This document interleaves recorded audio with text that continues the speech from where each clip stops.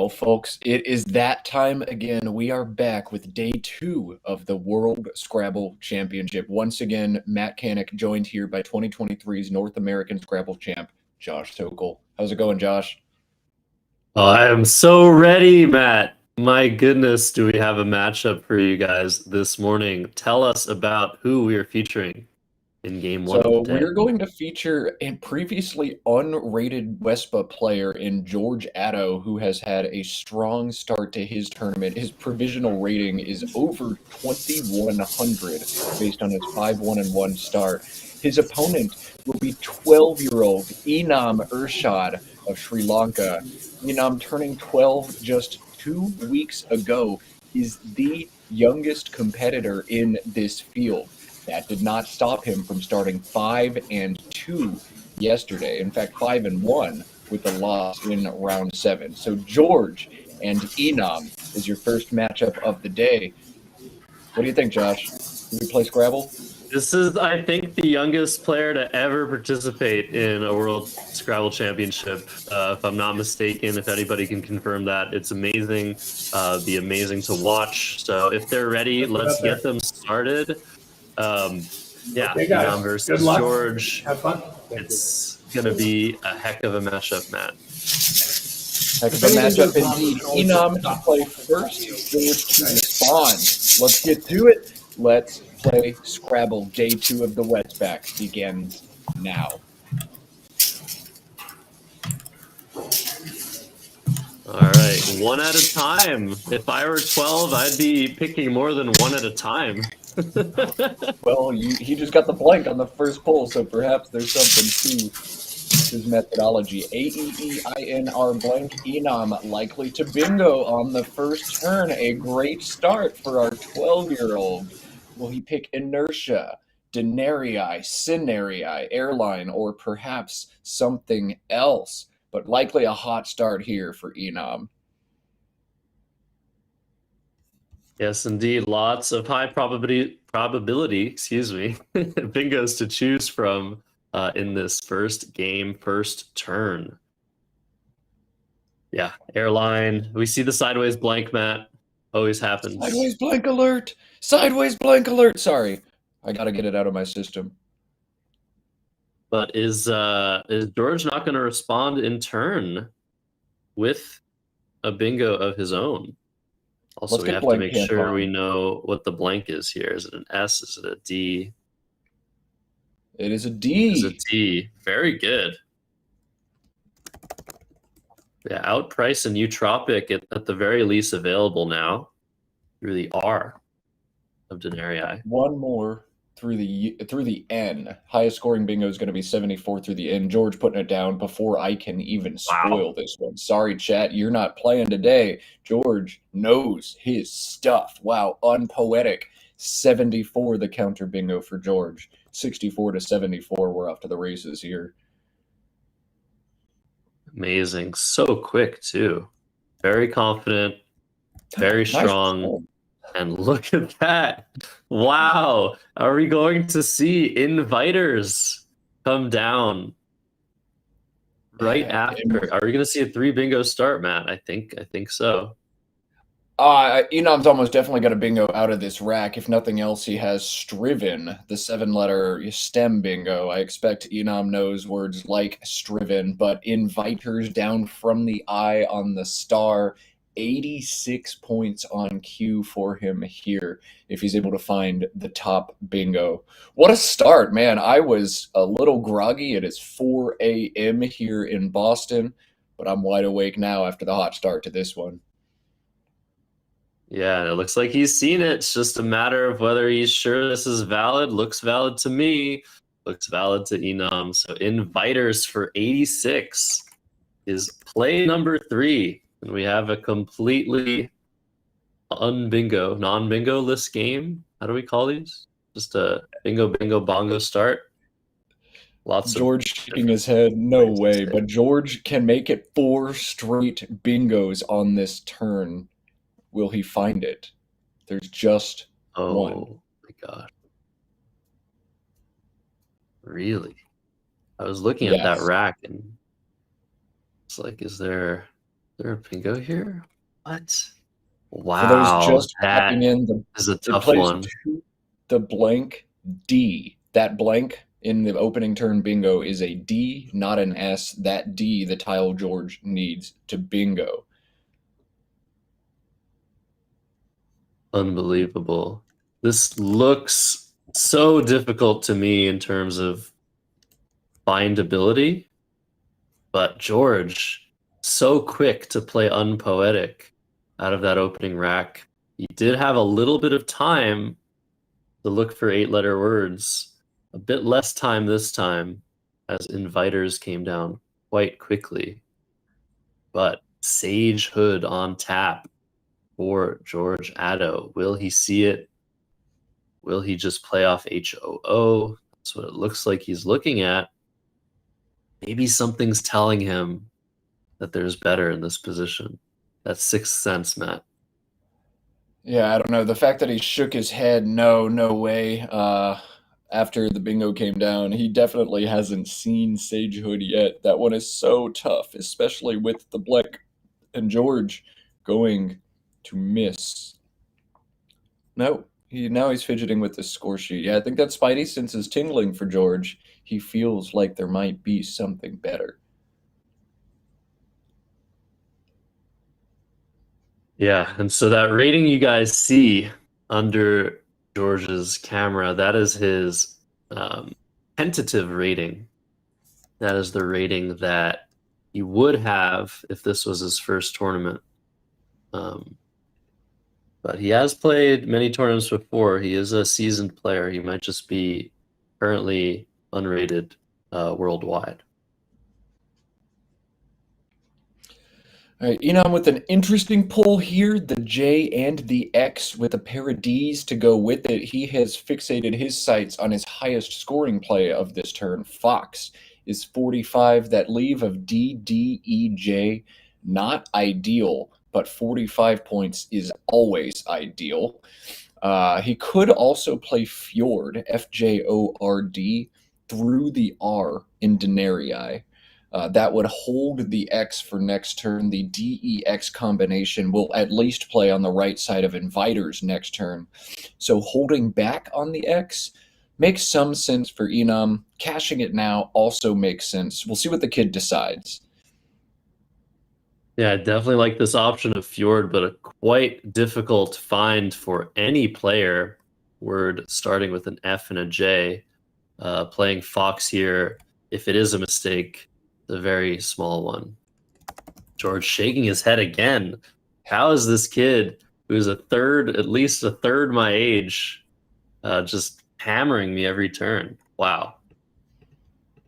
It can be a little tilt-inducing, like a high probability bingo, then another high probability bingo, and then the X. But if you're a world-class Scrabble player, you just can't get phased by 3 moves in the first game of the day. It is a little bit rough when it's happening against a kid. I played my first tournament when I was 12, and man, the psychology is weird when people have to play against someone so young. But you got to stay calm, George. You are still very much in this game, especially as we see Enam has drawn LRW into the DDEJ combination. He held back. George on turn now is likely going to score in the mid 30s range. The Y on his rack allows him to put a back hook on Fox, making Foxy. If he knows and sees the 5-letter Grice, Gryce, that looks to be his standout slam dunk option on this turn. But that's a tough word to see, tough word to spot. What do you think, Josh? Grice? Is there another line you like here? Yeah, I mean, this is a good play, except the danger lurking by placing the E here seems a bit much. So instead, we're going to see, is that Mary? Mary through the R. The CG combination, pretty terrible. So this is definitely a mistake. I would prefer to see maybe something like CYMAE through that A, or just cry, keeping MAGES, which is very strong here, but small mistake here, I think, for George. Small mistake, that CEGS combination so bad, but George is going to be bailed out by a great draw. Ceasing and in cages now on his rack. Enam back on turn. Looks like we've just lost board cam temporarily. We will get it refreshed just ASAP. And there she is. Josh Greenway working his magic behind the scenes. He has done so much all tournament and continues to carry a heavy load. Thank you, Josh. Wood, the play from Enam. Once again, if you could play Wood, you probably should. This, once again, appears to be his top option on this move. And Enam, depending on your stance, is either 3 for 4 or 4 for 4 in making his top moves on stream so far. Did we mention yet that this kid is 12 years old? This is awesome. Incredible stuff. So quick, so confident. The board finding, or the play finding, the board vision, the bingo knowledge. We've seen the whole package from Enam this morning. But George has something to say about that. Bingo's within cages. He's still in this game. Only down 16 after this, and Enam's still struggling with a load of consonants. Let's see what George draws. Oof. 2 B's, 2 E's, an O, and a U. Not that great. This is a game, Matt. Yeah, rough pull for George, and Enam now on another find the word check. We saw Fjord, a possibility for him last turn. Now Fjeld, Fjeld, looks to be his best option. Does he know and see the word? Yes, he does. My goodness, Enam, who are you? Who taught you how to play? How long have you been doing this? Why is a 12-year-old finding Fjeld? This is awesome. Yeah, I'm telling you, we've been sleeping on Sri Lankan Scrabble for too long, Matt. The youngsters are some of the best the world has ever seen. Their performance at the recent World Youth Championships has been incredible. Yeah, this is just insane to watch.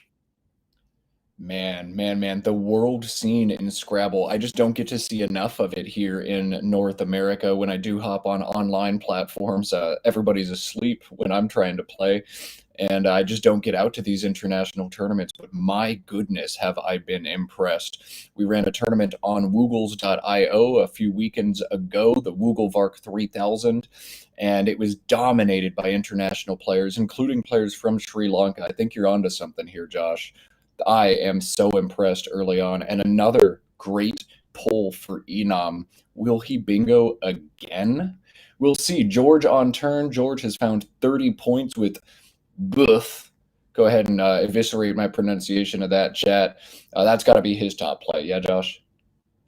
Yeah, that was a great pronunciation, actually. No flaw there early in the morning. Well done, French pronunciation. Except, look at this. George has reversed the U and the E. He's trying to figure out what the vowel combination is here in this weird French word. Let's hope he doesn't slip up. Enam now showing a little bit of stress. I think maybe with this bingo prone rack, he hasn't yet seen a bingo, perhaps thinking about retained or something through the E is a possible phony. Showing some emotion over there is Enam. I don't see a bingo that plays for him on his next move. We'll see. Yeah, he does not have any playable bingos after this play of Biff, but he will have a very tough potential play if he's just able to get off the idea that he might have a bingo, except now he does. Jube giving bantered. All right, wow. As I said that, I think this is findable for sure. What a swing. Wow, the pivot away from Buff. I think George just couldn't remember how to spell it, backed out of it completely. Jube is not a better play, but if you're not 100% on Buff, you don't want to lose the turn. It's 5-point challenge. Enam will probably throw a challenge at that. But now the B exposed gives bantered. Enam threatening his third bingo of the game. Setting it up. Here it comes. It is. Wow. Unbelievable. Man, This guy has an incredible amount of potential. And honestly, it's still possible for him to make the finals if he continues play well, draw some good tiles. George shaking his head, smiling this time. Unbelievable. You can't blame the tile gods on that one. You put the B in space when there was nothing else. You can shake your head, sure, but man, I don't know. That was a bit of an unforced error there. Enam leads by 106 now, but George has one very hard to spot bingo. If you want to prove your spot at table one at the Westback, George, you got to find these crazy, weird words. The blank is a G. This is an 8-letter word, scores 64 points. Might not even be the top option for him, honestly. But one bingo here for George. Will he see it? Woof. No. Yeah, I think I actually like this play and a couple of other plays a bit more than the bingo, just given the score line. You're down over 100. You need to score and bingo. And there are a couple of triples open, but woe be Enam just drew gone. Paladin. Oh my gosh. Oh my And he goodness. sees it! How? Paladin is 86. Goodness. Do you play Dungeons and Dragons, Enam? Yes, oh my goodness. Look at this, his 4th bingo of the game. I can't believe this, Matt. That is George is crazy. shaking his For a head, second, crossing I his was worried arms about now. Paladin. Yeah, if I were George, I would have played Bound BOWNE just to block the scoring spot last turn, but incredible find. I think this is on hold. It's not on hold. I would be holding this play, being like, I know this is a word, but I cannot believe this is happening. 420 to 258. This is why we're showing this youngster right here. All right, the Z-bomb for 50 keeps George in striking range, and Enam looks like he's drawn into a little bit of trouble here. EIIKGRY, the rack for him. He will be able to score in different quadrants of the board, but it looks like disconnected plays in the top right corner are the way for him to score the best if he knows the 5-letter linky or the 5-letter lingy, as Josh drew between the disconnected LN. That does two big things for Enam. One, scores well, and two, blocks the Jubes hook, where bingo starting with S could drop for 90 or even 100 points. So, looks like linky, the top options for him here. He set up IKY. Is this going to be linky or is this going to be inky in the bottom right corner? What do you my think, Matt? goodness. What do you think? Block that Bro, S hook on this Jube. kid. Score 10 more points. This guy's the real deal. This kid can play, man. Unbelievable. I would be bored most of the time commentating a game like this, but the fact that Enam is 12 and he's doing this, my jaw is like on the floor right now. And this Q draw, one tile draw for George is just making things even more hilarious. That is brutal. And of course, Enam has the last two U's. Wow. Yeah, I guess we should just follow him all day. Yeah, forget Nigel. It's the Enam show now. George actually has a really hard turn here. QIN feels to be the natural play through the I in Paladin, but I don't think you can obstruct that 14th column. If you're George, you need as many bingo lines open. You're going to have to draw something weird, backhooking PE and AD, and Shin obstructs that. So I think just dropping the Q for 21 above the I in Denarii might be better. The problem is, what can you actually draw? Are there any one-tile fishes that hit for you if you're George? You can draw Binthal if you draw an A or an L, an A or a T, but I don't think that will play. Unable, UNHABLE, if you draw an A or a U. that might be the only way he actually hits after this play. And he's drawn an S.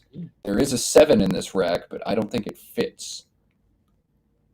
Wow, so we saw the Z drop for 50 points, the Q drop for 21, and an S draw now for George Addo.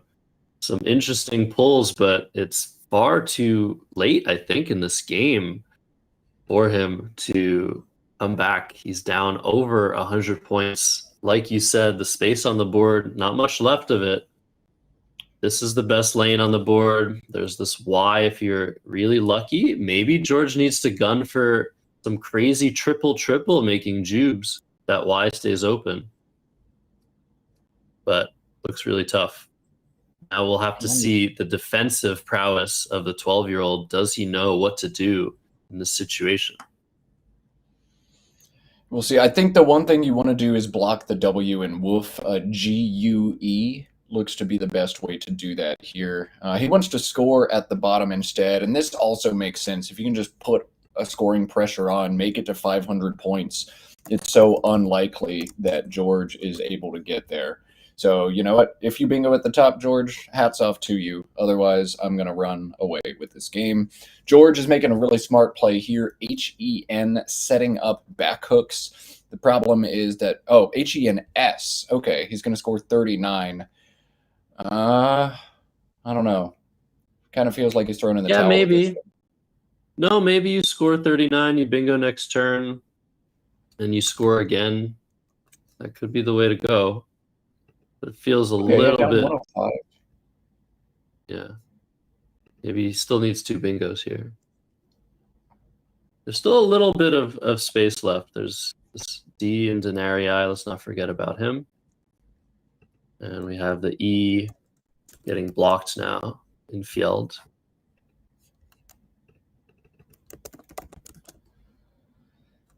Four 7-letter bingos in George's rack. However, none of them play on this board after the block of Ruhr.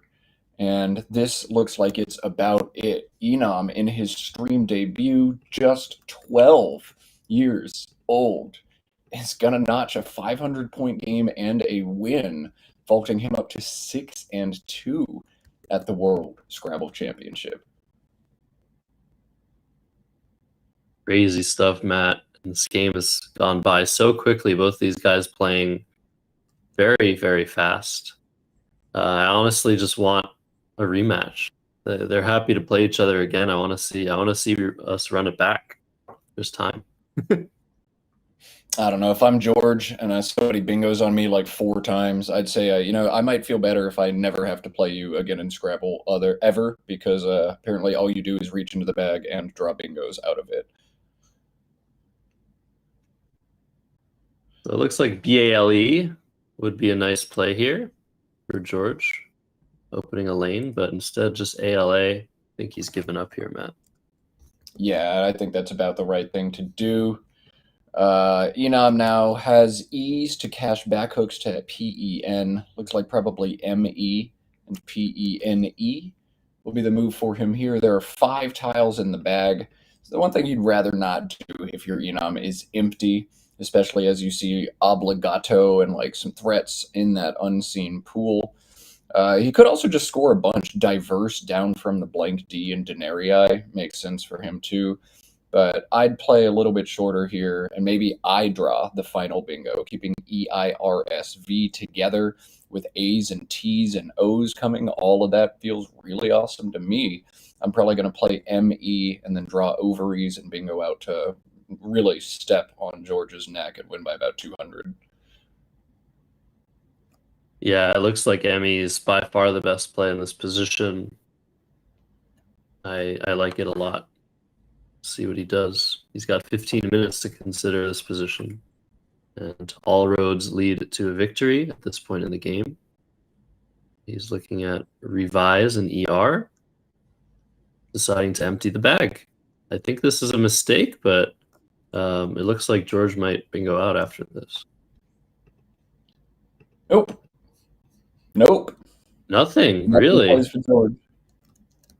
Bail out Tabuli, just not quite fitting. Very unfortunate. Not going to get bailed out with bailout. Nothing plays down from the D. No sailboat ×2. Nothing plays for George here. He has 12 minutes. I would sit there and fold my arms and be like, all right, you empty the bag. I'm going to bingo out. And then slowly sink further and further into my chair as I realize that's not a possibility. Enam 518 to George's 383, and we're not quite done in this one yet. Wow, I am glad I woke up at 3:30 a.m. to watch this one. Yeah, what a game. What an incredible performance by the youngster. I'm scared. I'm scared for my future as a Scrabble player, Matt. I've already declared that I'm a washed-up has-been, and it's people like Enam that make me feel like, yeah, that's probably going to stay the case forever. There are so many people now way younger than me who are getting so good so fast that, like, you know what? All right, y'all take it. Scrabble's a young man's game anyway, for the most part. It is so hard to keep words in your brain, especially as a working adult with kids or whatever else. Man, Enam, these Sri Lankan kids in general, wow, wow, wow, wow. For those watching along at home as we watch George aggravate over this last rack, please do us a favor. This is just round one of either 8 or 9 games coming today. So please click that thumbs up button below the video. It is free 99 to do so, and every like we get bumps us up YouTube's algorithm. I would like as many random folks as possible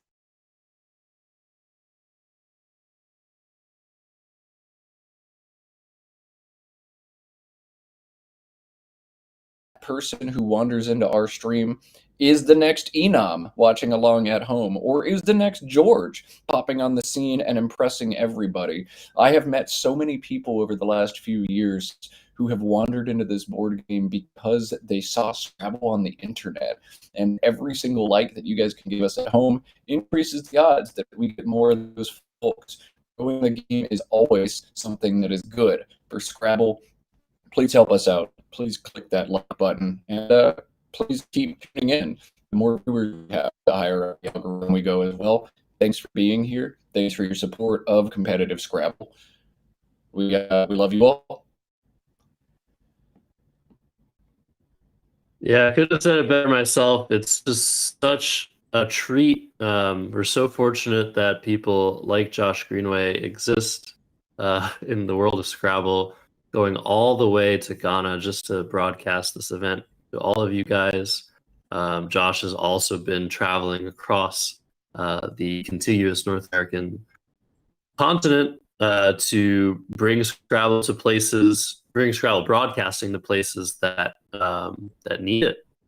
And all of your support means that you can continue to do things like this, continue to grow the game where it needs to be grown online in live broadcasting.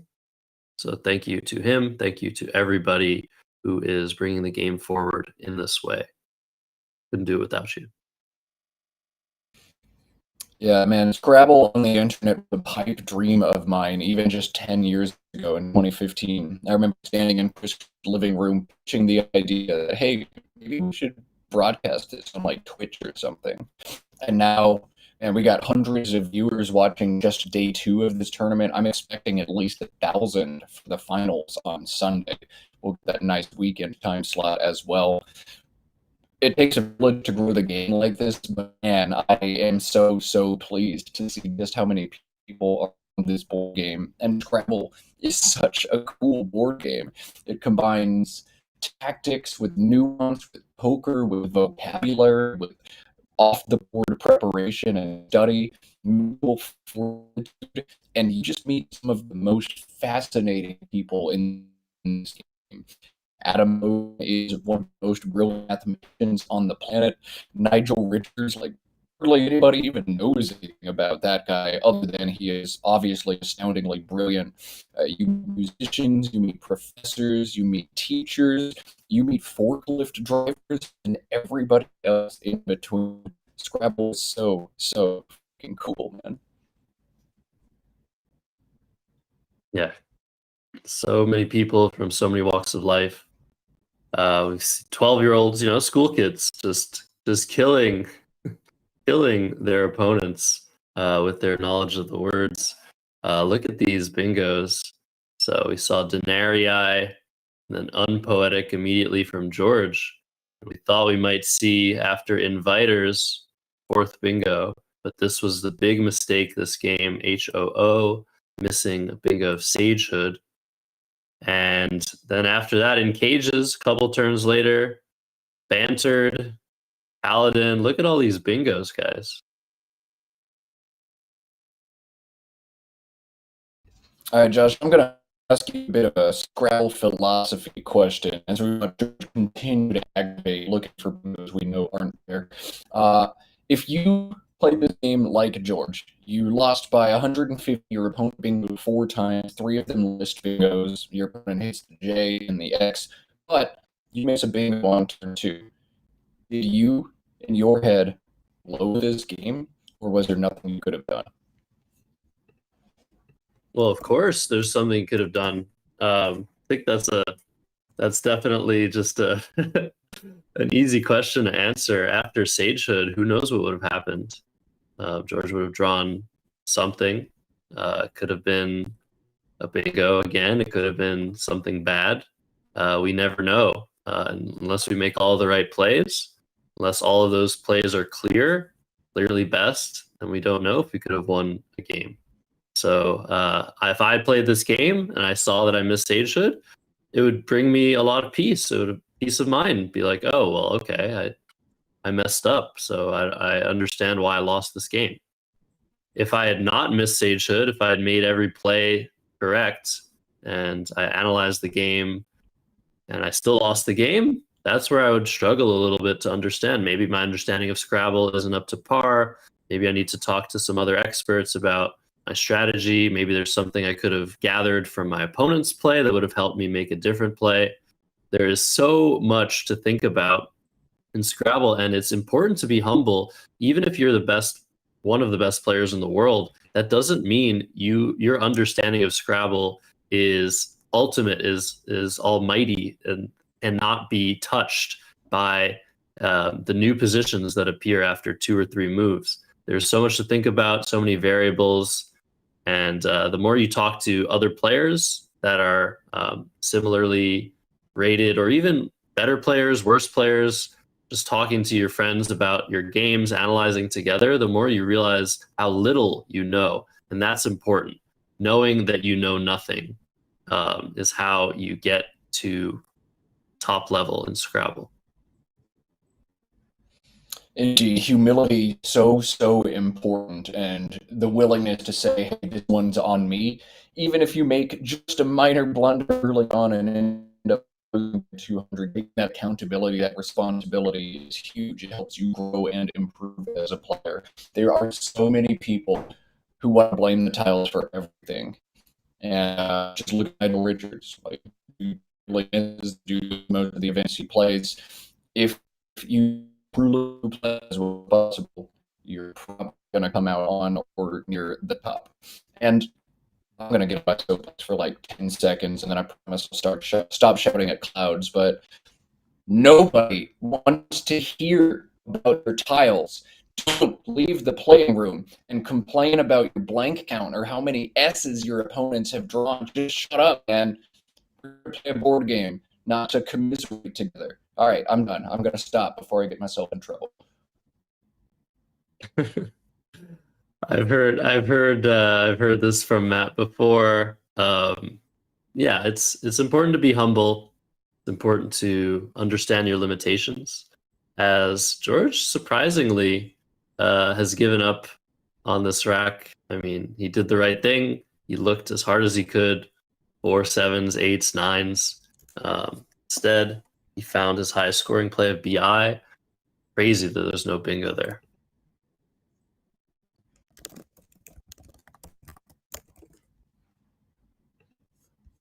So over to Enam now with MATT, our commentator, and Go on his rack. He's looking at Mattoid to the IT. I mean, he's had around 10 minutes to consider the position. This is a great play, scoring 20 points. Maybe slightly better was to play GAMP to this P for a few more, but great play. And George to go out with TOLA blank. I wonder how many outplays he has. It looks like he has 68. Lots of. Says 68 outplays, Matt. There are lots of outplays. His highest scoring outplay is Lotsa, Lotsa, above Matoid for 20 points. Now, I appreciate the shout. I am indeed a Matoid. If you don't know what that word means yet, you can see the ticker at the bottom. I am guilty as charged. Yeah, so George with 2 minutes left. Lotsa, that's a really tough find. That's a word that I miss all of the time. But he's got 2 minutes to find something. It looks like he's going to play Dotal or Notal. There might be another letter that could be. Let's look at the blank slip to see. He's going to designate his blank. So this will be 18 points. Let's see what this blank is. We can enter it.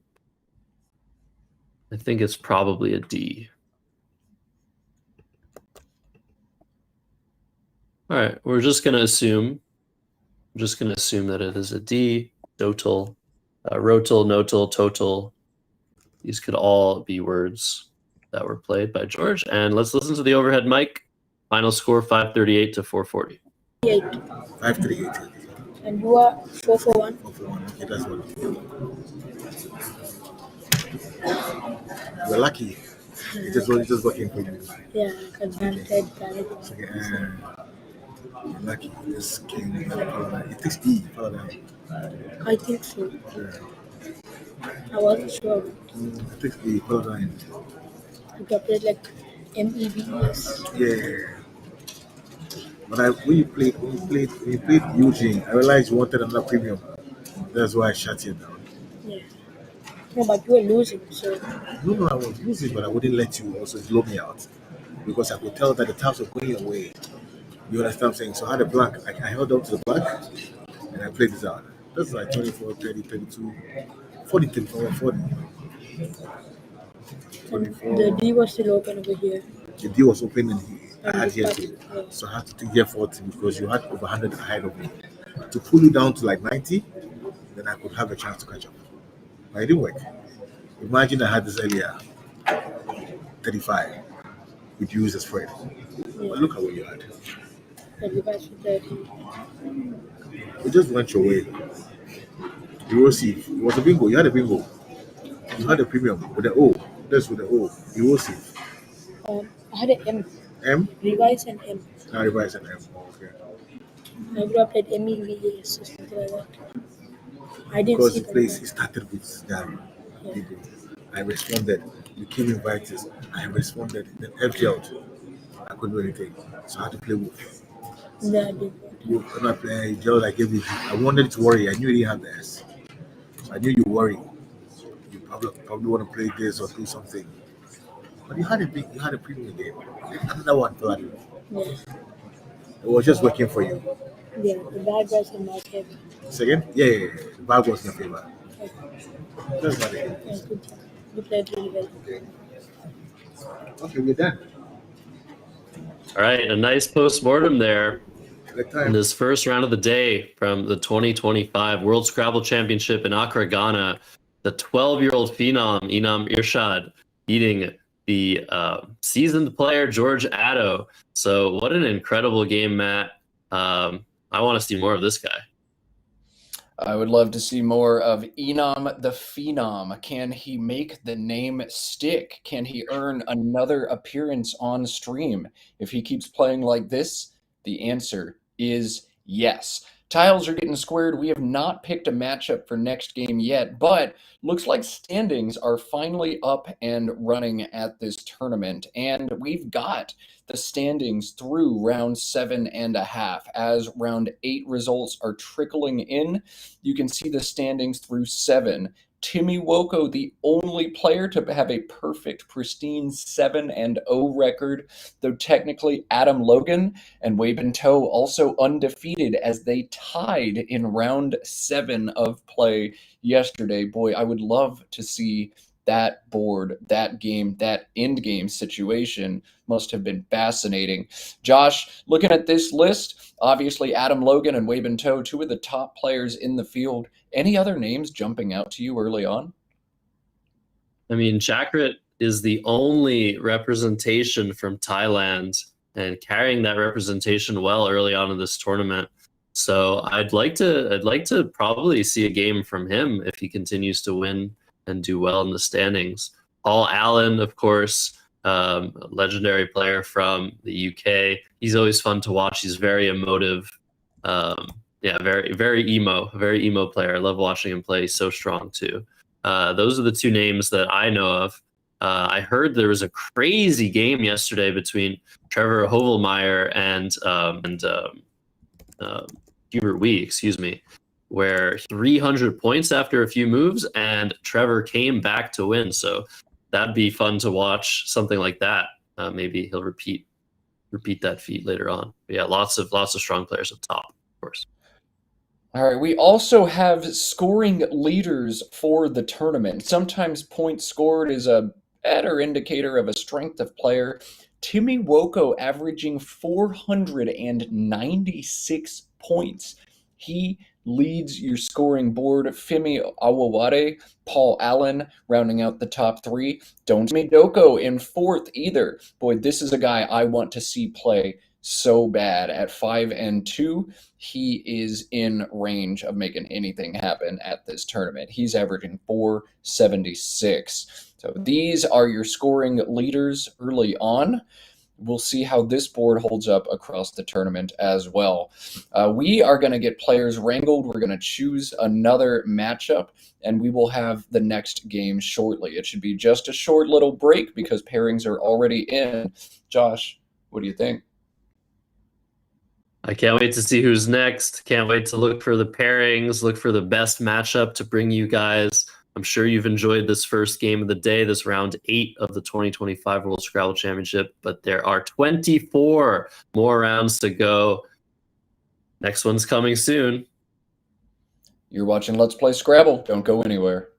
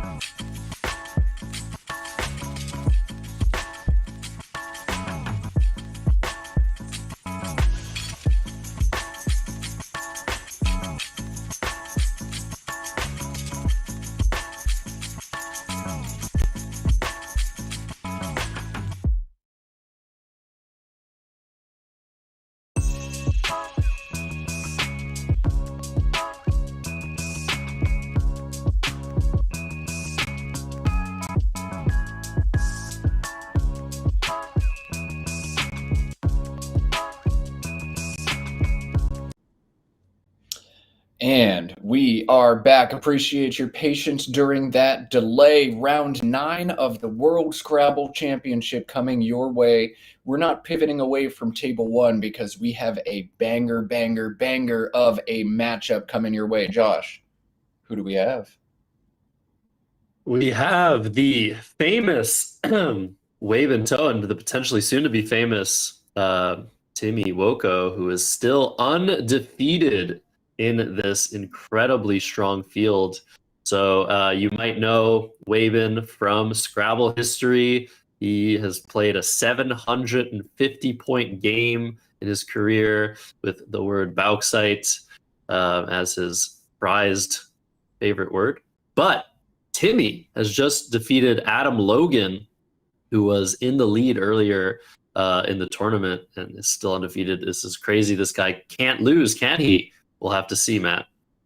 Yeah, Timmy winning 16 straight games, sweeping the last chance qualifier to earn a berth here, and now 8-0. You see, Waben, it looks like he lost to Adam Logan, but that 458 to 458 score actually a tie. Both players undefeated, but that is very likely to change in the next 50 minutes. Let's do it. Let's play Scrabble. Waben, Timmy Woko on board 1, undefeated for now. I'm stoked. I'm sorry, I said 750 in my head. I meant to say 850. 750 is quite a high score. I've never scored that much, but 850 is the record-setting game against Rick Kennedy, who is also in this event. So let's see if we can have a magical game. I feel like every Scrabble game is magical, but this one might be particularly so. Waven to draw the first 7 tiles. Let's see what he gets.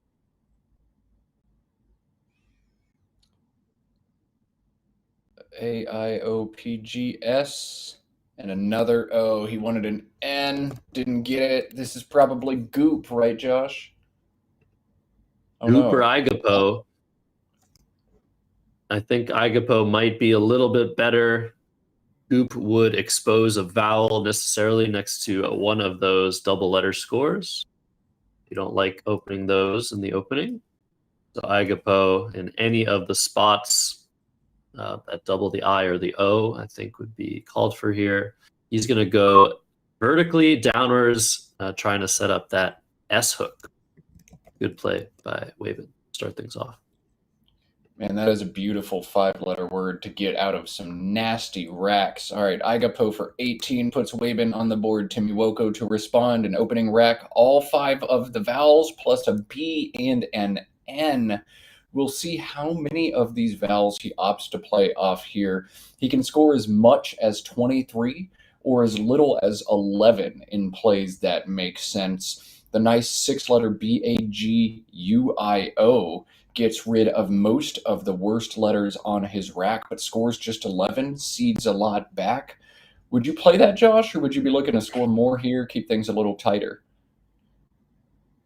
Probably scoring more here.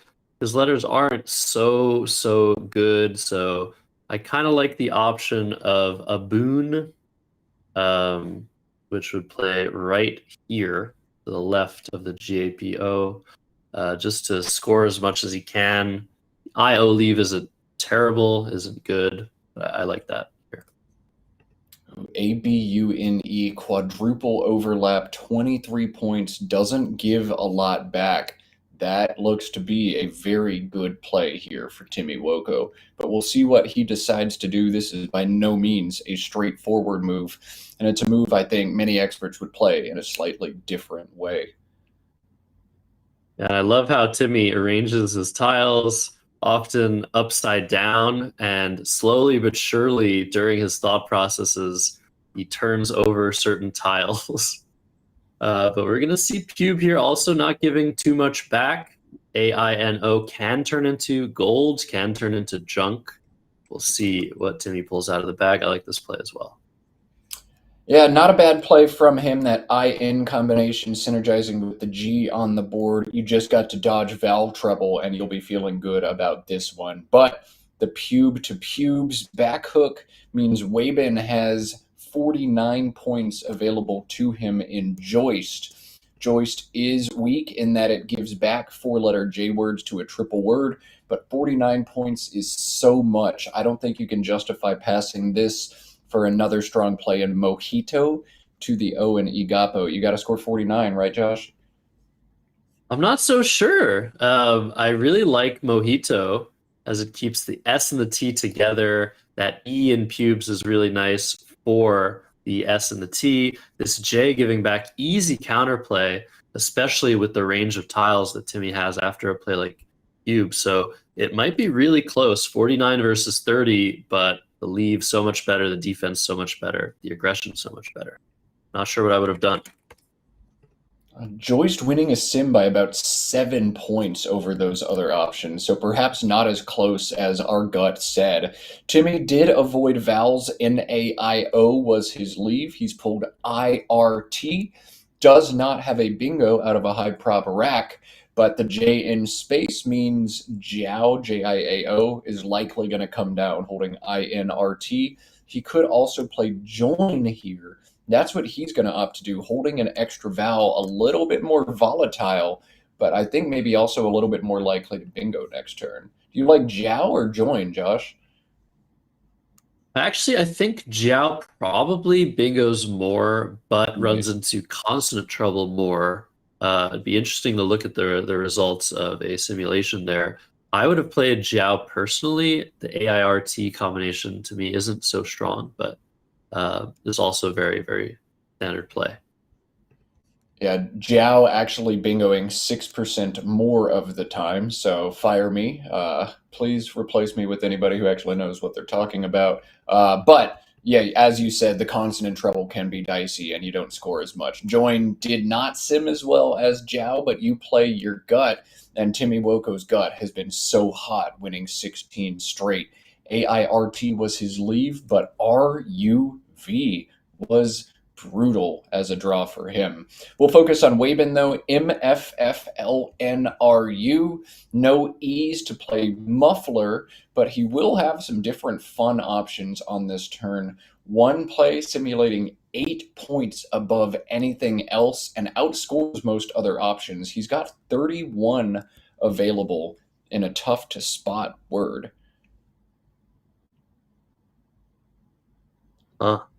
Interesting. I might not spot it either here. I'd be looking to just double those Fs, either this way or that way. But yeah, maybe there's something else in the exactly spot. what you do. No, you do exactly that, but you play it a little longer. Ooh. Trying to see. And he's got it set up now. Runoff. RUNOFF. Wow. Wow, that's beautiful. That is very, very nice. Of course, he spots it. Waben's such a strong player. We've slept on him for a long time. I mean, he doesn't play that often, but when he does, we can just see play finding, all of these abilities that make him such an incredible player to watch. So, looks like runoff is the best play. It even sets up that M. If we imagine that U out in space, then that might come in handy. Indeed, it might, man. You've got to spot stuff like runoff when you see it, but Waben also showing some patience. He's found a great play, but he's going to keep looking just in case there's anything else. I'm not seeing anything else on my engine, but take the extra time. When you see a good play, find a better one. He's going to play muff, though. He saw runoff, backed out of it. Huh. Interesting. LNRU. I wonder. Probably a little bit of uncertainty, if I had to guess. The engine has this 14 points below runoff. So the only way that makes any sense is if he just wasn't sure of the word runoff. That's wild. For a second there, maybe I thought he had miscounted it, but it was Timmy who miscounted it. They stopped the clock to make sure the score was correct.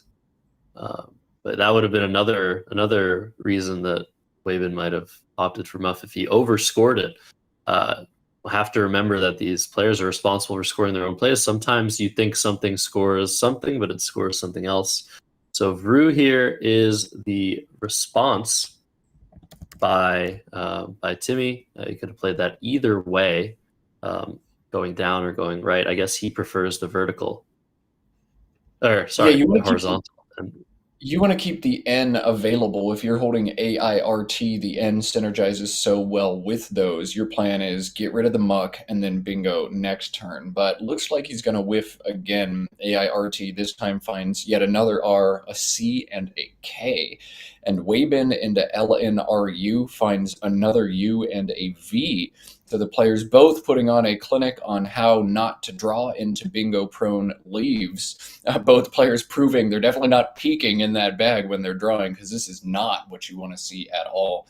A brutal turn for Waybin now. He's up by 32, but there's nothing good to do at all. I think the max he's going to score on this turn is 15 or 16.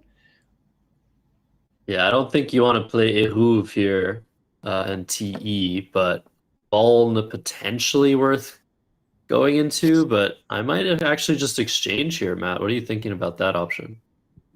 I don't know. LUN next to Imago, making LI, UG, and NAM is, I think, just strong enough. You keep ERUV. UV's not very great, but if you're going to keep two other tiles with it, might as well be an E and an R. This is good and defensive. It blocks a lot of my opponent's bingos. I've got about a 45-point lead, so I don't mind closing the board up. I think Lun just slightly better than exchanging here, but you could sell me on either one. Yeah, that's a good play, a good defensive play. I'm a little bit concerned, again, with the range of tiles my opponent might have after a few small plays and my ability to respond to a bingo. But one of the best ways to respond to an opponent's bingo is to keep scoring. But instead, Waybin decides he wants to be a little bit more flexible for that potential outcome. He exchanges down to E and R, and Timmy very quickly responds with Irk for 20 points. That seems like a really good play to get rid of the duplicate R and the K. Matt? Oh yeah, Irk, very fast, is exactly what Timmy needs to do there. No bingos, so get rid of your duplicated R, score about 20 points, keep a strong leave. And Waybin now into ENR draws DDEO, so DDEENOR, the rack for Waybin. No bingos available to him here. Another tricky turn for him. You'd like to try to turn over tiles, try to draw an S so you can hit muffs later on in the game. But you want to keep most of this nucleus together, too. I don't know how Waybin's going to approach this turn, but I do know this is one of those where you spend a couple minutes. Yeah, this is a really annoying turn. Both of his bingos through the end blocked, redoms Donnered.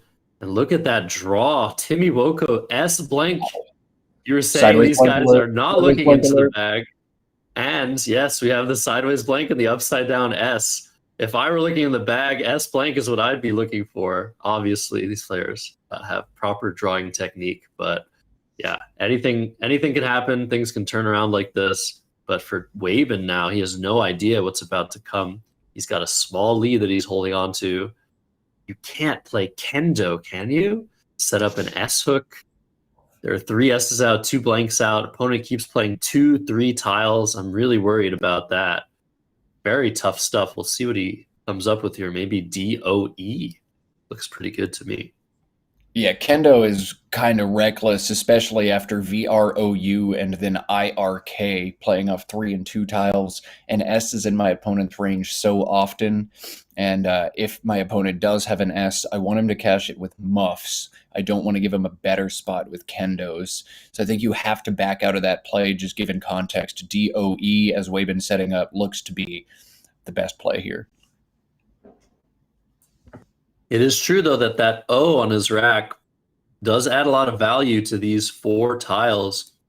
So potentially playing the easy here, joisted, or 15 points might increase his chances of bingoing enough to be justified. But Do looks like a very strong option, scoring more points, keeping balance, blocking a few things. Joisted is not a bad option either, but you're pretty reliant on drawing a 7. 8s aren't really going to fit on this board unless an N is the 7th or 8th letter or an I is the 7th or 8th letter, and your 7s are only going to play for about 62 if they front or back hook the I and Igapo. So I don't feel like fishing is a good approach here. That being said, one of the worst things that can happen if I'm Waben is my opponent has a bingo with an S, but it starts with an S. They're able to play muffs and go off to the right side of the board. I'll likely be unable to punish too hard. So Joisted does take away that opportunity, but DOE feels very strong here. Yeah, very good option for sure. It's probably what I would do as well. Your analysis is on point. Your 7s are going to open the board, score nothing. Might as well score a bit more now. Hope for potentially being a response instead. But Woko is about to play Satiric. I was wondering if he was going to put the blank Y there instead of that I. But this is also a valid play. I like it. Yeah, I was about to scream at Josh Greenway, we need blank cam on. I got to know if it's an I or a Y. But no, thank you, Timmy, for putting the blank over on the side so we don't have to have these battles in our head. Satiric, the highest scoring bingo available to Timmy. Any bingo in that spot scores the same. Satiric is 83, puts Timmy ahead 163 to 109. And Waben, yet again, missing out on bingos. Into DENR, he draws ELW. He doesn't have the vowels he needs to play through the C in Satiric. He has another rough turn on his hands. Yeah, this is a terrible turnaround for Waben. That big triple opens, nothing you can do about it. And just awful tiles, awful board. You're close to a bingo, not close enough. You're down now 54. What happened in the last few turns? Well, game turned around completely. So, going to have to deal with this board, deal with the position, but he knows what to do. I think if I were Waben, I'd score something, maybe open the board a little bit, balance a little bit. Problem is, what do you do specifically here? Even if you know what the right call is in terms of strategy, what plays do you have that are any good, man? Yeah, just nothing seems to be popping out. Maybe you actually play WOF and weld. You put a D in a triple column, but your opponent would have to have pretty good stuff to hit it hard. You can see Timmy would threaten. Is Weirdy good as a 6? I'm not sure. Yeah. I'll have to check that. Yeah, Weirdy's good as a 6. That is. So that would be something, but I don't know. You need to make a play. You'd like to open some segment of the board, and that doesn't seem to get hit crazy hard. Some players might just play WEN in the same spot, but that has 4 back hooks, including an A, those 2 unseen S's. You can't do that. Josh, would you play a WAF play, or do you see anything in like a different area of the board? Maybe you play long with Wedon and IN? I think Wedon putting the E here, that can't be right. But Weld looks pretty good. It creates a new threat in that D. And if Timmy decides to try and block this part of the board now, you have 2 triples to work with. If he uses one of the triples, you have the other triple. The ENR leave is flexible. This strategically and practically, I think, makes the most sense, but it can't feel good to play. Still, Waben made this play with not a lot of time spent, which is good because his time compared to Timmy's pretty low. Half the game gone, half the time gone. Yeah, and positions get more and more complex as more and more words end up on the board, and you get closer and closer to that end game state. So Waben's going to need some of this time, perhaps. Another brutal draw for him. He's already set up a neared, which would play to the D, holding an O, but that's about the only good option he's going to have. Rough, Waben. Timmy now has to decide between Weirdy and either Weiss or Vice through the C in Satiric. All of these look good, but Josh, I'd be looking to block the D here. Would you play Weirdy as well? Yeah, I think Weirdy is correct. There's so many E's left. If Waben bingos will have Vice so often next turn, that C is way less of a threat. There are some scenarios where, CH and stuff comes down for a ton of points, but I think at the score line here, you have to get rid of that D as a threat. Could be a triple in tow for Waben, so no pun intended there. But yeah, Weirdy, the only question is Timmy sure this is a word? We all have studied Weirdy IE at this top level, WEIRDIE. So does it lose the Y? Matt, you question it yourself. Have to check. Timmy's word knowledge is up to par for this position, but I really think Weirdy is definitely the play. Yeah, if you're confident on the word, it's the move. But he's going to play wide. Wide. He's going to play wide. No, he's not. No. This is the championship mentality. You have to trust yourself. You have to trust your word knowledge. If you don't, you will not continue to win. You'll lose confidence. You'll chicken out of the right play. You'll realize that it's valid after the game, and you'll just take a nosedive into self-doubt for the rest of the tournament. This is exactly what Tim needed to do. Play something he is unsure of, but sure enough. And sure enough, it's a word. Sure enough, indeed. All right, back on Waben's turn. 127 to 205 is his deficit. And he gets to choose now with the rack full of vowels. Am I opening the board once again, or am I going to cash points? Areca, A-R-E-C-A, is what he's got set up on his rack now. Plays through the C in Satiric for 24, but doesn't open anything else up. Josh, is this the turn where you think Waben needs to open the board? And if so, are you seeing any options for him to do that in a way that's not incredibly aggressive? No, I think you don't open the board. I think you have to play through the C. This E and Weirdy now, that is solid ground for you to threaten bingos to it, and also threaten bingos on the part of the board that has yet to be discovered by either player. So yeah, Arek I think is necessary. Need to score something, block that triple, and threaten bingo next turn or the turn after. Let's not forget about the O hook as well on Dower. That could be a way back into the game. Oh, yeah, good point. And there it is. Areca, the play. 24 more points for Waben, puts him at 151. EEHIINV now the rack for Timmy. He held IV last turn and drew some odd stuff to go with it. He would love to start closing this board. He's able to do that in a bunch of ways. He can knock out the O hook on Odor with HE and HOI, but he's going to play Venue here. This looks nice and solid. The V, such a good blocking tile. Josh, do you like this? Absolutely. Played quickly, played with grace, played with purpose. Venue for 22. That E and Weirdy, one of Waben's ways back into the game. Unfortunately, there was nothing to the E. Waben has a 7-letter word. Poutine will not fit on this board. That is tragic, Matt. Oh, man. It's always tragic when there's poutine, but you can't put it anywhere. Poutine's so delicious, true and blue to your heart as well in Montreal, Josh. No poutine makes this a rough turn for Waben.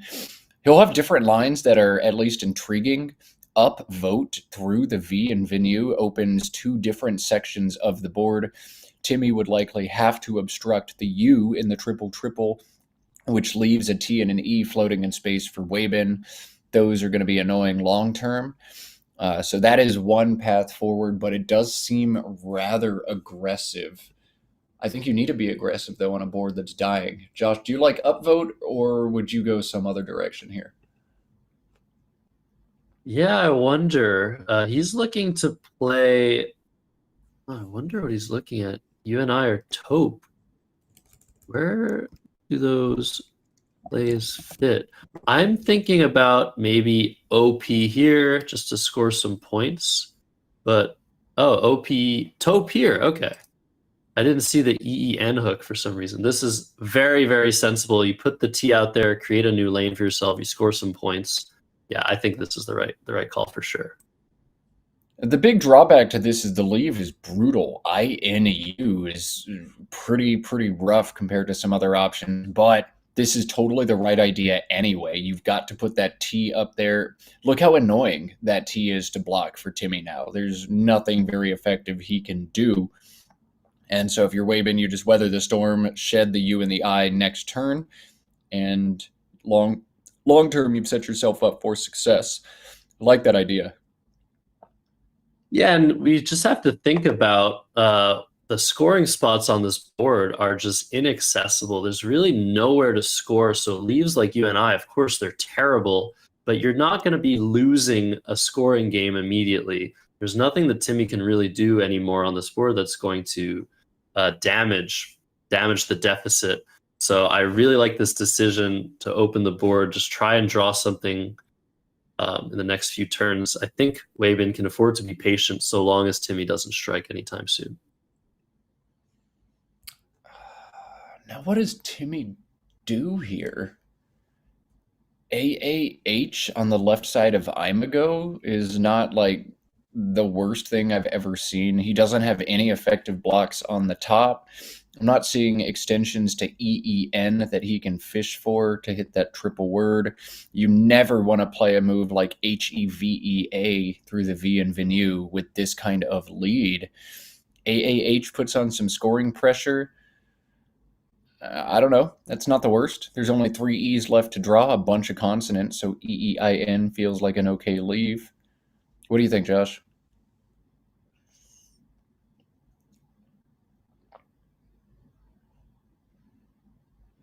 You don't want to play AAH there, do you? No, yeah, you can't do that. There's too many hooks left. There's an R, there's 2 S's for AI. There's no way you can do something like that. I think this play makes a lot of sense. He just couldn't really inhibit anything great on this board. So we're going to see this come down, and we're also going to see a very quick response, exactly what Waben needed to stay in this game, and yeah, stay in this game time-wise as well. All right, we're getting scores updated now. After the Z bomb from Waben, he's only down by 15, and it felt like, all right, I got to get a bingo down soon. Nope, not anymore. Just keep scoring. But the 50-point Z bomb from Waben likely to be countered by a 50-point X bomb from Timmy, as ZEX being acceptable means NIXE plays down to the E in Weirdy for 50 points. It does open a new bingo line, but Josh, you've got to do this, right? Absolutely. I think it's just a matter of time before Timmy finds this. Okay, well, I said it. Yeah, I think you see this play and you play it. Obviously, it opens the board, but the board is somewhat open for bingos. You have to take the 50 here. It's an even game now. It's an even game now because Waben has drawn into ailment and its anagram aliment. Those now both playing with LINT for 76 points. So 298 for Timmy after the 50 points for the X. Waben about to take the lead in this game, though, at least for the short term. Timmy with a big draw here into CEEL. See what he gets. Yeah, ailment, aliment will fit in a variety of places. You do not want to end in a T here and create some dangerous hooks, but you shift it down, NT, that works. That's 76 points. And that's, I think, where Waben should be playing. Oh, yeah, that's it for sure. That's it for sure. You can't set up Glint and Elint, not with this unseen pool at all. All right, yeah, this is crazy. I mean, Waben's been struggling so many turns in a row, but he's been able to finally get himself out of his trouble. He hasn't drawn an S. He hasn't drawn a blank ever since Joist, but this natural ailment, no pun intended once more, is going to propel him back into the game. Still, probably Timmy with a slight advantage, given that Waben's about to draw 7 tiles out of this potentially bad, potentially good pool. And Timmy's been playing a few tiles. His rack's probably a little bit better than average, but 309 to 298. Timmy to respond. We have a great game on our hands, Matt. Great game indeed. And wow, this pull's so huge for Waben. Look at that bag. Only 7 vowels, but otherwise nice, good, juicy, and balanced, save for the Q, U, Y in there. So Waben is likely going to pull some really good stuff if he doesn't draw too many consonants here. And Timmy is playing quickly here. Wow, I would spend a long time on this turn, but Timmy's going fast. Gonna play cool. Okay, yeah. Timmy also wants to get into this bag. Yeah, this is a perfectly reasonable play. I'm a little bit concerned that if a bingo comes down from the C or through the O and cooled, that's lights out for Timmy, but I don't think he can worry about that. I think he's the one that needs to draw that last blank, and that's his ticket back into the game. I think blank is going to be key here, so I like this decision. If he draws the Q and no U, he's in a ton of trouble. If he draws the blank, it's going to feel very hard for him to lose the game. A massive pull for Timmy. Will he win his 17th straight game in Accra? Let's see what he pulls. Into the E. There's the blank. First tile out of the bag. Can he dodge the Q? He's found an S. Good stuff to go with it. And no Q. Timmy now in a commanding position with a great draw. Play off 6 tiles. Go digging in a juicy bag. Find what you need. Sighted is the bingo he threatens now. And AID, as well as probably some other stuff. Yeah, ghosted as well would play even over here. So a lot of threats for sure. Back over to Waben with ABINOTY. Nothing great here, but apparently the ABINOT leave very, very strong. If you just drop a Y, your chances of a bingo next turn are very high. Is that a play that's on your radar here, Matt? I don't know. I mean, you hit often, right? Fishing the Y. If you draw one of those E's, you draw Niobait. If you draw G, you get boating.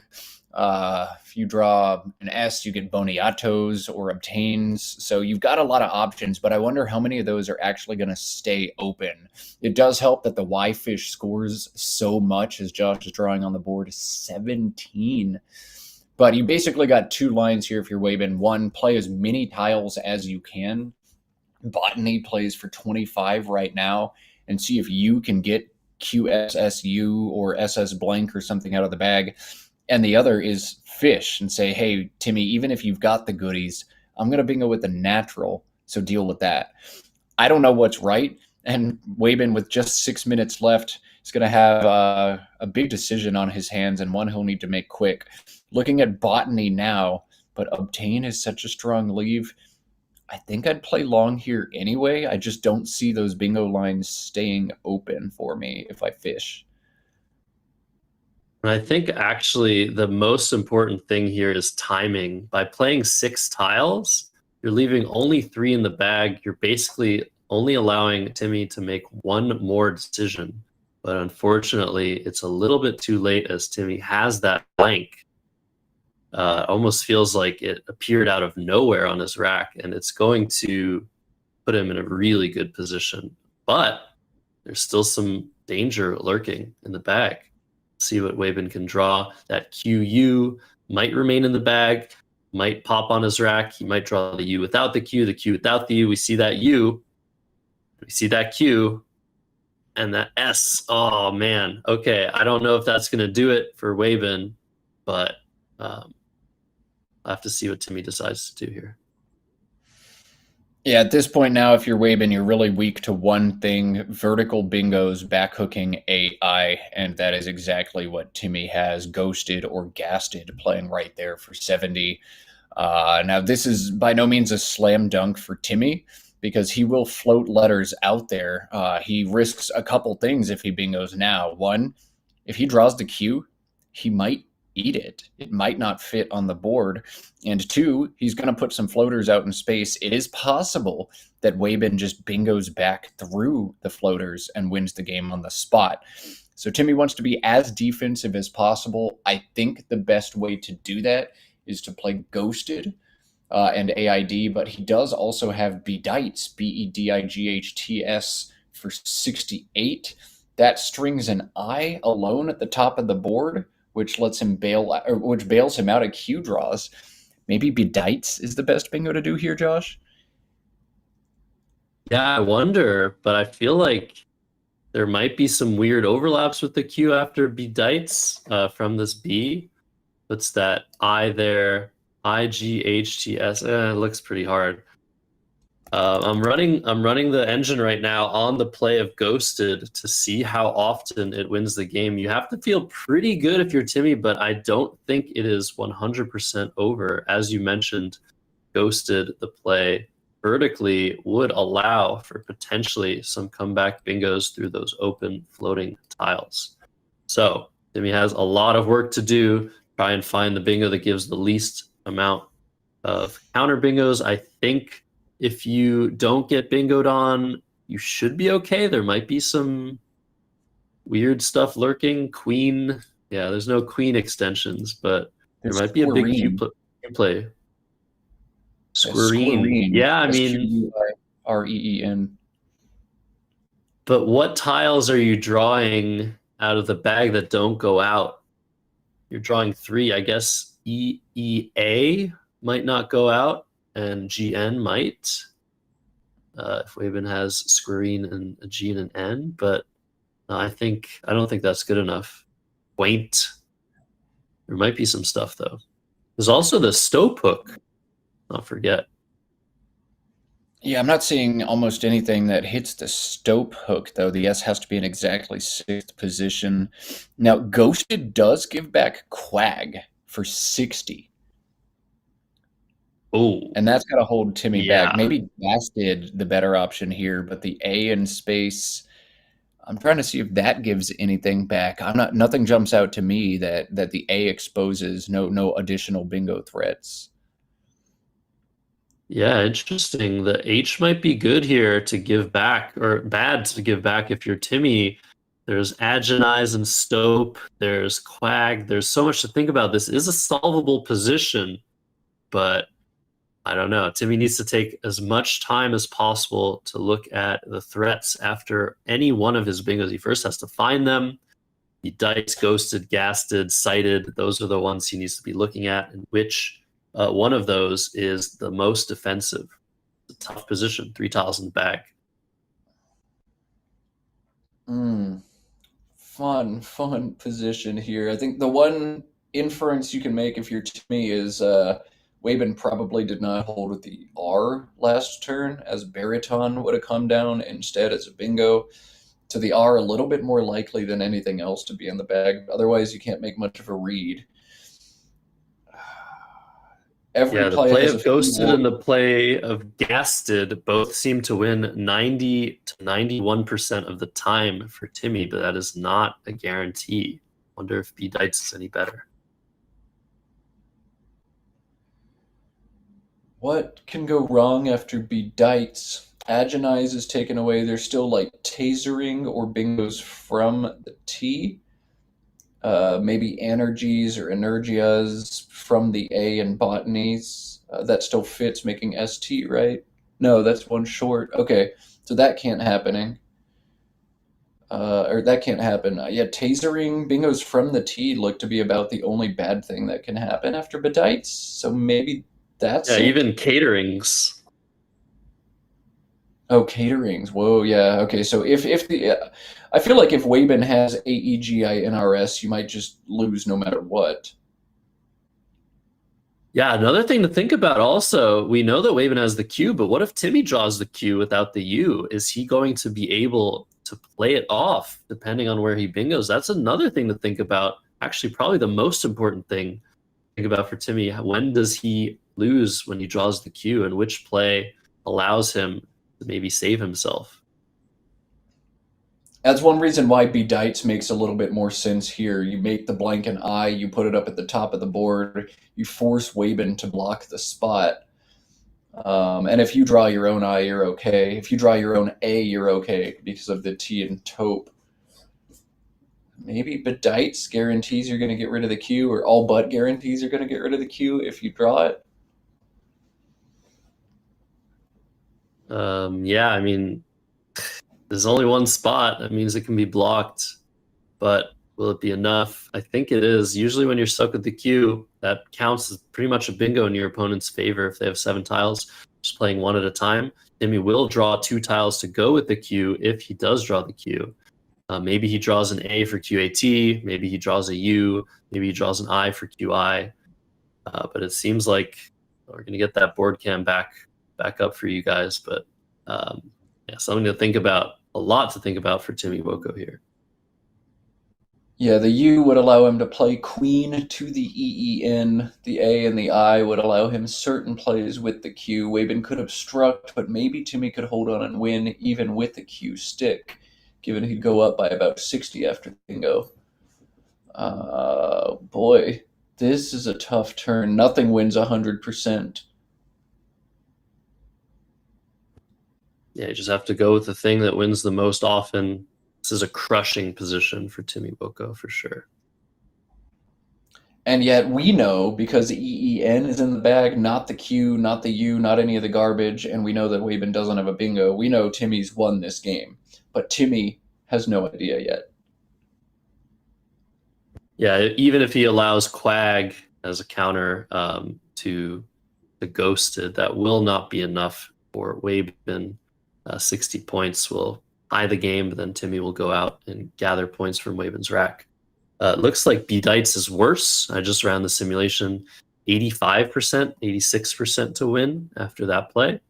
Maybe scores too little, gives too much back. So tough position. I like Gasted or Ghosted here, Matt. Gasted, probably. Just don't give Quag back. You probably still survive Quag as long as you go out, and most combinations you draw are going to allow you to go out, but go ahead and do Gasted anyway, I think. This is tough. For those just joining us, this is round 9 of the Scrabble Championship, World Scrabble Championship 2025 in Accra, Ghana. Josh Sokol joined here with Matt Canik to call the action. There will be at least 6 more rounds today. Still unsure if there's going to be an extra round, as they need to make up for yesterday's delays. But a very good game against between Timmy Woko and Wabin Tue. All right, hearing the plan is indeed play 9 games today after only 7 were squeezed in yesterday. So hopefully 7 more games coming your way.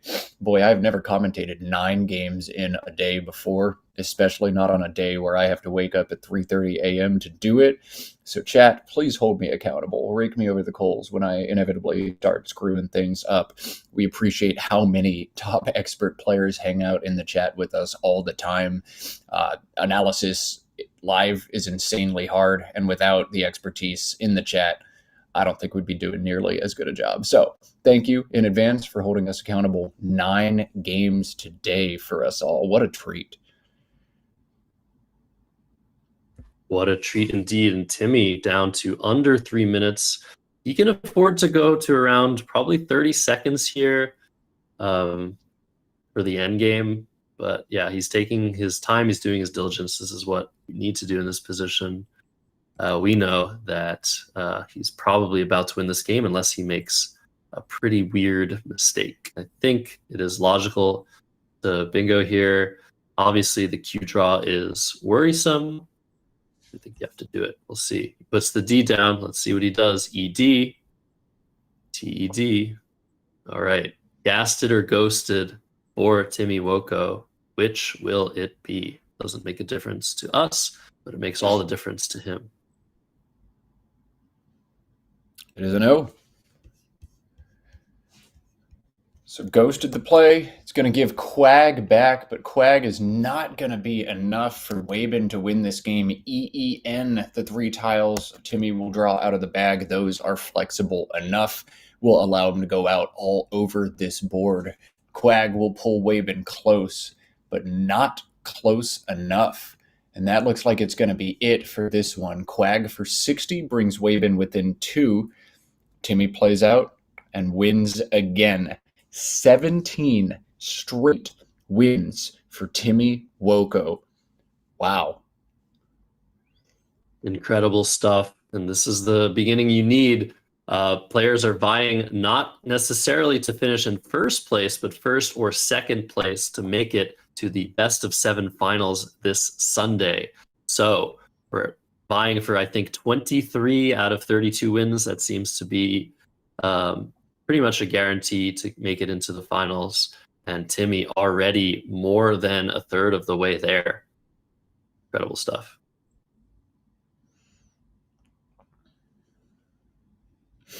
Waben realizing now how sunk he is. If his tracking is correct, he sees the EEN. There's just nothing he can do to stop Timmy's numerous outs all over the board. So he's going to assess Quag versus Quasi, which both play alongside the left side of Ghosted.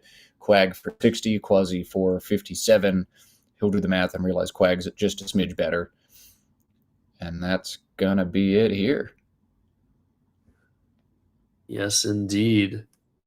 So, Waven to act. We will get your matchups for round 10 whenever they are available. I think we have a big one potentially coming up. Well, we surely do. I mean, these are the best players in the world. Over 100 of them represented across how many countries was it? 48. 48. Oh, we have so many good ones next round. Timmy Woko plays Jackrit of Thailand. Paul Allen plays Waben To. Hubert Wee plays Adam Logan. I'm just drooling right now. Incredible. So it seems like Sighted was potentially the best play there by around 1 percentage point. Didn't matter in this iteration. ENE going to come down as the final play of the game. Timmy Woko still undefeated after 9 rounds of play. Good game to him. Good game to Waben. Nicely played by both players. Let's turn it over to the overhead mic.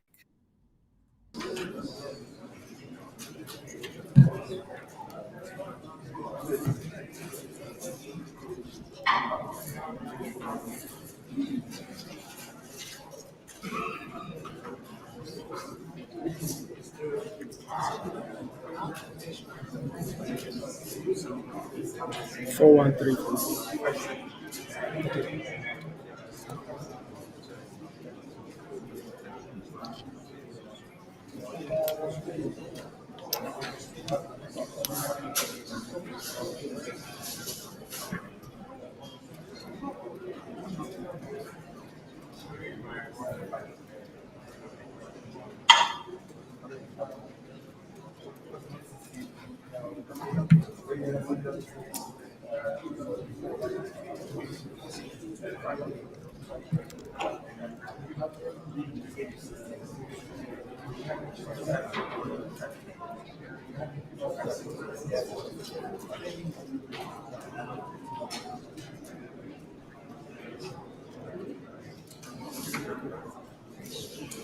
Well, a downright riveting post-mortem from these two players, showing off their Gen Z-ness, even though they are not Gen Z players. Just grab my phone and stare at my screen in silence. I feel like I'm back in the classroom trying to engage my adolescence. All right, that is it for this one. We have so many good matchups to pick.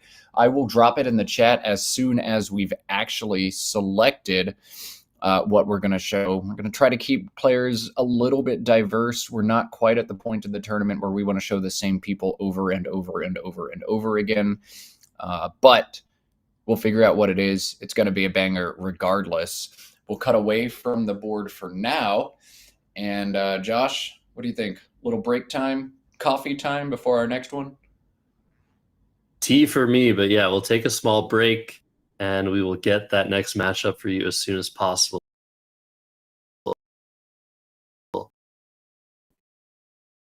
Scrabble, don't go anywhere. Do your homework, click the like button, and we'll see you soon.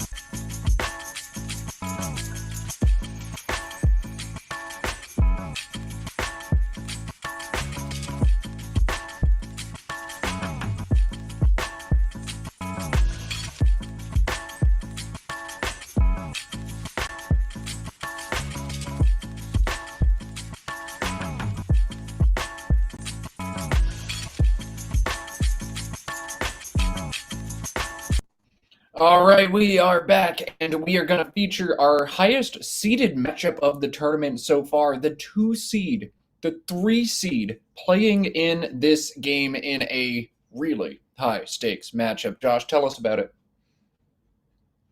Yeah, we have Hubert Wee, who we haven't seen yet in this tournament, versus Adam Logan, who we've seen twice playing incredibly well. So this is a matchup for the ages. I don't know how many times these guys have played each other internationally, but probably a decent amount. Cannot wait to see this one. Hubert Wee versus Adam Logan. Hubert at 7-2, Logan at 7-1-1. The tie coming against Waben Toe, the loss against the undefeated Timmy, Woko, and otherwise a clean sheet for Adam, who right on cue gets up and walks away, because that's how Scrabble works. Hubert poised, ready to go, just kind of stretching and grabbing his breath. Been told Adam will be back in 30 seconds or less. Okay. There he is. All right, players seated again. Before either one of them gets up and wanders off, let's play Scrabble. Now, please. Let's do it. Hubert Wee, very well known as Nigel's nemesis, 51 and 55, I think, is their head-to-head record. Hubert almost always giving Nigel the fight of his life at tournaments in Southeast Asia.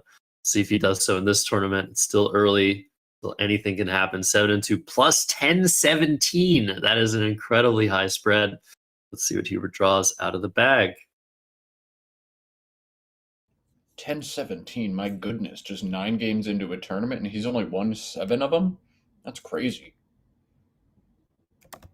Yeah, look at that rating. 2140. Number, I think, 3 in the world after David Eldar and Nigel Richards. Maybe even number 2 at this point. All right, Plonk or Klepto? I think Plonk for sure here. I'd plonk that down in a second, Matt. Yeah, I was going to make the same joke if you did, so I'm glad you beat me to it. You can always count on me.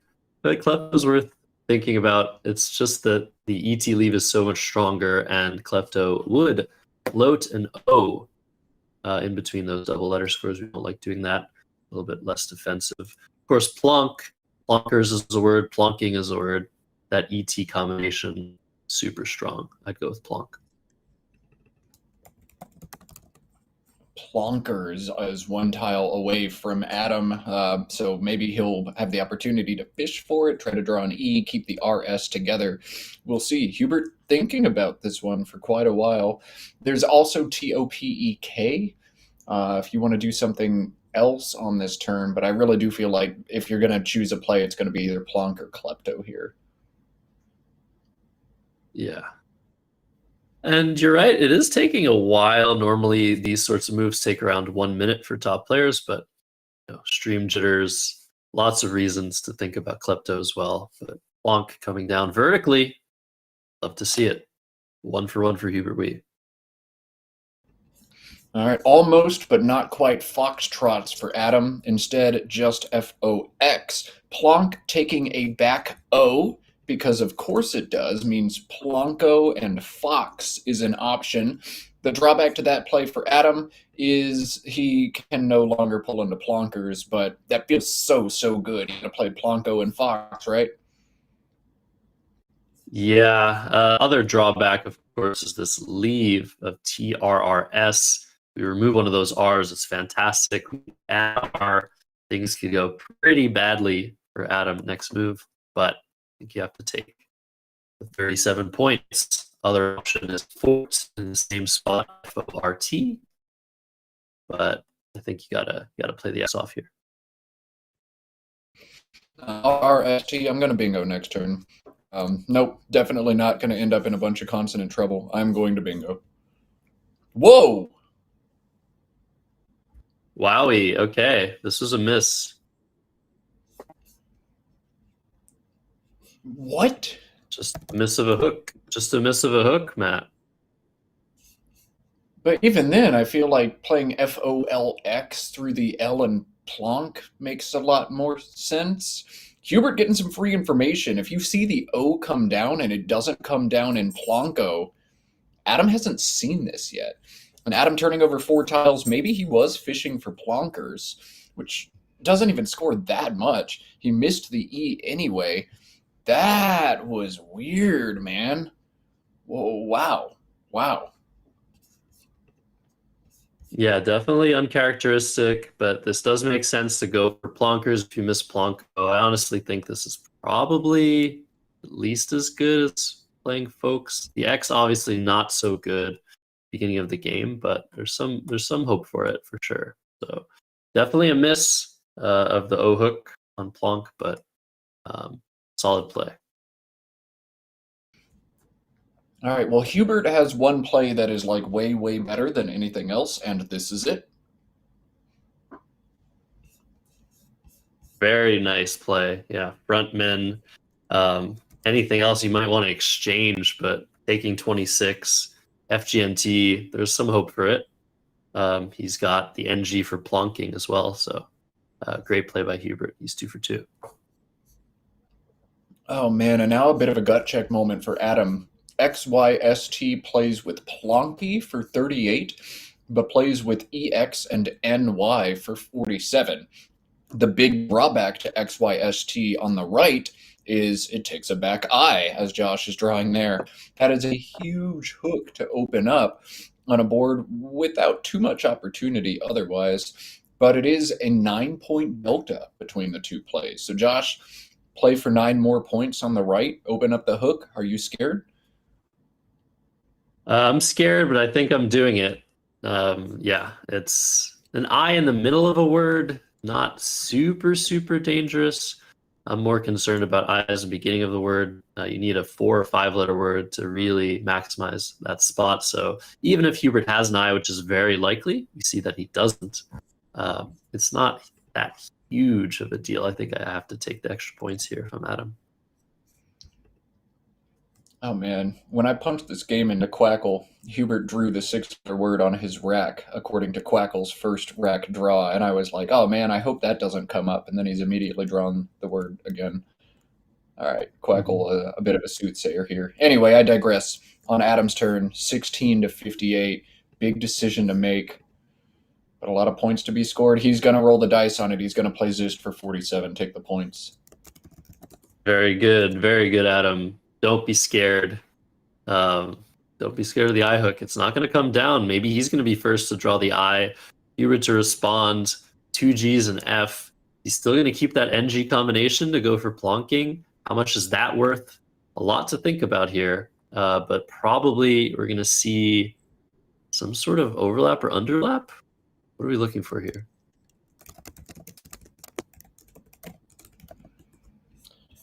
I mean, Plonko and FAGGOT, Plonko and FAGOT, Plonko and Fog, if you want to stay more in bingo range, but you've got to see Plonko here if you're Hubert. Yeah, maybe though. I mean, there hasn't been an I played, so how much is it worth to play like O flag through the L? I guess that scores almost nothing. But plonking scores 45, and that I is such a likely draw, and you already won an I, but we see it. So this is 26 points, keeping a lone N. And Hubert's going to take a small lead here. All right, so 84 to 63 now. Adam setting up an I he doesn't have, drawing the I, and now threatens 55 points with either Birch or Milch and Zisty. Milch holds BR, Birch holds LM. Those seem so equivalent to me. Josh, you just picking one, or are you seeing anything that makes you want to hold the B or the M a little bit more than the other one? I hate the B, honestly. I'd be sorely tempted to play MIRCH, which is not a word. In those 5 letters, but I prefer the M a lot here. I don't know if there's any reason to keep a B. The R is definitely better than the L. Probably really close between the two. Adam choosing Milch instead. All right, Milch makes sense. The B is probably worse than the R on, or B worse than the M on paper, but the R I think makes it worthwhile to play this. And AHILNOT is the draw for Hubert after he placed 6 tiles last turn. He has 1 bingo. Wow, he's going to see it for sure. It's Hubert we were talking about. Yeah, indeed. Bingo is just 64 points, plays through the P in Plonko. I wonder if Adam is a bit tilted after seeing Plonko come down. Like, does he realize he's missed it? He didn't challenge it, so he knew the word. Yeah, he definitely realizes, and he might be tilted, yeah. But it looks like he has retained his composure. But yeah, from what I know about Adam, if he hasn't noticed, good for him. But he's such a perceptive player. If he notices something he missed, he's gonna just think about it for a bit too long. You need to just wipe the slate clean and just continue the game. But yeah, unless he had some strategic reason, but I think he's strategically sound enough that he would have played the O-hook if he'd seen it. All right, well, this is a big turn here. Assuming Hubert finds his bingo, I expect Adam to respond with the bingo. Adam has 1 bingo that plays right now through the L in Plonko, while that's going to get blocked by Hubert. Hubert's going to put another L out in space that will allow Adam to bingo. So I'm expecting a bingo-bango sequence from these players, but Hubert has not seen Oliphant yet, Oliphant. Is there a chance he misses this? No. No. We have our answer. All right, elephant. Elephant? How do you pronounce this? It's an alternate spelling of elephant. That's not true. Don't believe me. Don't listen to my lies. An ancient... Oh, well, it's related. Ancient ivory hunting horn. Or unless oh my god, it is. It is an alternate spelling of elephant. Wow, yeah. I hate that so much. Now my day is ruined. Obsolete. We love our obsolete words here. So Adam, to respond, he has 1 playable bingo through that L of elephant. Can you find it in chat?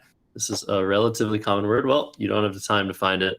Readable coming down for 65. Also Adam's only playable bingo. These are the turns you need to get right, and both of these guys have succeeded. All right, interesting draw for Hubert, AIPOQRV. He can play Kof down to the H in elephant. I'm just going to pronounce it that way. He can play Kof to the H in Milch as well, but I think the right move is actually to hold on to the Q at least 1 turn. Vapor plays in the bottom left corner of this board for 44 points, making OF and FRA. Josh, are you playing Kof for 28? Are you playing Cot for 36? Or are you playing Vapor here? Absolutely playing Vapor. That FRA insertion, super important to spot for Hubert. The Q, obviously the worst tile in Scrabble, but look at the unseen tiles. 4 U's remain from Hubert's perspective, and so much space open on the board for him to use the Q. If nothing else, he has QI, QIN will play here, UI will play here, draws an A, QAT. There's so much in store for this Q. It's really not that bad. You have to get off that idea of playing the Q instantly. First thing you think of, you have to look for better. Vapor, for sure, the play here. It is tough to notice that way to slot it in between the F and the A, but as you said, 4 unseen U's. I like the play of Vapor quite a bit for Hubert here, should he spot it and logic through all of this. Yeah, I'm running a simulation. I bet that it's far, far better than playing the Q off. The V also a terrible tile. So let's see what it says at the end of the simulation. But yeah, Vapor for 44. Cot also available for 36. But Hubert, I think, going with the absolute best play here. If he draws a U, he's threatening massive plays, the A. And Adam to respond with a very nice post-bingo draw. Yeah, Adam's going to bingo again on this turn. The question is what? He's got numerous options available. Can score as much as 72. But will he make a sacrifice to try to obstruct the VA in space that were put out there by Hubert? I think the answer is no, and we'll see if Hubert reaches in and draws that pivotal Q tile. This is Adam's highest scoring bingo, and he's going to play it now. 72 points for him gives him a 60-point edge in this game, and Hubert does not draw the U he was looking for. Instead, he triples up on I's. AEIIIQS. This will be fun as well to watch him navigate this, though. QINS through the N and underlit, 46 points. QADI through the D and readable, 28 points. Josh, are you keeping the S here? It's tough, but I don't really know how good the S is. It does hook onto Oliphant, so long term it's pretty good. But there's still three S's, or still two S's remaining, from Hubert's perspective. I think once we get that updated. But QINS, it's 46. I feel like I take the points here. If you look at the unseen distribution, 20 vowels, 20 consonants, that is kind of terrifying. And that pushes me a smidge in the direction of Kadi over Chins. Holding 4 vowels, drawing into a pool that's 50% vowels is not ideal. But Chins is a lot of points. Hubert's going to play I'm it. really concerned with the vowels. So many E's left, all those U's. Adam drew really well considering that distribution. Drew 3 of the E's, but that here fight what as well.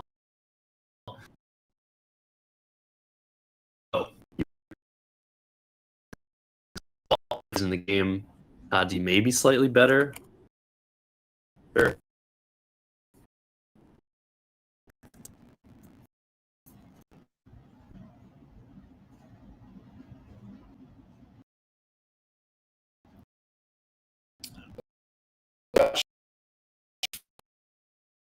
Cash 39 points with Delve, expanding his lead 294 to 238 now. And Hubert has found all those vowels. We have brutal A A A E I I Avize AVIZE through the V is 51. The only reasonable move here for Hubert.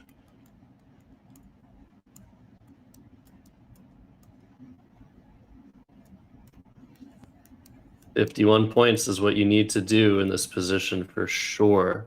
Yeah, Delph putting the pressure back on. See if Hubert can find his play. I think. Oh no! Whoa! What on earth? Did he just whiff Avize? Yes, he did. He played too quickly. It's a word he certainly knows, but it just kind of looks weird that fits there. That's a terrible miss. That is a good letter, but it's not worth 30 points to keep. We'll see if he's able to come back from this, but that was a huge mistake. I mean, maybe he's worried about huge overlapping plays for Adam. If you play Avize, the Z is right next to that double word square and can get stacked so aggressively and so hard. But no, that was way too many points. Simulation had them 20 points apart. If that was a tactical decision, it was quite poor. If that was a blunder, if that was just a miss, that makes a little bit more sense to me. In either case, Hubert making both of our jaws hit the floor during a little bit of a spotty internet. Hubert trails 259 to 294, and Hubert about to get hammered by Adam, who's found a blank. EGNOSW blank means he's going to bingo either for 86 backhooking elephant or for 80 bingoing down to the T in elephant. Yeah, what were the 4 tiles that Hubert left? It was Z, I, E. Was it another I or another A? AAIZ. Ah, okay. Yeah, man, that's a huge miss. But Adam about to strike here.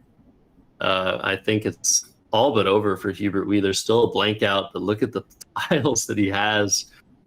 I mean, how do you come back from this after Adam bingos?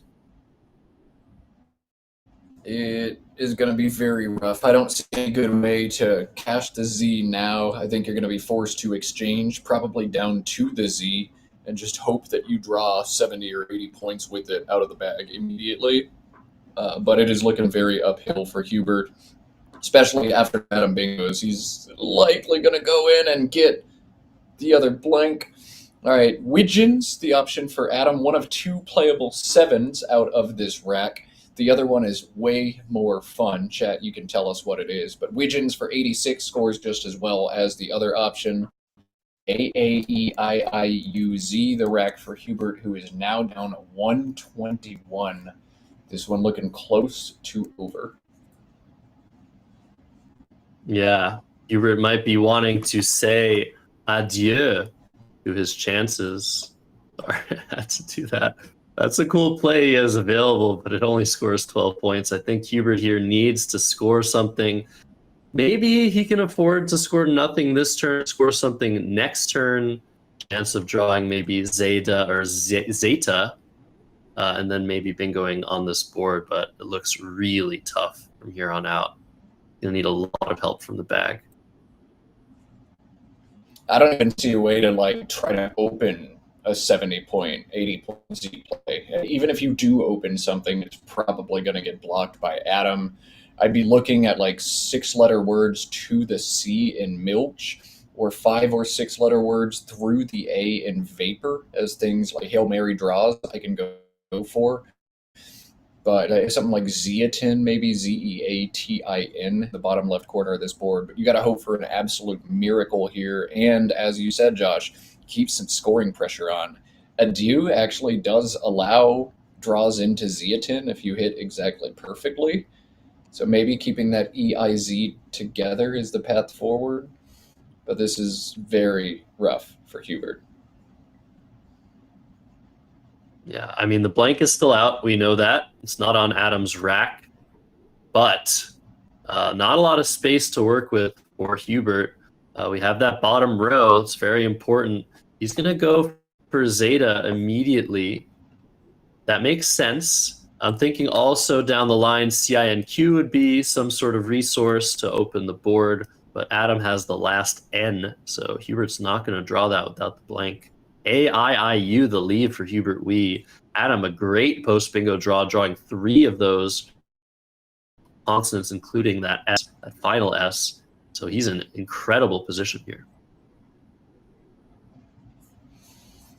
Yeah, indeed. Adam now counting the tiles, 20 unseen, 13 in the bag, and a lot of vowels unseen. 11 vowels, just 9 consonants for Adam. He can score 34 right now with the 5 overlap on the right side of Widgeons, but that does play off 2 of his 3 consonants. ENURE is 34. Maybe he goes with a different line. There's the sneaky option of LIEU from the L in Plonko. 15 points, holds ERNS, drawing into a bunch of vowels. That doesn't feel bad either. Josh, would you take points? Does it really matter? Lots of eyes remaining for Adam Logan, but I think just taking the points puts him ahead by so much. It's so impossible to imagine a comeback for Hubert. Even if Adam draws all eyes, I mean, he could draw IIIIU, I guess, after the play of Inure. But I think that'll still be okay for him. I'm not sure though. Oh my goodness. Sorry, I'm looking ahead at next round because this one's so undramatic, and table 1 next round is going to be friggin' awesome, and is going to be what we watch. Who would you like to see Woko play more than anybody else in the field? If your Doko. answer is the GOAT. Oh man, okay, that's actually a good answer too. Woko Doko would be so fun to commentate, but Nigel Richards and Woko is matched up in the next round. Goodness. All right. Sorry, if you want to watch like a 12-year-old play or your best friend or your countryman, that's not happening next round. Nigel Woko making it happen. Yeah, that seems like our matchup for next round. So get excited. This game definitely not over, close to over.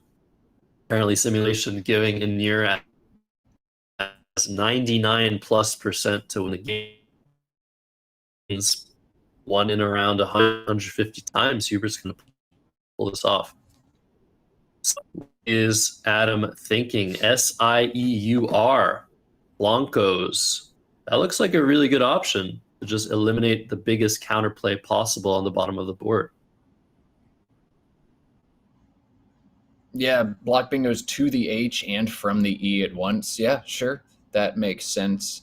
You don't want to get hit with something like Tovarich or something. So sure, that feels as reasonable as anything here. I'm a little bit floored by like how both players made a crazy big mistake in this game. You don't see these players err often, but both of them not just making a small error, a rather large one. Adam on the first turn front instead of any of the Planko plays. Hubert with Avise, that miss through the V earlier on in this one. Fatigue, jet lag, both of those likely to be factors in a tournament this big, this long, and against opponents of this strength. Are we seeing some of that early on at the World Championship? A great draw from Adam means this one is likely going to get ugly. Hubert plays AYU, about all he can do here. CDEINO blank. Adam gets to decide between bingoing for 72 or playing Sonk. 5 tiles in the bag for Adam means he can play 3, play CINQ to the Q, set up a bingo line, and then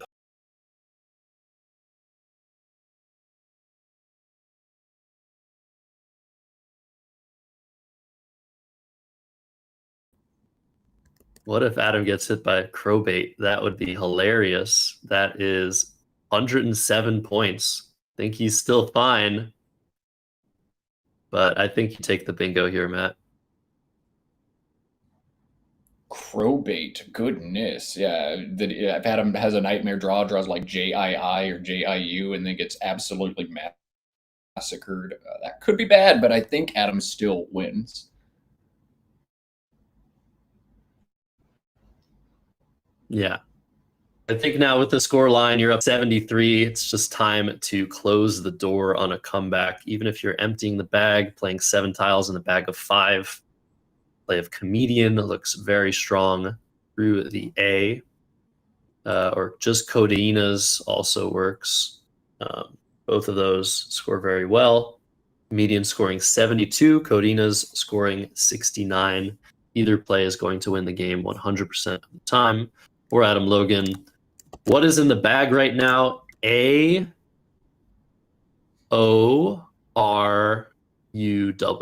So not a great bag, but I mean, there aren't any good tiles in the bag anyway.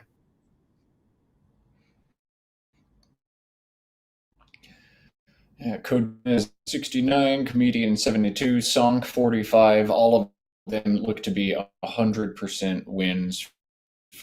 Adam, and we have 100% next matchup of Timmy Woko and Nigel Richards. Oh, I'm so stoked for that. Players fast, so it might be a little bit of a delay before the next game starts. You're over here in the booth. You can't see me.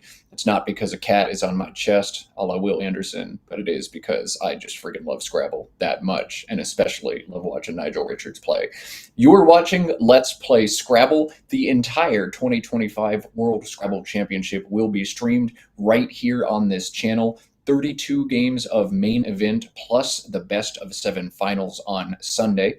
If you have not yet seen this channel, hit that subscribe button. All they do here at Let's Play Scrabble is stream a bunch of Scrabble, live tournaments, occasionally some skirmishes or casual get-togethers, but mostly big events across North America and now across the world, as brainchild of this channel, Josh Greenway, flew to Ghana to broadcast the World Scrabble Championship.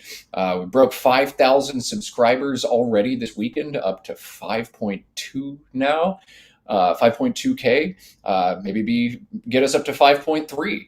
All they're going to do is show you Scrabble, CSW, NWL, WoW, whatever your lexicon is. They've got it all here. If you want to go a step further, the join button is a feature on YouTube. You can click the join button, and depending on where you're located, it's a small monetary contribution each month to support the stream. All the Let's Play Scrabble team does with that money is use it to reinvest in streaming competitive Scrabble, trying to get to more tournaments, trying to get more gear, better internet, better commentators. If you're sick of my dad jokes, you definitely need to click that join button. Maybe they'll hire somebody who's actually funny, unlike me. But do us all a little favor, at least subscribe to the channel. That's free 99. At least click thumbs up on the video, push us up YouTube's algorithm. And if this isn't enough Scrabble for you, there's another stream. It's pinned in the top of the chat. That stream done by Nelson, who has streamed a lot of African Scrabble and is trying out his setup. So there's a whole second game you can watch, as some of the games here get kind of lopsided sometimes. Nelson Oganje running that on the Scrabble Events YouTube channel. Also give that channel a sub. But definitely don't leave us here either. Maybe run both streams at once, because that's how much you love Scrabble, right? All right, Josh, I'll step off the soapbox. You have anything you want to add? Yeah, I mean, I think Nelson was inspired by Let's Play Scrabble and other streams to start streaming things in Africa. And it's really important to go give that stream some love. Game 2 is amazing. Game 1 is amazing. All these streams are amazing. We're dealing with a little bit of connectivity issues, but for the most part, these games have been fantastic, super easy to digest because of all the work that these people, particularly Josh Greenway, are putting into things. Tell us where you're watching from. Tell us what time it is. It's 6:38 a.m. here on the East Coast of North America. It is 11:39 now in Accra, Ghana, where the World Championship is taking place. We're having a great time. Oh, no. CINQ is not Adam's choice. He decides to play Codeinas. 3 points less than Comedian. Not a big deal. This will win the game for sure. This does seed big points back to Hubert. Jib is going to be the immediate response, 58 points on this move. But too little, too late for Hubert, who's down 150. This will cut into that deficit, but not enough. Thank you to our newest Scrabble super friend, Mortal Coilerito Criprino. Huge thanks for that. But yeah, Hubert maybe should have blocked that. Outwar was Adam Logan's outplay. Oh, he's looking for that final tile. But Jib, no, I think Jib was probably the best play anyway. So game is over. Adam Logan takes this one by a huge margin. Let's look at the overhead mic. Listen to the overhead mic. See what the players have to say. That's true.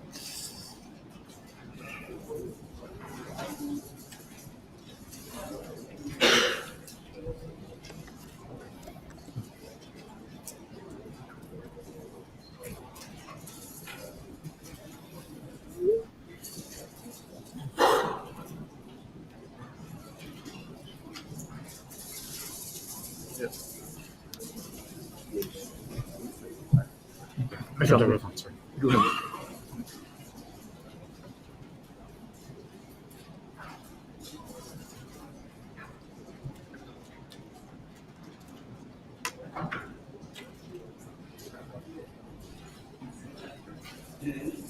Well, not too much to say.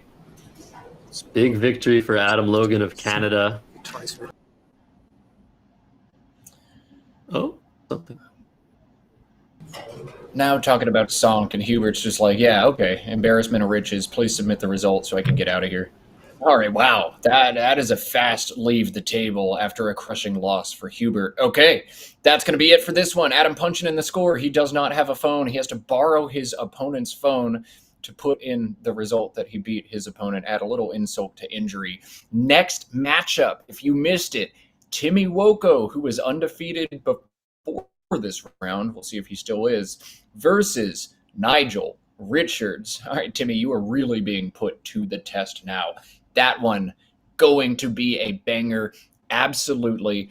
We're going to cut to a break because the players played this one so fast. It might be 5 or 10 minutes. So stretch your legs, make your cereal, get your tea, or whatever it is that you do. Cuddle your local animal. And Matt and Josh will be back with more Scrabble here on Let's Play Scrabble as soon as we can. See you soon. See you in just a bit, everyone.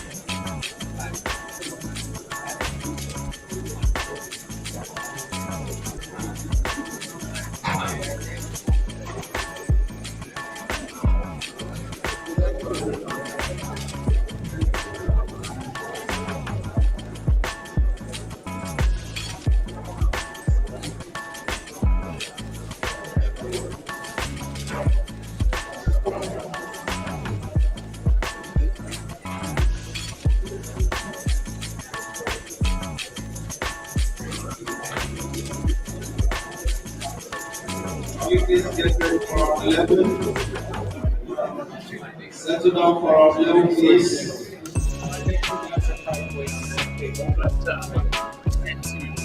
Yeah, that's straight too.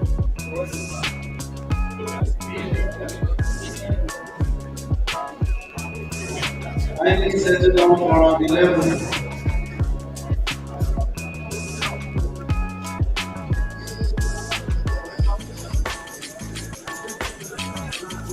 Please, you are not fast yet.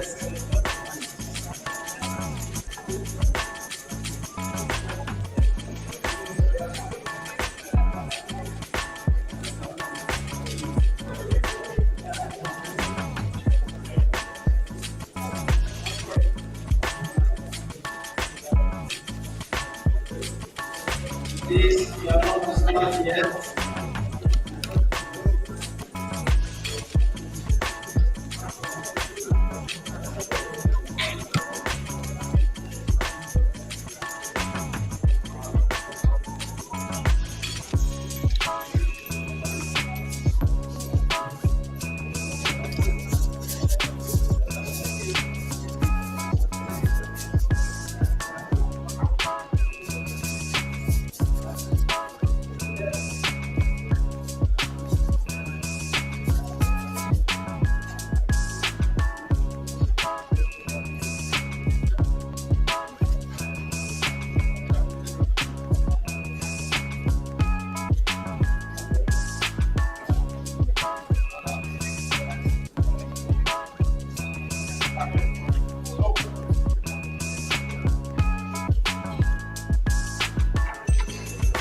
Now we all talk about this for round 11.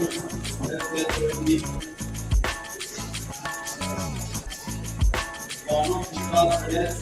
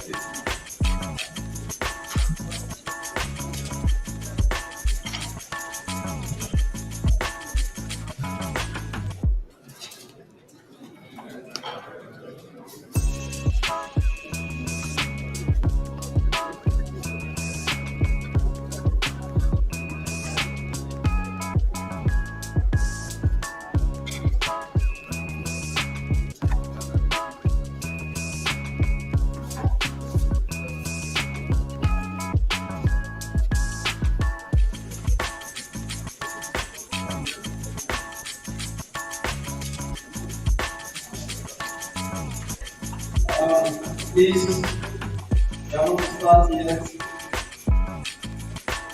Now we quick after this round. We have to start round 12 by 2:15. Like 2:15 will be converted for round 12. After this round, we go for break. We will be shared, we will not program will be shared while you are playing.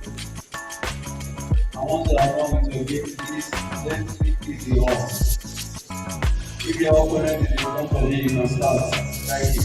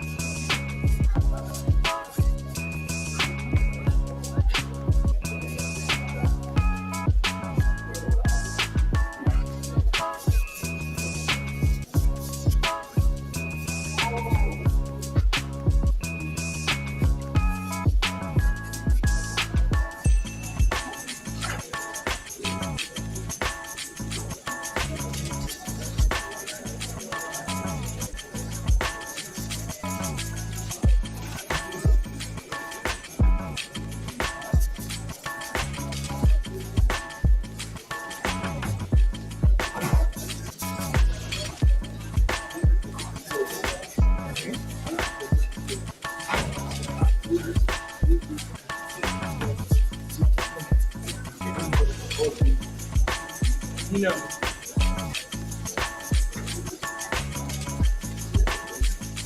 We're gonna get started. We're very close.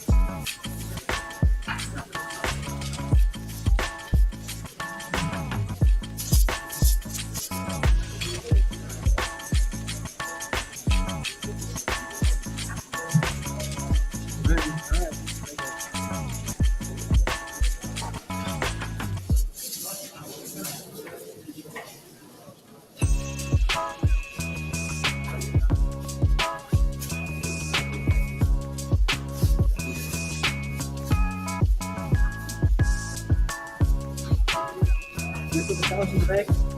Onion. Yeah, you can bag. Also, I'm going to start probably two.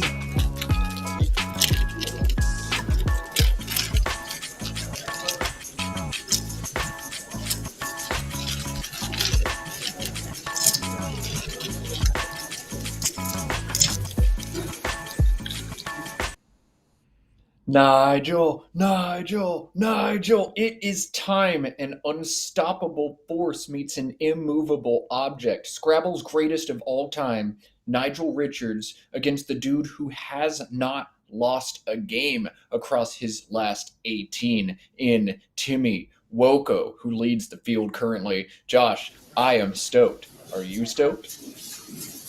I am. I can't believe that Timmy is still undefeated, but this is going to be his toughest opponent yet. Nigel Richards is no slouch. We might see Timmy draw both blanks and still lose. Just how strong Nigel Richards is as a player is just, I don't know. It's immeasurable. You're totally right. Immovable force, unstoppable object, however you want to describe it. Nigel going first. He has a slight advantage. Let's play Scrabble. Hand to the board. See what's up. Let's play Scrabble indeed. Nigel's record shown at 7-2, but if the chat is right, and they're generally pretty right, Nigel lost his last game 7-3. If he drops this one down to 7-4, he's going to have an uphill climb to make the best of 7 finals after 32 rounds with a start like that. So we'll see. Huge game for Nigel Richards, who has to beat the guy nobody has been able to beat so far in Accra. We've got our handshake. We've got the tiles in the bag. We're going to mute the overhead mic because as much as I enjoy the sound of rattling tiles, too much tile rattling will be unideal. And we are underway. Let's play Scrabble.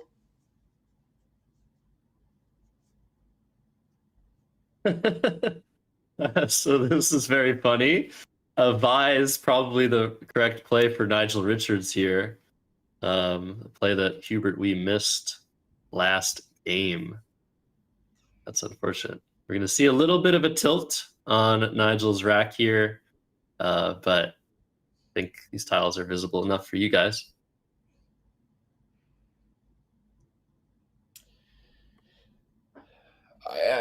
Would you spend a lot of time figuring out where to put a vise? Like, do you want the A on the star, the E on the star? Any preference, Josh? Yeah, I think the E on the star is most sensible to prevent hooks from scoring a lot of points. That V in the double-double lane, which is a little bit less dangerous than the Z, so I think this is the correct placement. Look at that opening draw for Timmy Woko. Adrenal will be playable. That is very good. Anything better than Adrenal here? No, Adrenal is the only bingo he's got. The question is, where do you play it? A vise with the back D scores 80 points, but seeds a big spot. He can also play it for 76, a 4-point sacrifice to stack, but that also gives up a big spot. So seems like a vised and Adrenal gonna be the move here for Timmy, and there it comes. You want to start 10-0, you got to draw opening racks like this. That's right. So Adrenal coming down a little bit dangerous though, putting that A right above that double letter, leading to that triple word score on the right. And look at that nice blank draw for Nigel Richards. He's going to come right back. He's going to come right back indeed. The A, not the dangerous tile. It's actually the N in the double-double line that Nigel has his sights on now. He does have 98 points available through the N. And if you don't see the word or don't know the word, Nigel's going to teach it to you in just a few seconds. There he goes, slowly, methodically setting up the tiles in order as he always does. Slide that D to the end. Blank is an O. Propined, 98 points. Nigel's only double-double here. Yeah, and we're thinking about that big spot. This I is going to come in and make it really difficult to score nicely on that triple. So, yeah, this is perfect for Nigel. He deals with the big scoring spot, scores as much as he can. It's his only double-double. It's coming down. All right, but a bingo coming back for Timmy. So after a vise to open, it's going to be bingo, bango, bongo, assuming Timmy finds the one playable bingo he has on this turn. And with his record, his start, I would be surprised to see him miss it. I see Timmy making a bit of a face, a grimace, as Nigel grabs the blank and circles the O. But Propined accepted. We'll see if Timmy now responds for 74. Yeah, you found it in the chat, Analyzer. This is great. Timmy should be able to spot this word. This is exactly the sort of opening he needs against the GOAT. He sees it, that upside down S. It's coming down. What a great find. So quick as well. Not budging. This is quite the game so far. Nigel drawing some scoring tiles. He's going to come back for a lot of points. He's got so many nice options here with the J, Matt. Let's name a few of them. Yeah, I think the biggest one is just the standard J-O-J-O. Nigel set up this possibility last turn with the blank O next to the triple letter square. Joe and Joe is 53 points. Holds D-E-E-F-W. That's the most he can score here. He can also get 52 with the play of Hefe and P-E, but that strings the J next to a triple word score. You never want to do that, although on a board this wide open, it's probably more reasonable to do so, but I'm leaning towards J-O for 53 and see where D-E-E-F-W takes you next turn. What do you say, Josh? I don't know. I don't like keeping the F and the W together, but it looks really close. The W has a lot of potential on this board after Hefe. You might draw something from the J. W goes here. W goes here. W goes here, and the F goes in those spots, most of those spots as well. A very interesting choice between the two. JO seems like a more fighting play, not giving Timmy as many clear options next turn. I think that's what I would have settled on too, but the leave isn't so great. He has good chances, though, to draw some very, very high-scoring plays next turn. Indeed, he does. So JO from Nigel puts him ahead by 33 points, despite getting bingoed on twice early on in this game. Timmy, once again, looking a bit displeased after that. But Timmy will probably take the lead back, trailing by just 33, but many, many good scoring plays on this wide open board. AGIMORV.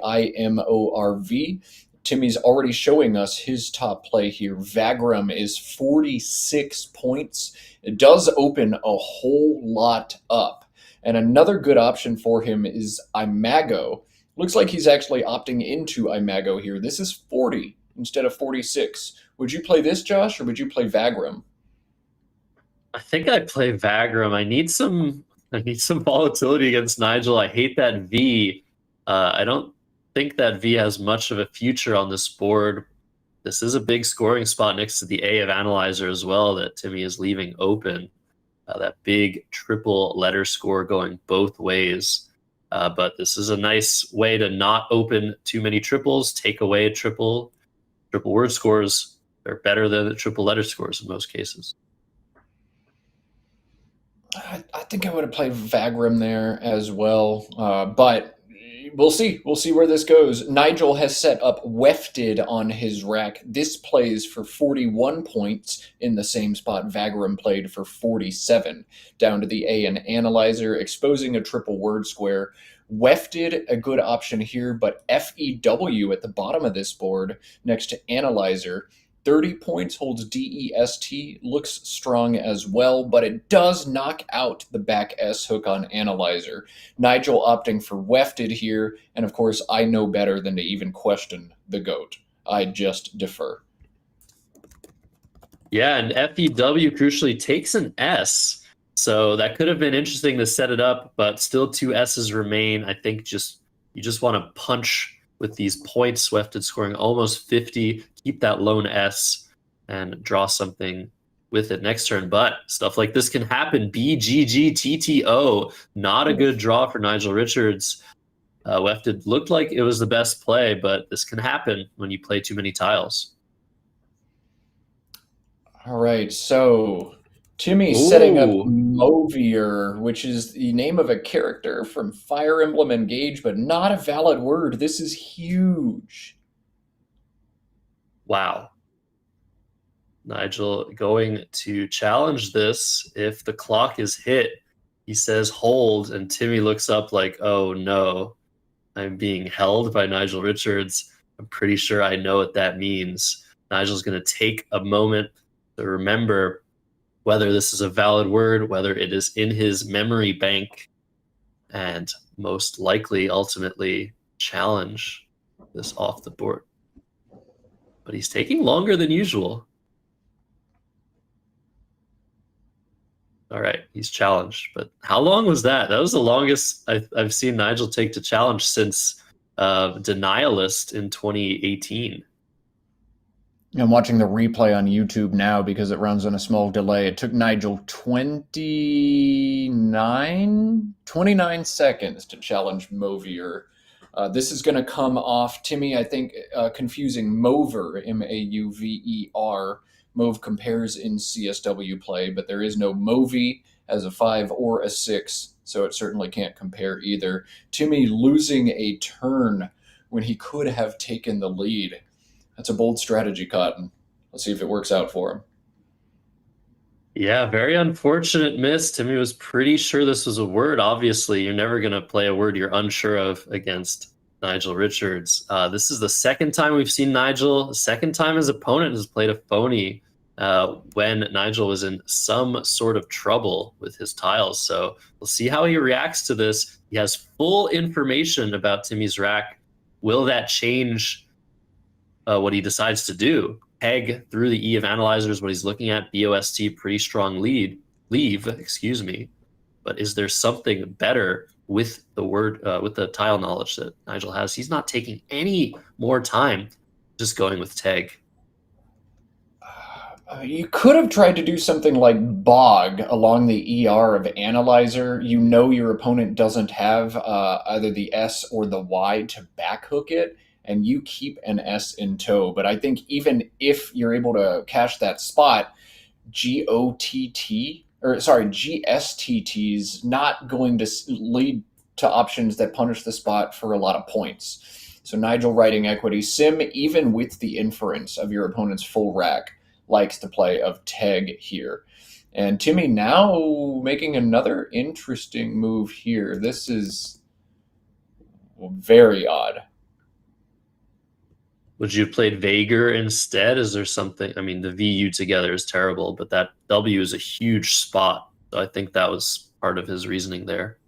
You can play Mavie, M-A-V-I-E, making P-I and R-E, same spot, a bunch of points, get rid of the V, obstruct the W. That felt a lot stronger than instinctively just taking out the triple word and leaving a terrible leave. But that's what we see from Timmy. Perhaps a little bit of misplay still in his own head after Movier, but that just doesn't feel like a good play to me. B-I-I-O-S-T-U. Nigel has drawn I-I-U into his leave of B-O-S-T. And what will he do? B-U-I-S-T? And analyzers is 38. Nigel knows his opponent held E-I-U-V. So he's probably not going to get punished super hard if he makes this play. Walk us through this turn, Josh. What are you thinking? Yeah, so from Nigel's perspective, he knows, I mean, he's going to play too fast, but he knows that Timmy has give at a minimum for 24. BIUE is probably going to be saved a lot of the time by this B opening the triple, but probably not going to be that much worse than a 30-point play that Nigel is facing here. So I think taking the points makes sense. I was also thinking about Gobi, G-O-B-I, to get rid of the give spot. There might have been some other threats on the board using the U, but Nigel playing so fast and drawing that second blank. We're talking about how Woko might need both blanks to beat this man. 0 blanks seems tough. He's down 52, about to face a bingo. It's looking great for Timmy, or for Nigel, and unfortunate for Timmy, who's gone 18-0 in his last 18 Scrabble tournament games. I mean, if anybody's going to end an 18-game win streak, it's probably this guy here, Nigel Richards.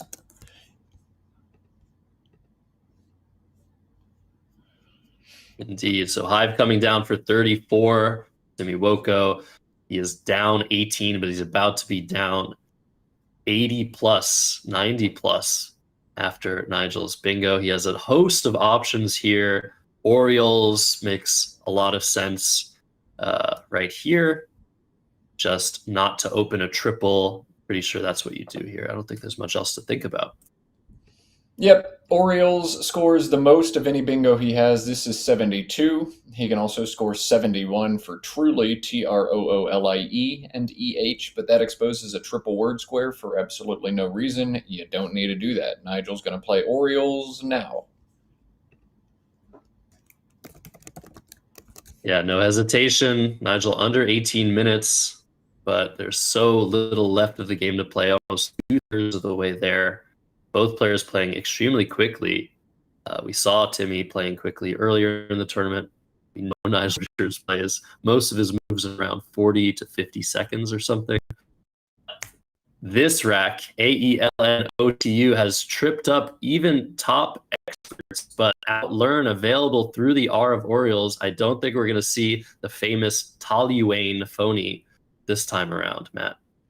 I played Taluane on stream one time. I was losing by 200, and I'm like, forget it. I know this isn't good, but I'm going to try it anyway and see if I can sneak it by. And I almost had tiles out of the bag before my opponent said hold. I digress. Outlearn the bingo we're going to see from Timmy, the only one he has to keep this game close. He's now down just 22 points after the bingo, but Nigel has found the X Doesn't have huge punishing plays for it, but can score in the mid-30s range. We're going to see which option Nigel chooses to go with here, but he's likely going to play OX in some capacity next to the O and outlearn. It might be Tux, it might be Crux, it might be Rue, it might be Ox, but it's probably going to be the X in that spot. What do you think on this turn, Josh? Well, I'm thinking, wow, Timmy's still in this game, only down 22 points with some good letters. Is that an S? Oh, if he'd drawn that S, Bistie would have been playable. Bistie. If I'm Nigel Richards, I'm probably thinking about playing the X, but we know Nigel is a fiend with those setups. Is there any way for him to set up his X in a huge spot? I'm not seeing it. He's not seeing it yet.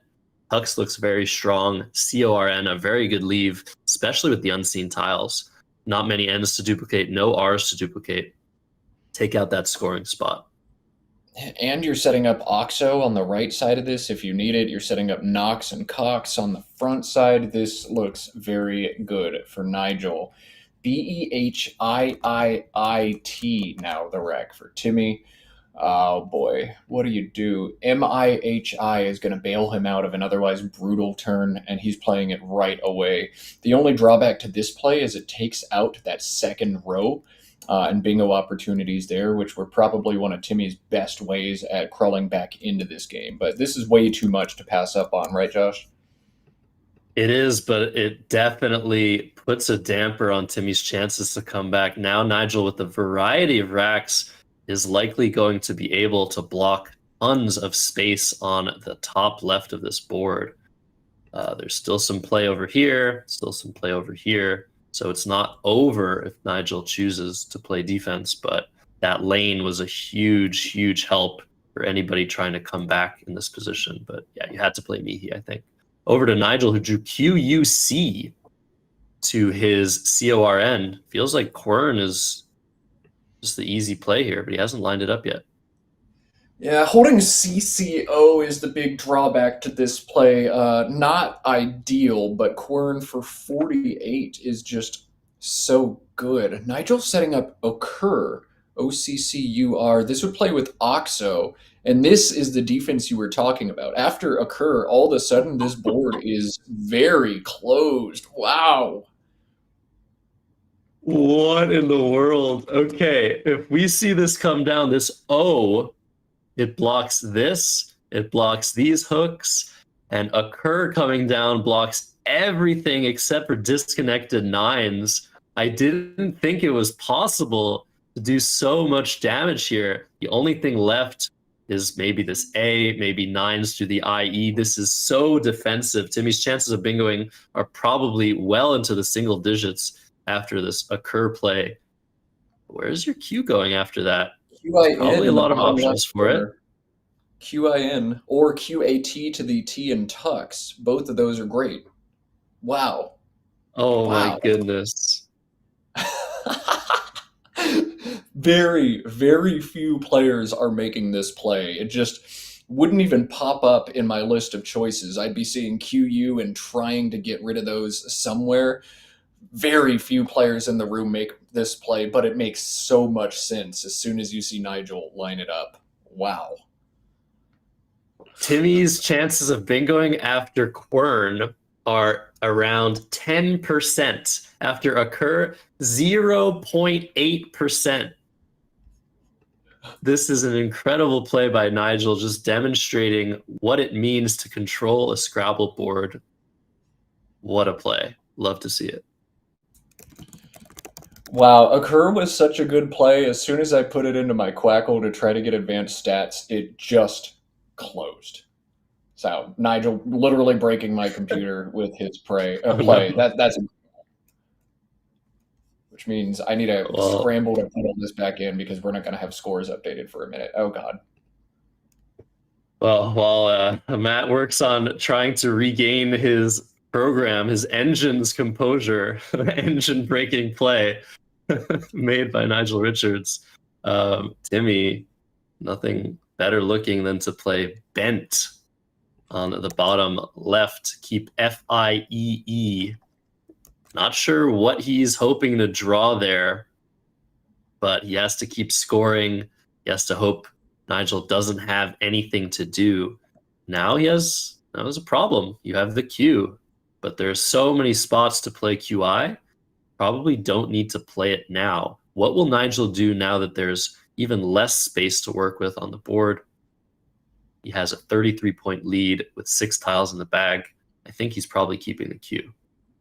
I think he almost needs to. Yond plays right now for 27 points. The right side of WEF making FYTOEN and ADD. As long as you can score enough this turn, you can afford to play QI next turn for just 11. Or more likely, you're going to reach in, draw an A, play caught, and slam the door shut on this game. If you draw an I, you still have QI and AI next to Avise, QI and TI next to Tux. So play Yond. You're almost definitely going to draw either an A or an I. You'll be okay if you're Nigel. This feels good. UI here, UAT still potentially available. Yeah, Nigel's not getting stuck with the Q crucially. Leaving 2 tiles in the bag, always good. But are there any threats he would rather deal with? Any 9-letter words that he's worried about? Yond would win the game probably 100% of the time if Timmy doesn't bingo. Nigel already with a 33-point lead. 60 points after Yond. I don't think he's losing those endgames. But now he's looking at something else. ONY. Where could he be thinking of playing this? Blocking something. Where does this go? What is this? Oh yeah. Gosh. Oni takes 5 front hooks, BCMPT. Nigel has none of those, but none of those even exist in the unseen pool. Where's Oni gonna go? Here doesn't look right. Here doesn't look right. He's lined his play up.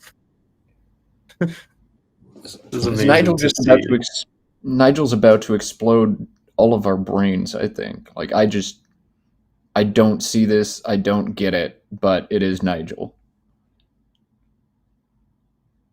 Snow Flea is a possibility to that A. That's somewhat likely. SNOWFLEA. So definitely bingo's playable. There's probably more than just that. Matt, maybe you could look at what the threats are from Nigel's perspective using the pool. AAEEFIIKLNOSW. All right, doing that now. Snowflea for 80. Kowlin Eyes, KAOLINISE through the disconnected IS. Akinesia to the A in Avised. And there is a 10 that Nigel needs to contend with possibly as well through the disconnected LUD. Those are the 4 possible bingos Nigel sees. 2 play to the E, 1 through the IS. Nigel's going to block everything. Does Oni give anything back, possibly? Got to find that part out now. I cannot believe this play. How do you float an O out in space to block an A and an IE? Tell me, Matt, is there anything that plays through this O now? All right. I got to look from Nigel's perspective first. I got to put in that entire pool once again. So AAEEFIIKLNOSW. Does anything play? No, literally, there is just the one triple disconnected 10 at the bottom of the board. That's the only bingo. Potentially, Timmy could hit with Finsko, FINSKO, to that O for 46, but Nigel is probably outrunning that play. So the only real threat is now the 10. It's illusioned. Illusion. I was about to change it. Why did you spoil it? I was like, no, that's not as likely as illusioned. Oh my goodness. I was close to seeing it. I'm almost as good as Nigel, Matt. Almost. My goodness. To have the confidence, like, I'm not giving anything through the O. I'm blocking Snowflea. I'm blocking Cowlin Eyes. I'm blocking Akinesia. I'm giving nothing back. And I'm going to outrun you often enough. This is a major point sacrifice. Nigel does stand some chance of just getting outrun with the Q on his rack. The confidence to do all of that and to do it and leave 11 minutes left on your clock. Somebody's going to break this down through an engine and figure out if Oni wins 100% of the time. It doesn't feel like it does, but this is Nigel. It should lose to Illusioned, drawing an outplay. But it feels like Yond might lose to those 8s and 9s. Yeah, we need to do a study to see after there are only a few threats what happens with all of the draws. After Yond, there's only 2 tile draws to worry about, and after Oni, what happens after Illusioned, and is there some way back in the game? Because Nigel's only taking a 45-point lead. He's keeping a Q on his rack. If Finsco comes down, he has a guaranteed Cot or QI, unless Timmy's last tiles are AII, in which case he probably won't be able to go out. This is so complicated. This is what Nigel was able to at least intuit and probably calculate in the few minutes it took him. Was it 2 or 3 minutes maybe to play Oni for 11 or 12? What an odd play. Incredible play. Goodness. Okay, so what can Timmy do? We've got the unseen pool out on display for you. Big threats to Timmy have to be Cot to the T and Tux, Kadi and TI, or Kadi and IT. So maybe if you're Timmy, you try to start executing a Q stick. Can you obstruct the T and Tux? Can you take away most of those options? Can you force Nigel to drop QI for 11 if he doesn't have the I to play QI and OI on the top triple word square? Maybe there's a path here for Timmy. Absolutely. It's very complicated. He's taking his time. This is very tactical, very difficult. The question is, can he score enough, block enough? Instead, it looks like he is going to play... Oh, he's looking at EF or IF, but that makes FO. I think he probably meant to pull out that W instead of that F. But if you could play EW or something here, or EKE, can you threaten a big play here that Nigel has to contend with? Will that be enough to win? I'm looking at KET to the T and Tux. Now, I know Nigel's rack, but if you're Timmy, you have to hope he doesn't have QI right now. You have to hope you're not drawing the Q. This word takes a front S. It holds EIFSW. So you don't have a guaranteed hit. In fact, I don't know if there's anything but fan-wise you can draw here, but if you take away Ket, force Nigel to score just 11 to get rid of the Q, that might actually do it. Instead, we see EW. That's a great idea you've come up with, Matt. The margins are so tiny here for Timmy to try and win, but that was an interesting idea. EW for 26. So now I think Nigel can just play Cot with impunity. Just has to see with 1 tile in the bag, is there anything he's worried about? If he draws one of those consonants, he might be in a little bit of trouble in the end game. But I think with his 19-point lead turning into 51, should be enough for him to outscore. But he's definitely doing some calculations to make sure that he has enough to win this with QAT, his obvious play. Maybe he plays the S off as well, just to get rid of 1 extra consonant. All right, I'm running through just to see, did Sket win in this universe? And it did not for Timmy. Nigel can still cash his S and wouldn't be able, Timmy wouldn't be able to do quite enough to catch up. So it looks like that was just a winning situation for Nigel 100%. But my goodness, back-to-back plays of Occur and Oni, each time holding the Q back, not even worried about trouble, just worried about the bingos. Crazy. This is why we watch Nigel Richards on the stream. Are you not entertained? Yeah, I feel like that's a rhetorical question. what an incredible display by Nigel Richards. I'm running the engine now. He's running the engine in his head. Cot or Cots, I think you play the S. He's just taking the time that he has because this is very difficult to calculate. If he draws the F or the K or the S, his plays are so limited. He just wants to see which is the best play. I believe that Cot and Cots probably both win, but you have to look deep into the end games. There are 8 possible end games, 7 given that there's a duplicated I for Nigel to look at and visualize here. But yeah, Cots looks pretty good here. Man, and poor Timmy. You got to play Nigel Richards. Nigel is going to draw both blanks, the J, the Q, the X, and the Z.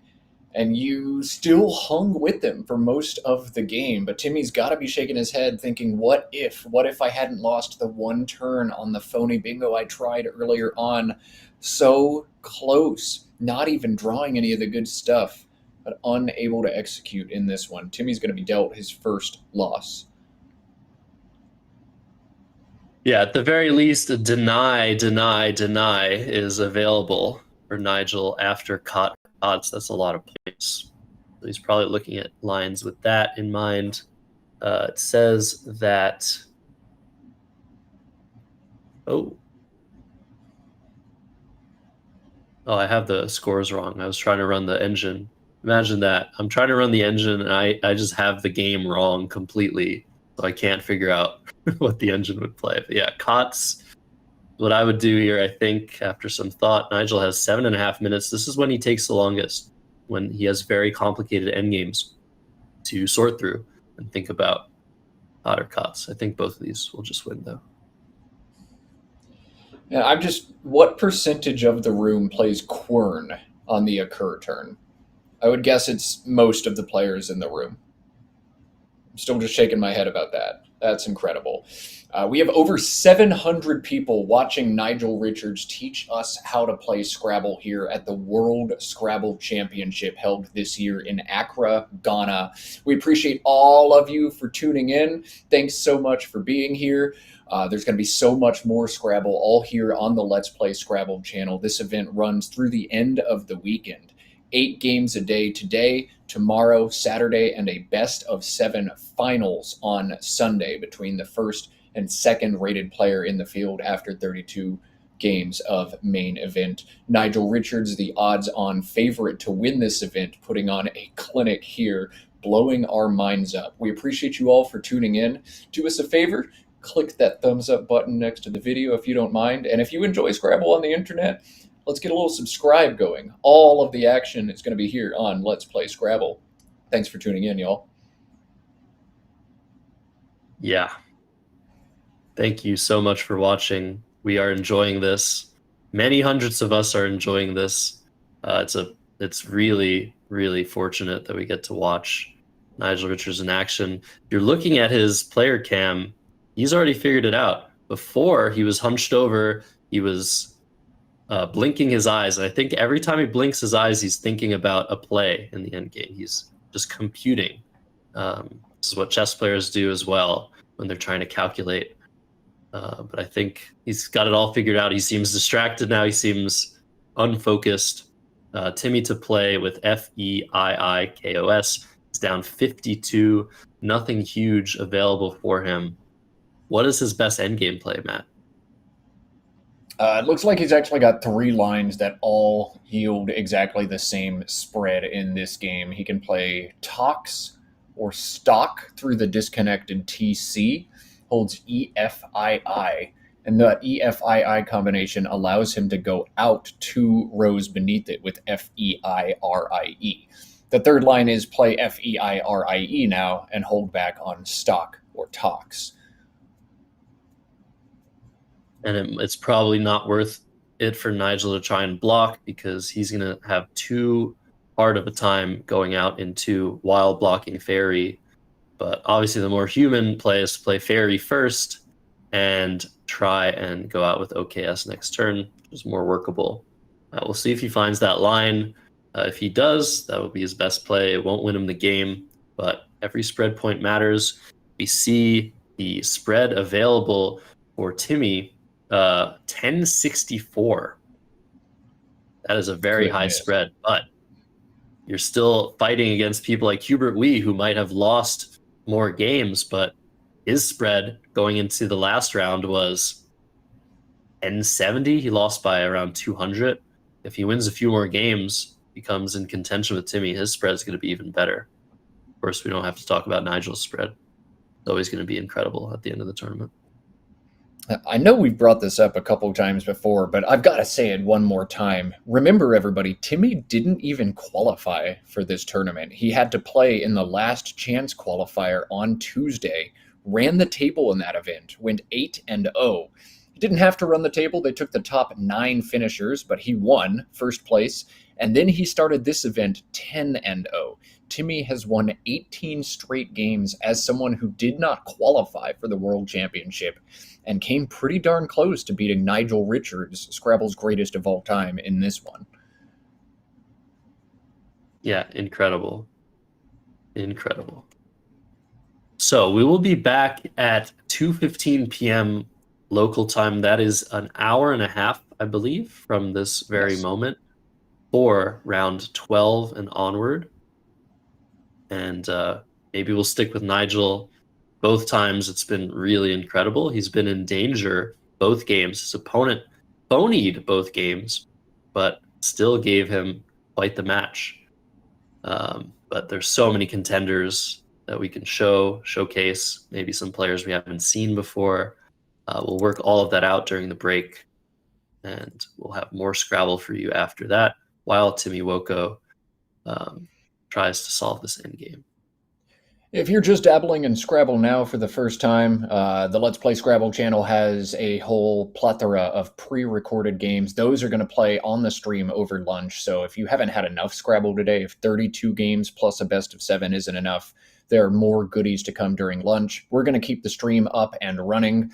I'm going to go out and touch some grass. I'm probably going to do like a 3 or 4 mile run during the lunch break. Because I've already seen all these games. You'll probably hear me and Josh commentating on them anyway. But make sure you're back by 2:15 Ghana time. I know that is a 5-hour delta between the east coast of the U.S. and Ghana. So I'm trying to do mental math here. That's 9:15 for the East Coasters, 9:15 a.m.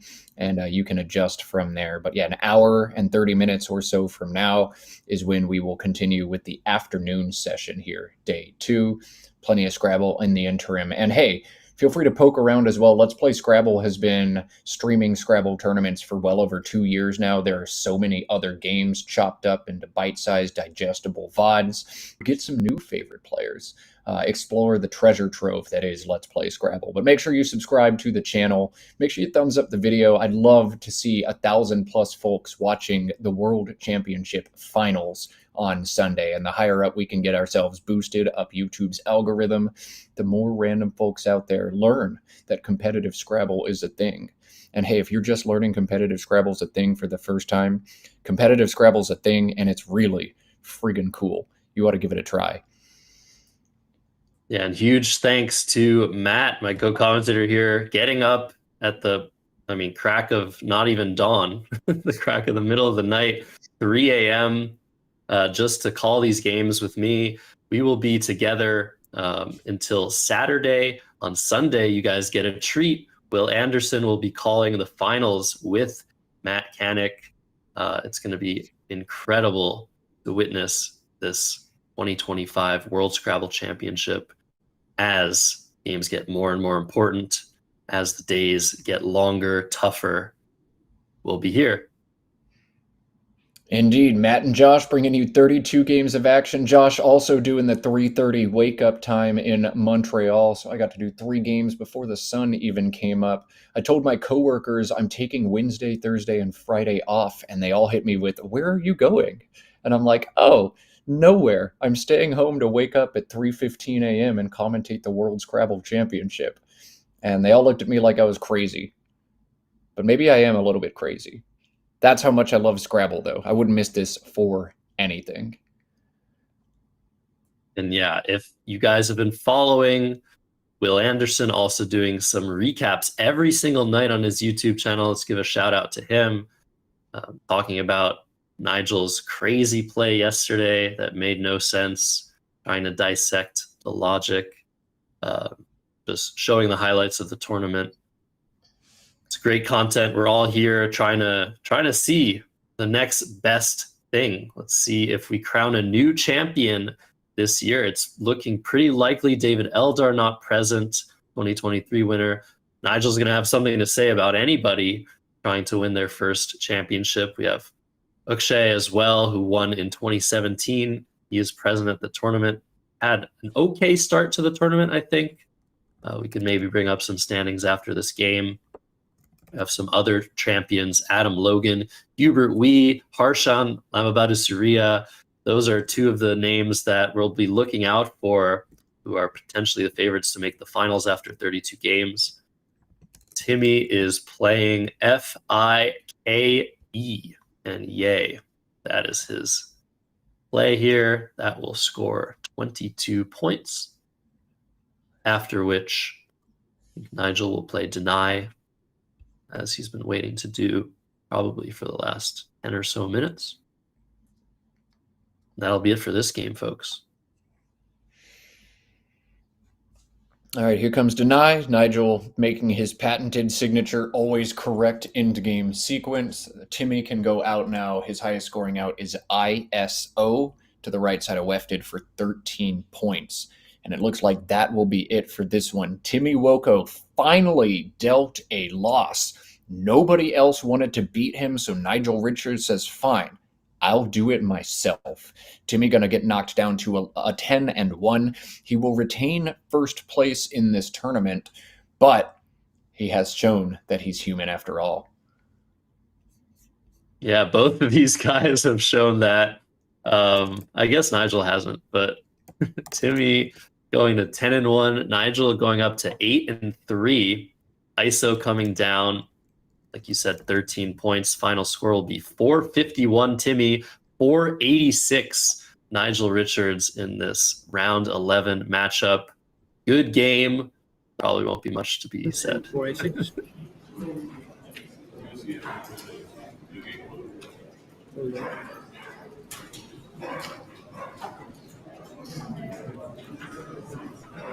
Yeah.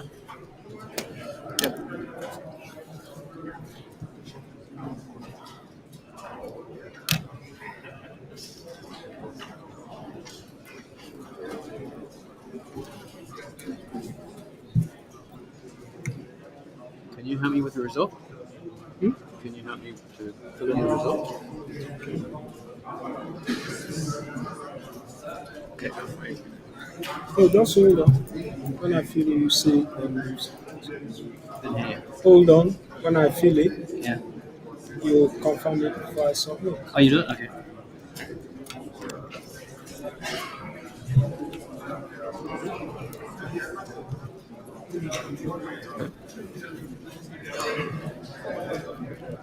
Huge welcome All right, to our Nigel newest doing what he Scrabble does. Can you Superfriend. please help me with the result? I don't have a smartphone. I can't submit these results digitally, so after I beat you, I'm going to take your own device and punch in the score to verify it. But that's all we ever really get out of Nigel, except the occasional witty one-liner or retort.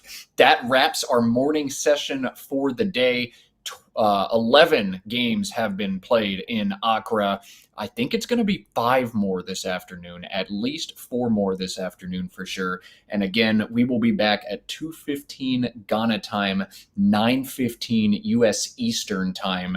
And you adjust from there, but about 85 minutes from now. Want to give a shout out to Wellington Jagere joining us in chat and becoming Let's Play Scrabble's newest super friend. Wellington, if you don't know that name, is a former world champion himself and a great ambassador of the game as well. Welcome to the chat, Wellington. We hope you sprinkle nuggets of knowledge upon us all as we watch the afternoon session. I'm going to shut up for now. Josh, what do you have for our viewers? What do you have to say before we part? Enjoy your break. There will be some content, some interstitials between now and the return from lunch. So if you'd like to stay and watch, feel free to do so. I'll be eating some food, maybe stretching a little bit. We'll be back for 4 or even 5 games in the afternoon session. You're watching Let's Play Scrabble. Matt.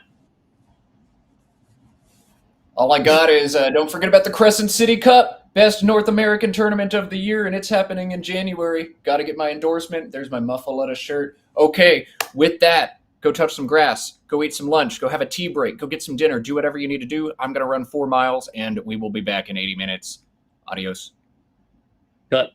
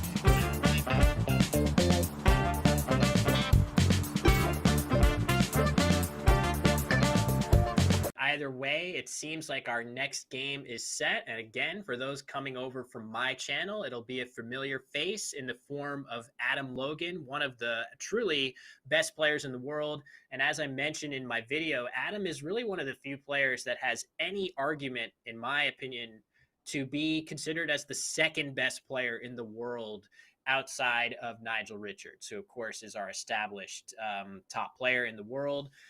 Yeah, definitely. He's definitely in there with the shout. You know, obviously players like him and Elder and Wellington, they're all one of the best players in the world and have consistently been winning tournaments or high level tournaments for a very long time. So they've definitely created a great resume amongst them. But Adam's here competing right now, and he has a chance to win something else. Let's see if he can do it. Yeah, I always get a feeling, both players really, this is not to sell Jason short. Jason is a phenomenal player in his own right. You can see he's doing extremely well in this tournament and has a very strong record in both domestic and international play. But Adam really is at that upper stratosphere. I really expect we're going to see an excellent game here as Jason starts off with Kobo. That seems like a reasonable choice. There was some possibility of maybe he could tack his S on and get a bunch more points by putting the K on the double letter score. But I think this is pretty reasonable. Looks very defensive too, to avoid placing any vowels next to the double letter score. So I do like that for him here. Yep, looks very good. He has the S as well, so can hook onto it.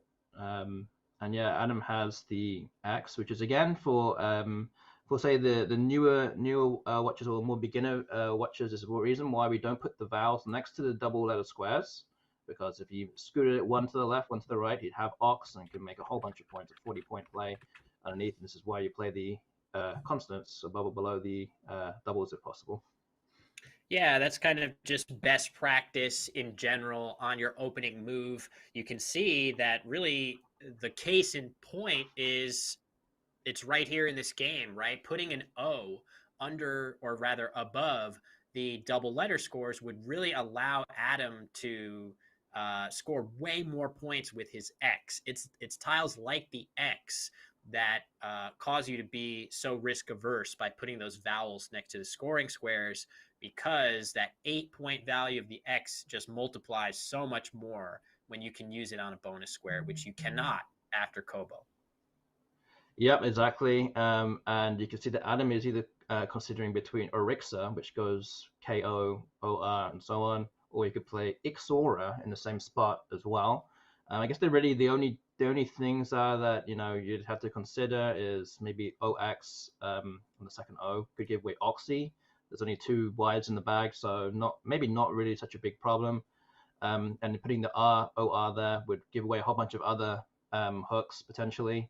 But there's a lot of things that you can do underneath both of those words as well, which would rack up the scores from the K, the B, and the X.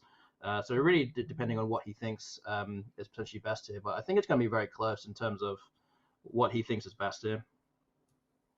Yeah, it's a really good point. There's little tiny nuances, differences between the 2 anagrams, the same exact letters. Ixora, if you're familiar with the North American lexicon, that word might be familiar to you. Orixa, an anagram that is valid in the Collins lexicon. Adam is going to be evaluating those tiny, tiny nuances. I really feel like that's one of his, calling cards as a player, is that he is so attuned to even the most minute nuances between plays in a way that very, very few other players are. Yeah, and Orixa are definitely more defensive, as Robert Binsky in the chat has said. So the KO doesn't have a hook above it, and also BI only has the O available above it as well, when there's already been 3 O's, would be 3 O's on the board already, whereas KI would give away Ski, and BO, you can have the O. I guess it's just the O again, really, in that spot. But there's a slight, very slight nuance. It's not too much in it, but I think I would probably play Orixa here, just because it's a bit slightly more difficult to kind of overlap or underlap that word. Also, if you really want to go super granular, there's no way that Jason had a Y, because he would play Bookie if he had a Y instead of Kobo for sure. So we know that three out of Jason's 7 tiles are not the Y, and you can see now that Orixa has been played, that Oxy spot is going to score quite well. So now Adam has slightly more chance of, maybe a tiny, tiny extra odds of drawing a Y before Jason. Again, these are the most minute possible details here. And I do think that the board control considerations that you mentioned, the difference between Ski and not offering that hook are more salient here. But either way, you could break down. It's hard enough to identify all of your options, to actually find the words on your rack. Picking between them is this whole other world, right? Like, I think most people assume that Scrabble consists primarily of finding the words that are available on your rack, but the nuances between picking between them go so deep, and really the combination of those things is what makes Scrabble so special. So exactly, yes. I mean, as these top players are here, they pretty much know every word in the dictionary.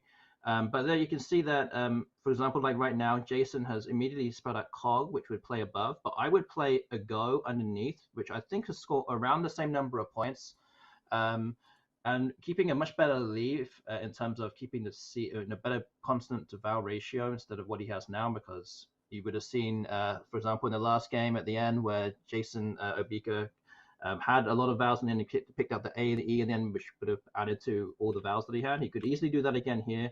And with a go, definitely much more defensive, because there's no hooks for Oxo, or you can't put the S on Aura, I think. So it would leave his S as a much better leave here with Orixas. It would actually be a lot more useful, and then Adam actually can't really do anything. Yeah, whereas now he can just play AMA underneath, hooking Koa, Korm, and Obia. Oh, yeah. So a really helpful play. I think Adam is going to spot that relatively quickly. And that would get rid of 2 of his 3 A's, which is really the most pressing problem on his rack right now. So definitely like that play for him. I don't expect it will take him too much longer to identify it. Yeah, I don't think so either. There's really not many. It doesn't have an ass, so it does kind of make things a lot easier to decide. It's either whether it's going to play Amma or Lama, I guess. Yeah, But that's true. You have to worry, I either way. guess, about different hooks on Amma. I think he's likely to keep his L just because if Jason has to open the board in some way, having a more balanced leave would allow Adam to potentially pounce a little bit more effectively. For example, you could imagine after this, Oh, that is very surprising. yeah, That that is surprising. that's potentially a miss. I don't know. I mean, this is a more aggressive opening by far, but that's surprising. That doesn't jive with my general feeling of Adam's play style. I feel like normally he would play this a little more defensively, but maybe he's feeling sensitive to the fact that he doesn't actually have an S on his rack and that keeping the board so tight without an S, maybe that is not what he wants and wants to open it now while he has a decent opportunity to do so with a good bingo leave. I think that might have been a miss, Austin. I think so too. And again, if you played Amma the other way, then the most difficult or the most dangerous hook would be the K, which is already on the board anyway.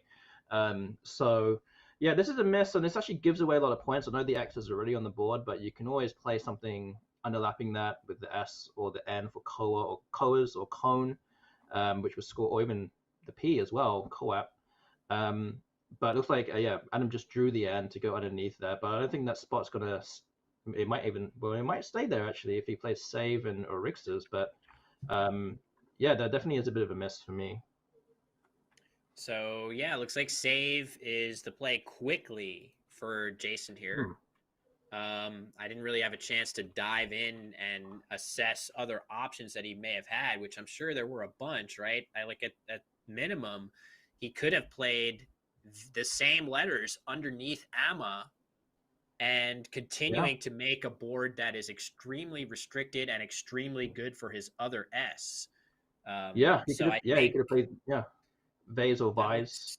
yeah, VAES, VIES, either one of those underneath Amma looks just lethal to the board and would make a really difficult situation for Adam, again, not holding an S in hand. So tough one.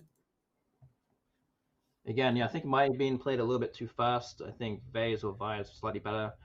Vise obviously gives the I hook for Ivies as well, which maybe he might not want to do if he wants to do that, but he played Amma instead of Ami if maybe he thought might have had another I. So looks like Alan is being lined up here. Yeah, that would be with Cohen, as you noted, Austin, that N hook, which he was able to draw. So yeah, Tana is also, or Lana, I guess, also underneath Koa is also an option. But there's a lot of hooks that go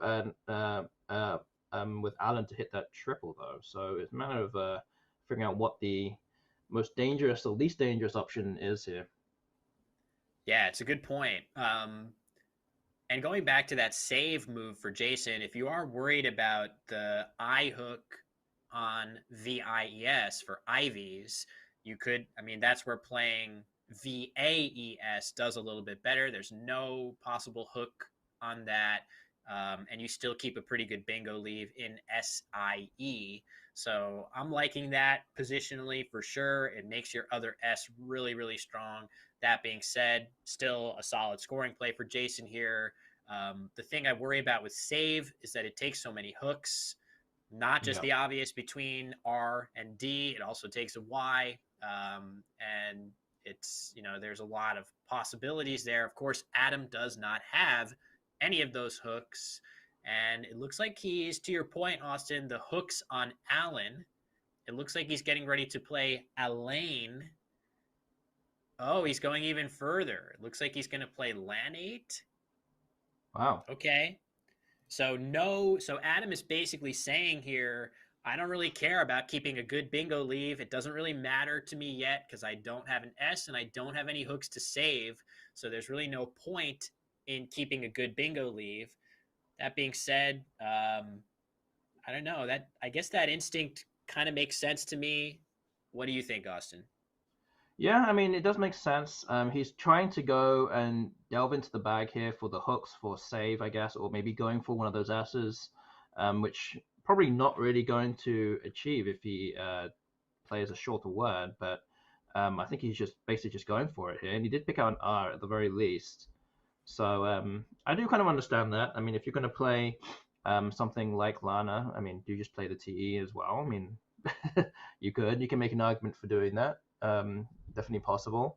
But yeah, I don't think it's a terrible play or a bad play. I think it's still pretty good. Yeah, for sure. I mean, I think there's a lot of merit to this. It's easy. I mean, Lanate scores more points than any of the other options. It looks like Jason is going to exchange here. That's kind of surprising. He's got some good points on offer here if he wanted to play QIS. Couple other choices that he had. So I'm a little surprised to see the exchange, but I get it. He's trying to get a bingo with that S as soon as he can. And boy, has he not done so. But Fledgy and Saved is potentially a really strong play for him if it stays open. Yeah, it's likely that those spots might get used though, because there's not really, I mean, Adam can't really use the top part of the board, so he's going to have to play down from the A of Lanate, or maybe to the left of Lanate underneath it, or maybe Saver in some way. But yeah, very surprising play that Jason exchanged there. I felt like there were at least decent scoring plays, playable. I mean, you're keeping the E and the S, which is always good, but I feel like scoring some points in this case would have been slightly better here. So yeah, you could see Jason has set up Fledgy, and I just don't really see any great candidate plays for Adam that are going to block that spot. And again, he has an R for Saver now, but I don't know if that's enough to get me to feel really good about small fishing plays. I just am not 100% sure what he should do. I mean, is he going to consider something like a tire and Saver, even though that completely blows up the rack? That's pretty much his only defense against a play like Fledgy here. But I just wonder, I wouldn't really feel great about a short play keeping good bingo tiles here, because the board is not really good for it, especially when you expect that Jason's going to use the save hook next turn. This is tough. Yeah. This is very, very positional. It is, yeah. And again, not having the S or any hooks for Amma comes in with a bit of a problem for Adam here. And you can see he's not, I mean, generally Adam is not a slow player, but he's already burned through 10 minutes of his time, and we haven't got through many moves yet. So this is definitely kind of a weird situation that I don't think many people would normally associate with Adam, is to play kind of slowly. He's kind of having to generate through a lot of different moves that are all kind of very similar, and it's taking him a bit more time to kind of pinpoint the best play here. But another option that he could play if he really wants to go for a bingo here is to play Ubit. So putting an I in between the I and the T of Orixas and Lanate, OBIIT, keeps a tire, and he could actually bingo quite a fair number of times after that. But we know that Jason's going to play there in that spot. Yeah, I mean, when Jason plays Fledgy in that spot, it's definitely possible that Adam will draw a 7-letter word ending in a vowel to respond, right? So if he draws an E, for example, Jason will play Fledgy, and then Adam could play Iterate or something like that. So it could be a decent exchange, although, again, pretty much any of Adam's bingos aren't going to score super well. Cool. Wow. Okay. So a much more aggressive. So Austin, you suggested playing that I in between OB and the T on the board, but Adam has taken way fewer points in order to set up a much stronger bingo line. And he's drawn a U, which is very unfortunate. Not what he hopes to see here. No, this is not the one, really. But yeah, definitely a very good thinking here, because he knew that the save hook would probably get used or get blocked, so he needed another spot to open up with, which I think, I mean, if you kind of run it again, maybe 4 or 5 times, he would hit something. Just unfortunate to pick up the U here. But yeah, in terms of what he's got to do next, like there's really not many places. You could play UT and Alt, for example. I mean, are there any other higher scoring players available? Like, there's not really that much. You could play UT underneath the Y, but that opens up the triple. That is potentially. scary. Yeah, very scary, to play under there. Yeah, so he might want to do UT and Alt here, or something like that, to at least open up another decent spot on the other side of the board.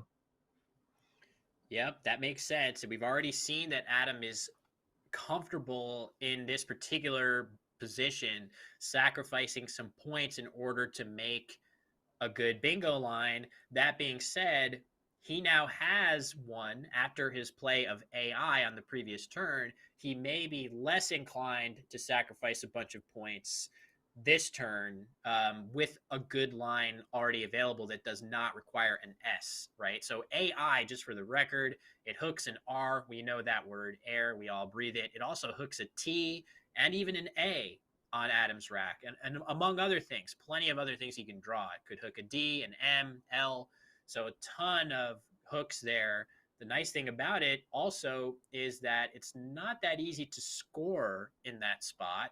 It's much easier to play a bingo than it is to score. So unless Jason bingos himself, Adam is pretty likely to still have that lane open. So I would be less inclined in Adam's shoes to sacrifice a ton of points here to set up a new lane. I might try to score. I might try to balance it a little bit, score a decent number of points. And maybe he's getting ready to play taut under Lanate. That seems like it scores decently, but it takes him a little bit further away from having a bingo here. Yep, it's definitely possible, but you know, we're also thinking about what the next possible chances are for, or places that Jason could play. And I think underneath Lanate is really the main spot that he can really do anything, unless he has a bingo, of course.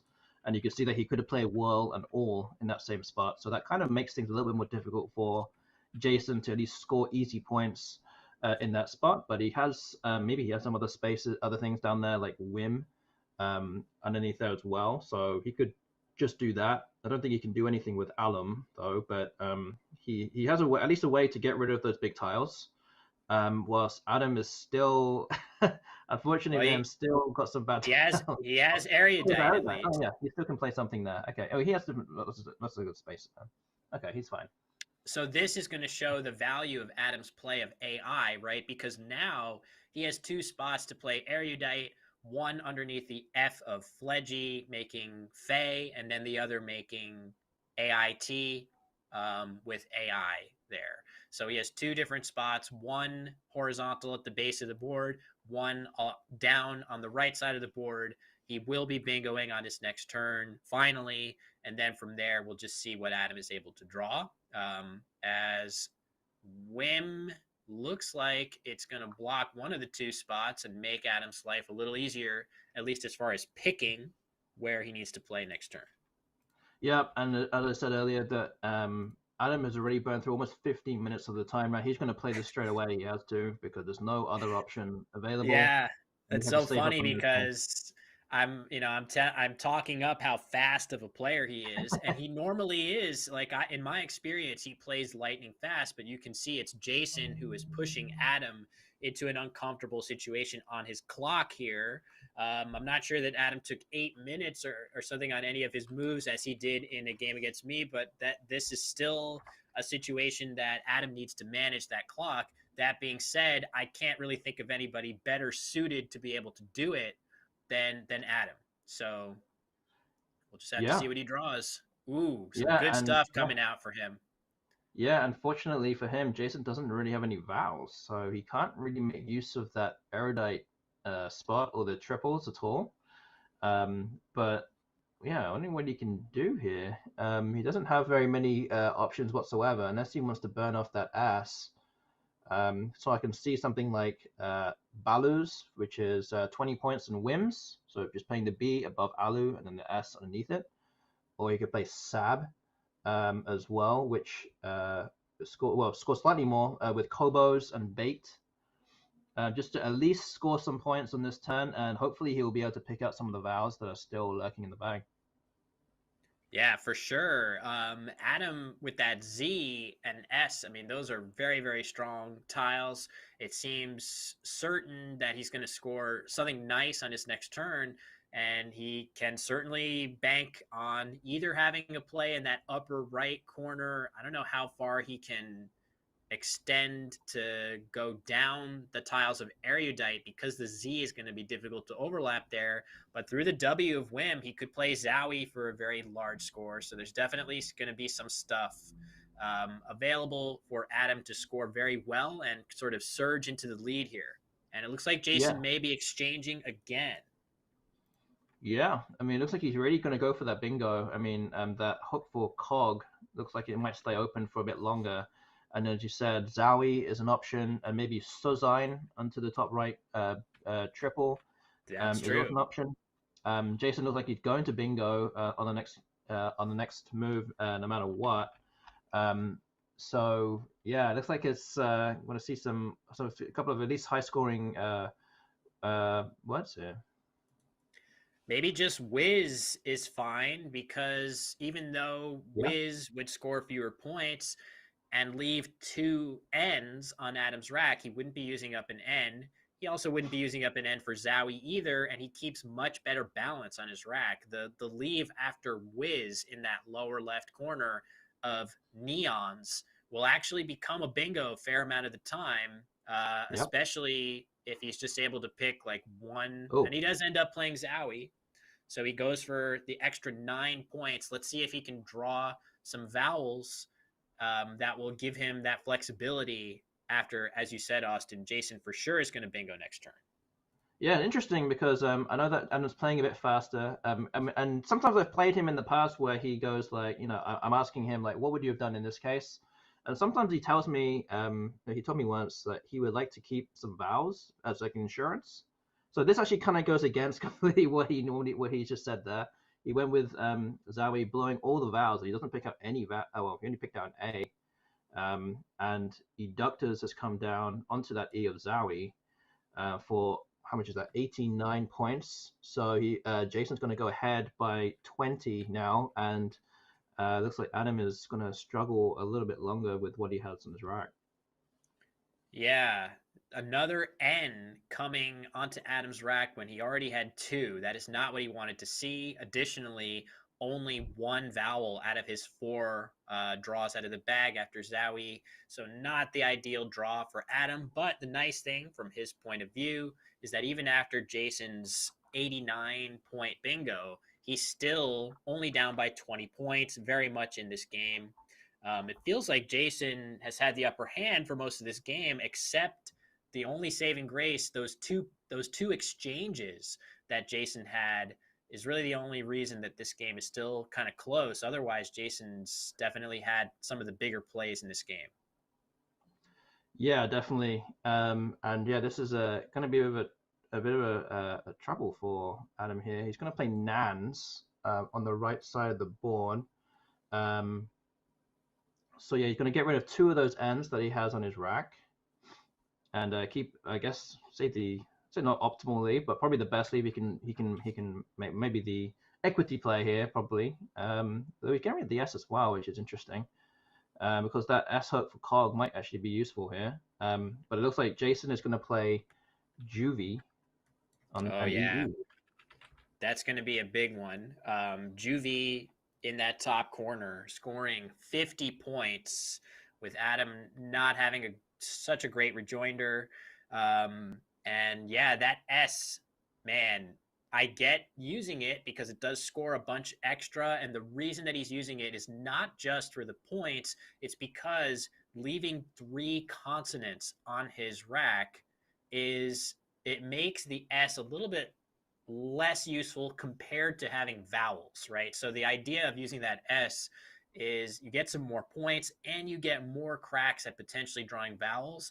At the same time, that cogs hook, in addition, I don't think I've mentioned the AMA also takes an S for Sama as well. So there's definitely, the S is so strong here because if you're able to draw something good, a bingo ending in S, it's going to play in 2 spots and be essentially impossible to block. So getting rid of it could come back to hurt Adam here. Yes, definitely. And yeah, keeping the S is definitely a consideration, but I think he got rid of it just to try and go for more of those vowels. But yeah, here, not quite sure what's happening here. I think Juvie looks like the play, but we're just waiting to see if Jason is going to play it. Looks like he is now. He is. That's a great play. Great play by Jason. Definitely the right play for him. And note too that Jason has the last S now, so he is in great position with that valuable tile. Adam used his S in an effort to draw more vowels, which looks like it did not succeed. Now he's in a really difficult situation, and not only that, it is worth noting that Amma takes a G hook. Gamma is a word, so that is pretty important for him in order to get a bingo down here. So maybe, just maybe, he can play off his Y and W somewhere and hope to draw an ING bingo hooking Gamma. That's definitely going to be his best hope here going forward. Yeah, looks like he definitely has more options with that. And also don't forget that there's extra hooks in Collins with the Z of Zowie. There's of course with the A, but you can also put the E and the O in that spot. So there's another bingo lane there available as well. But obviously you would need some of those tiles to start with. He doesn't have any of them, but there's plenty of those available in the unseen pool. Yeah. So this is going to be a tricky situation for Adam. He's looking at the scoreboard, getting a little bit further away. I don't really know that he has any other choice. I guess he could play I don't know if this makes any sense at all, but he could play Whiting, WYTING, and Gamma right now. Maybe he would do that to try to get his hands on the last S. We know that Jason has it, but Adam can't know that. All blank. I think he should for sure try to bingo with an ING word, but I don't really know what play looks great. Is it worth just plopping the W down? Probably not. That Y is going to get in the way a lot. Yeah, I don't think so. Yeah, I mean, if you keep the Y or the W, I don't think you're going to be bingoing very often with a constant pickup. So I think you need to get rid of the Y and the W, and as you said, way or U onto that E or Fledgy. Does open up the triple again. We know that Jason has that. You can play Shine or something like that. Yeah, Shine's going to hit so hard. And then Adam will be forced to go for the bingo anyway, because he would be, he's 41 behind now, so he will probably be about 70 behind, or maybe 80 behind after that exchange, if that happens. Yeah, that's going to be tough. So it looks like Adam, based on the way his tiles are set up, and you can see his clock is really, this is totally contradicting my claims about Adam being lightning fast player.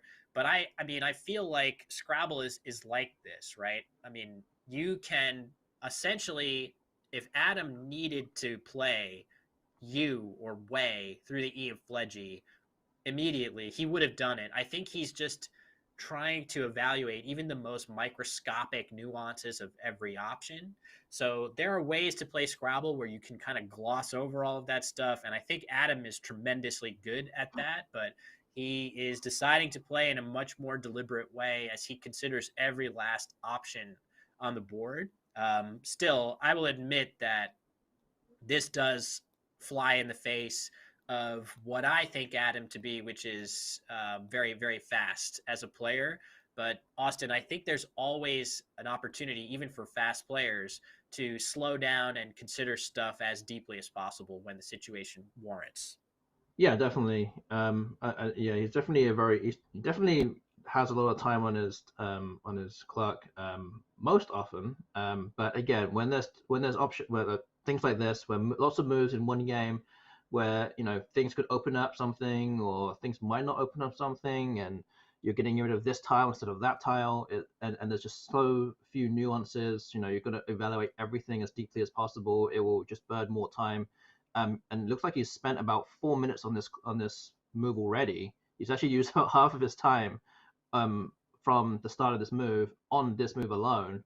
and there's still 19 tiles in the bag. He needs to just speed up a little bit here, I think, and save some time down the stretch, because with the score so close, he might be in a very close end game as well, which would need even more time. But yeah, he's got 4 minutes and 13 seconds left, and he drew an E and a blank. Wow, that's a okay. perfect So combination. here, when you say that, but actually, I think the perfect combination Oh. would have been for him to not draw the blank there. I actually feel like that hurts his winning chances to draw the blank, for the reason being he was already so close to bingoing. And wow, that's really surprising by Jason. But I Wow, admit effort. this does make sense for Jason to keep that S because it's so strong. But I worry that he's leaving some points on the board that he might regret. But either way, Neb makes some sense if that's what he's going to play. But to continue my point, because Adam was so close to bingoing with those nice tiles, I think the best thing for him would have been to draw an E and then some other letter that not the blank, bingo with gamma, and then draw the blank out of the bag. That was his best chance to win. As it is now, Jason's going to score a lot of points, and then he's likely to score even an average score on his next turn is going to put him up by a lot again. So it's going to require a very good draw for Adam if he's going to keep pace in this game. Maybe Jason will draw the Q. Maybe Adam will draw perfectly, a perfect natural bingo that fits somewhere else on the board. But I actually feel like, for me, of course, you're happy to see the blank. But in this particular case, if I'm Adam, I might not have wanted to see it. Does that make any sense, Austin? It does make sense. I mean, at the same time, we're looking at it with the full view of both the racks. He might want to see the blank because at least that means that Jason doesn't have it. So True. in that, I mean, in a perfect world, yes, I would agree with what you say.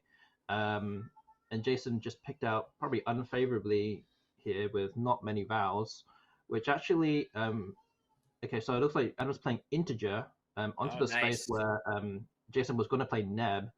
I think maybe he would have been slightly worried about the S hook for neb and sneb as well, maybe giving away more things there. But integer doesn't open up too much. He's leaving another space open for Amma, I guess, if there's anything with Llama. But now the scores are pretty much even, and Adam only has 3 minutes to go.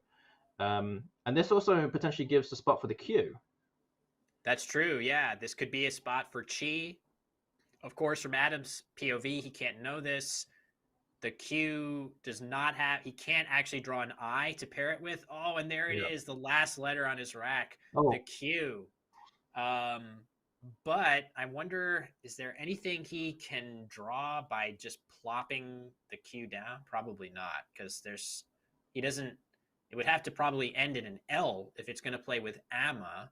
Maybe there's some stuff with like the E of integer or some other letters of integer, but that Q was rough. If Jason happened to have that Q without an I, that could be another realistic pathway for Adam to win.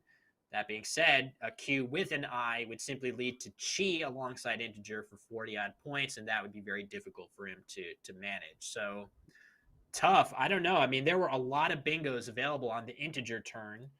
I kind of like the general idea of integer not offering very easy counterplay to the triple. By placing that I up there, it's very difficult to end 6-letter words in an I. So you avoid Jason being able to play something heavy to the triple word score in the center of the board. But maybe Adam did that on purpose in order to try and pluck Chi from the bag. It's possible. And also that there were 12 tiles in the bag at that point. Is that right? So it's quite likely that he would have picked up the Q. Jason would have probably played the Q if he played Shine. So he's probably thinking that the Q is still in the bag. I need to give myself the best chance of at least playing the Q and not losing it stuck with it by picking that right now. So he could play that now. And also another good thing is that it actually makes his decision very easy for this next turn and save more time for the endgame. He can just play FQI.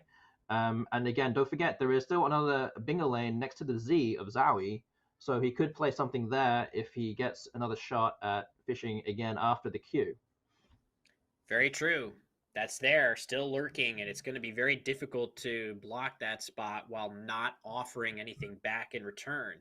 Um, this actually is not the easiest move for Jason either. I feel like with only the one vowel, his scoring options are going to be hugely restricted.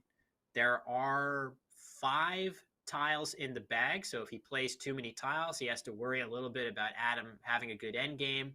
And I think most of all, he has to worry hugely about drawing the cue. And I feel like Jason's going to see that if he holds on to his eye, that will allow him to score extremely well with the cue alongside integer, as we've been talking about. But how do you even score any number of points here, Austin, without using that last vowel on his rack, which happens to be the final eye?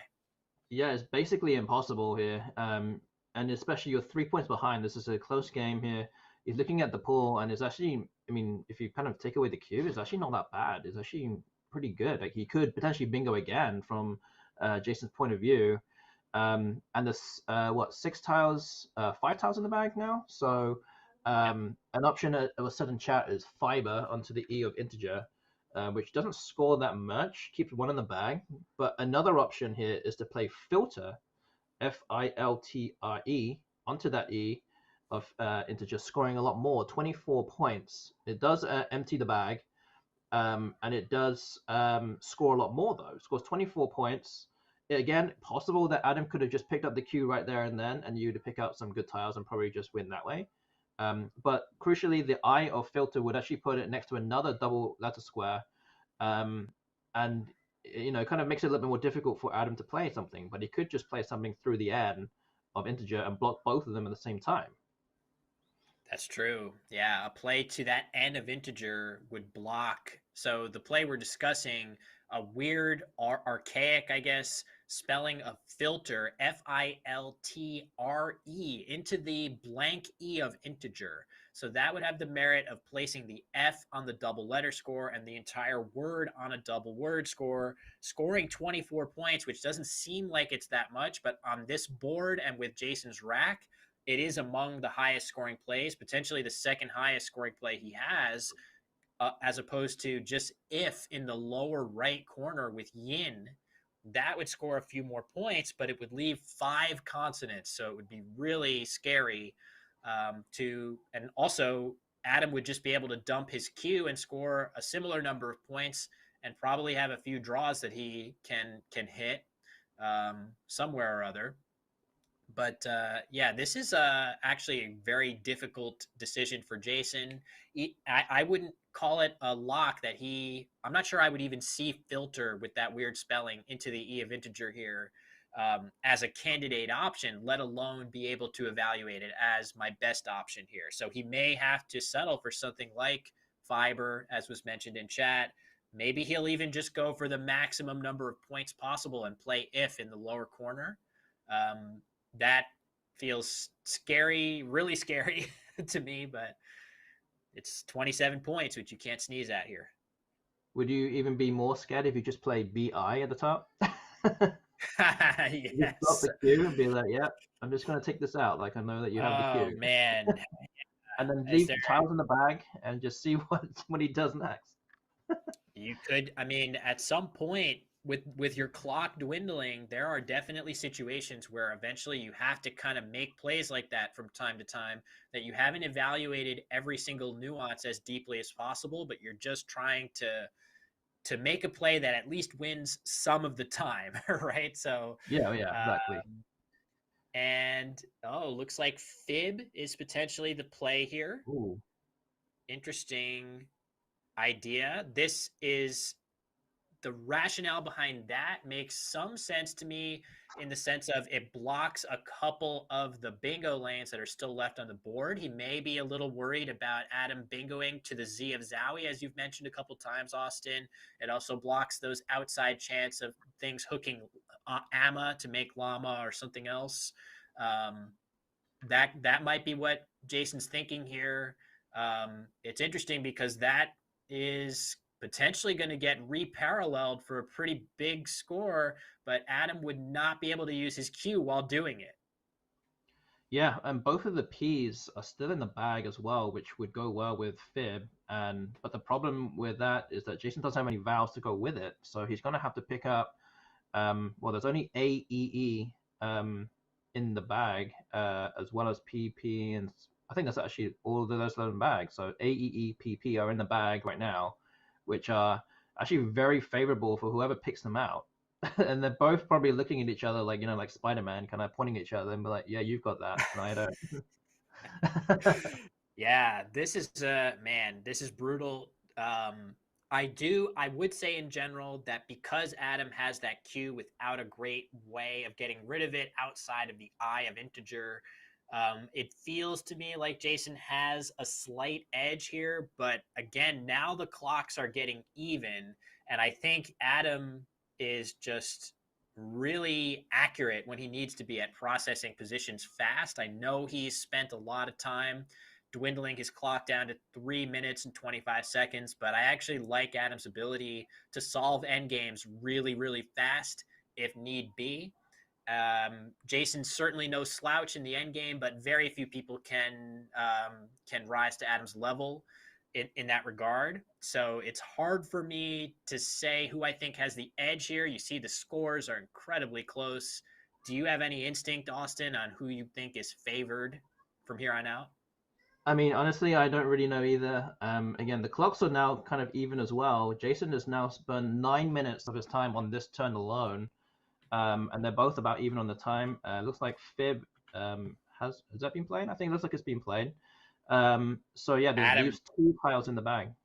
Adam, instant response. Yep. That makes a ton of sense. Of course, he's trying to block that big new. And Adam, also, let's keep in mind that Adam had seen Jason put Fib on the board, right? So he was already thinking about what would he do if Fib was Jason's play. So Jason put Fib on the board, picked it up, and then decided to play it again. But that was enough for Adam to quickly ascertain that he was going to make this play here and block the triple lane for Jason. Makes a lot of sense for Adam. And yeah, go ahead, Austin. So yeah, I think crucially also Fib left 2 in the bag, and then QI now leaves 1 in the bag. So now Jason's kind of in a spot where he needs to potentially think for a bit longer, or make a rush play here with 1 in the bag, not knowing what to do next. So something like Frib would have left 1 in the bag, and then he wouldn't need to. He could just think of the end game. But it looks like Jason is going to pick up the E, which he would be very happy to see, rather than picking out any of the consonants that are left. So he at least has a shot here at winning this game. He does, but I think the thing about the play he just made is that the ragey hook is going to be really useful for Adam if he's able to come up with a 2-turn sequence that uses that ragey hook. You know that Jason is not going to be able to go out with those 4 consonants and 1 vowel. So I think because Adam is going to get 2 moves here to Jason's 1, I think Adam is likely to squeak out this game on the basis of the ragey hook scoring just enough to bring him over the finish line. That's my instinct, Austin. What do you think? Yeah, I think so too. So it's like Dollar and Raji is going to score pretty well, and then EE in the bottom right corner with Yen and EE there. It's going to be a good 2-hit combo, which is going to score just enough to overtake Jason. And again, if you played something like Frib, Jason might be able to go out with Lenti at the top of the board if you just got rid of that R, and then maybe game over potentially.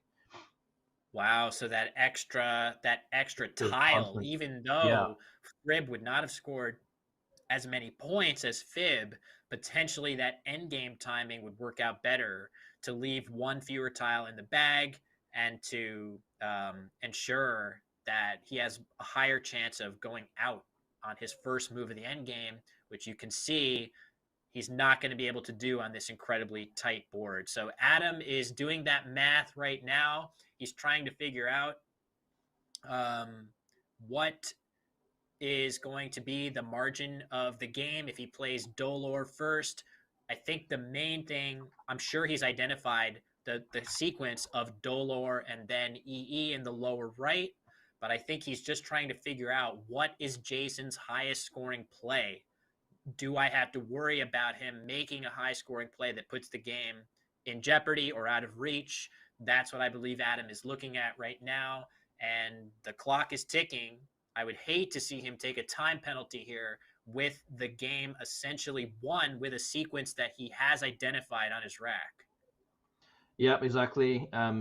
Just like the last game we saw with Jason playing Arena, Jason Ubika playing Arena, something similar like that. He might be looking all over the board to see if there's some kind of play that Jason Keller could make on this turn that's kind of hidden, so to speak, that scores a lot of points. He's just having a quick look. I'm sure he'll probably leave like 10-15 seconds left on his time.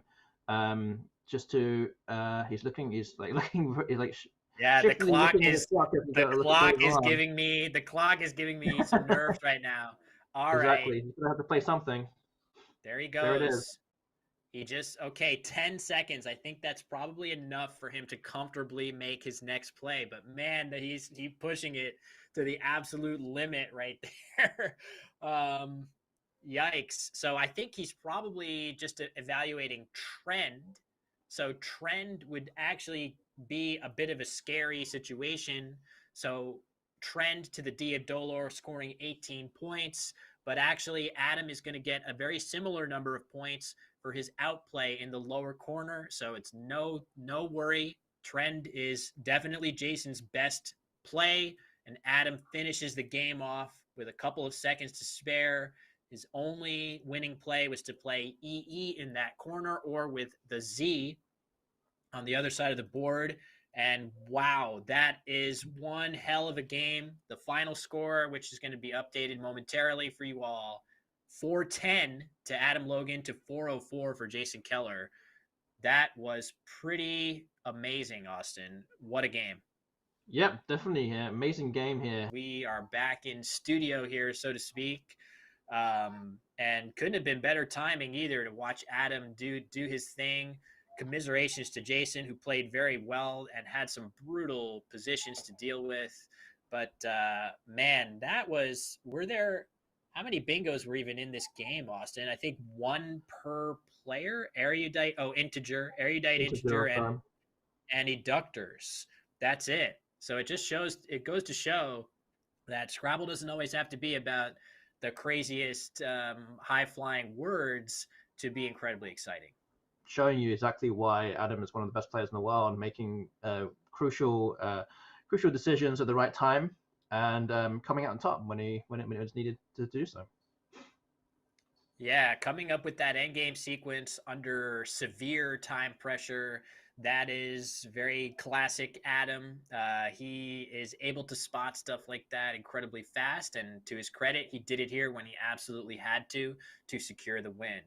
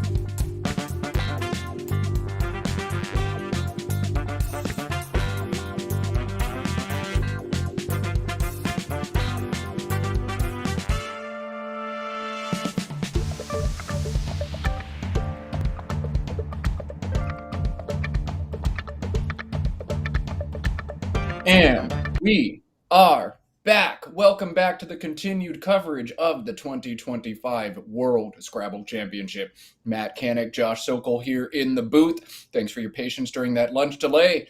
5 games of Scrabble this afternoon. And who are we showing first, Josh?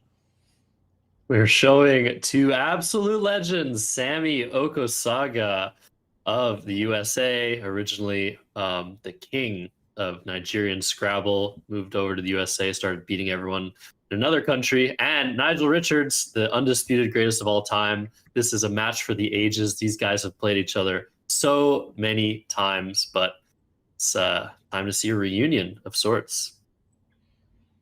All right, well, let's do it. Let's not forestall anymore. Players got full bellies. This commentator is raring to go. Sammy Okosaga, Nigel Richards.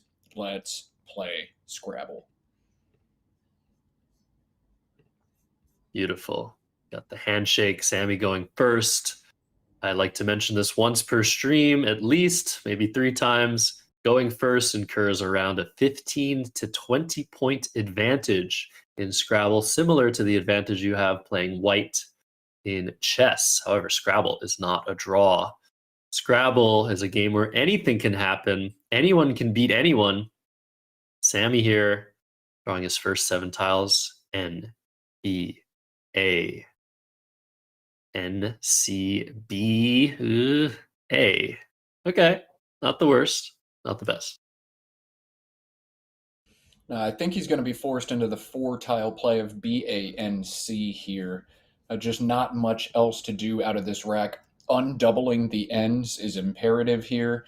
And you've only got 1 vowel, so there's really not much you can do. It's going to be nab or ban or bank. BANC does take a back O, so that's going to drive where he chooses to put this word. Josh, would you put the C on the star or the A on the star? Well, I'm playing Nigel Richards. Maybe I put the C on the star because I need to get lucky against him. Sammy does not need to get lucky to beat Nigel Richards. I think the standard placement with the A on the star is what you do here, even despite the O hook, the S hook on this word. All right, well, that B is one of the tiles that Nigel was looking for, as it yields a bingo back to him. Just one of 2 tiles that would allow Nigel to bingo out of this rack, a B or an I. And I can't imagine we spend much more time on this turn before Nigel pulls the trigger on this guy here. He's going to set it up on his rack as he always does, 1 tile at a time, but you see him arranging Bacillus, Bacillus, 64 points on cue for Nigel. But is this some hesitation? It is. Something looks like it's, I don't know, maybe loss of focus, maybe something in the room distracting Nigel. We know that Nigel wears earplugs in a lot of his tournaments. One of his, I guess, very, very small weaknesses is noise. But after the hesitation, barely over a minute taken, Bacillus, only bingo coming down for 64 points. Very nice play. Indeed. Nigel showing just a bit of pause before playing Bacillus, and pause likely going to be the move here from Sammy.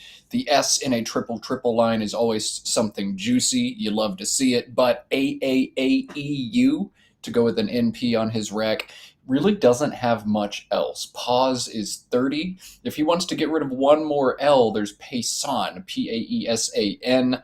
The drawback to that play is the leave of AU. Also not great. We hate getting trapped into holding U's. So probably pause, maybe Paysan. Any argument to be made for nausea through the S instead, Josh? I think nausea scores a little bit too little. I like Paysan just because it opens a new lane for me. It's not a big deal. You're not down by all that much after the first 2 moves, but giving yourself a little bit of extra room on the board against Nigel Richards. Also, pause would take a few extensions. Dia pause, any others you guys can think of. There are far more than just one. So that is something to think about as well. The simulation is liking pause and Paysan, both very, very similar in value according to the computer engine, probably according to Sammy as well. Let's see what he ends up doing. Nigel has found this game's first blank, GHILOSU, and he'll have several bingos available. A really fun one for him using the blank as a U for him. That's interesting. But no double doubles as the board currently stands. No double doubles after pause, despite both having banks and banco on the rack. 79 is the best Nigel can do here. We'll see how long it takes him to pull the trigger on something. Looks like, what does he have set up right now? Nothing? Yeah, wonder what he was thinking of prior to this play, but 12 79-point bingos available. We'll see which one he chooses. He's looking at Holings right now. Probably playing here. You probably don't want to go that far up if you're going to hook onto BANC. And you can't really do that much better than that. That U bingo, SLOUGHI. I don't even know if that takes an S. That could be in the cards, but that I a little bit dangerous to float out there. It does indeed take an S. Sloughi or Slowy or Slewy. I have no idea how to pronounce the word, but it is a breed of dog resembling a greyhound. If I were Nigel, I would be looking to put an S behind bank and play down. That's just so defensive. It really walls off the top part of this board. And if you're going to take a lead in this game, when we get those scores updated, you'd like the board to be as tight as possible. So Nigel now rearranging his tiles. He's got Loggish set up, Loggish. That is more defensive, but I think Sluffy or Slowy might be the top choice for him. It's so weak to Q or X draws from Sammy. Yeah, the difference between Holings and this play Loggish, the L takes an A and an I and an O hook, but the H takes an E, an A, an I, and an O. So a lot more ways to go upwards here after Holings versus after Loggish. A lot of other small little factors to consider. Nigel taking over 2 minutes to think about those factors. He wants to make the absolute best move here. Totally understandable. Loggish is coming down. Does it have a hook? Sammy has amazing word knowledge.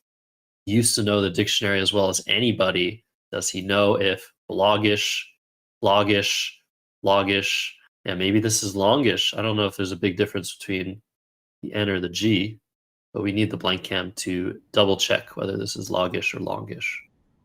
We're checking in with our team on the ground now to figure out what that blank is, but it's 79 regardless of the designation, puts Nigel ahead 143 to 46, and Sammy more A's on his rack, AAINNSY.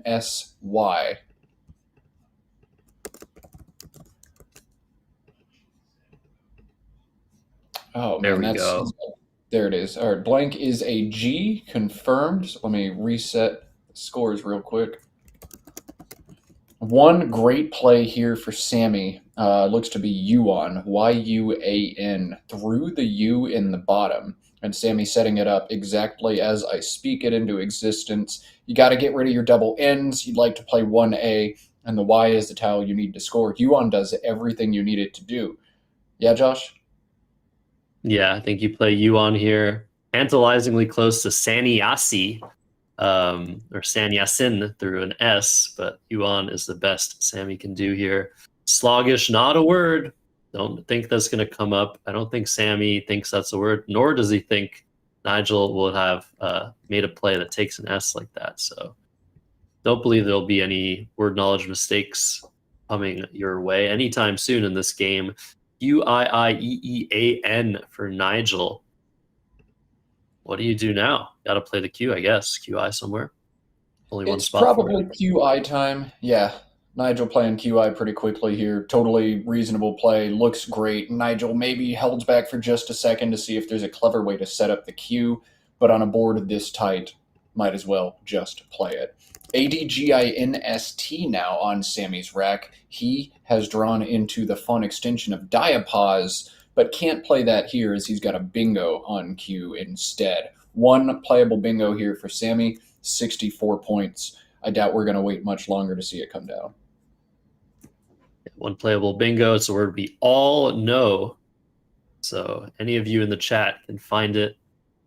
And after this bingo, game is going to be close. Nigel's still going to be ahead, and he's going to be struggling a little bit with his third E he drew, but he did draw that V to top off the rack rather nicely. And we'll see. Yeah, standing is the playable bingo for Sammy through that open N in space. But it's worth looking for other 8-letter words elsewhere for just a moment before pulling the trigger. And he's lined it up.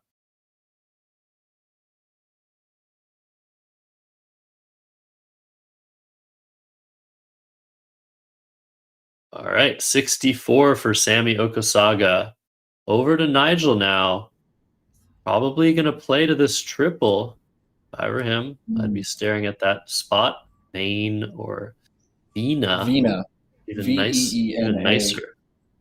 Yeah, it's got to be Vina. Such a nice play. As soon as Nigel spots this play, he's going to arrange the tiles. It's just so robotic and machine-like, the way one by one he slides tiles off to the left of his rack when he sees a play.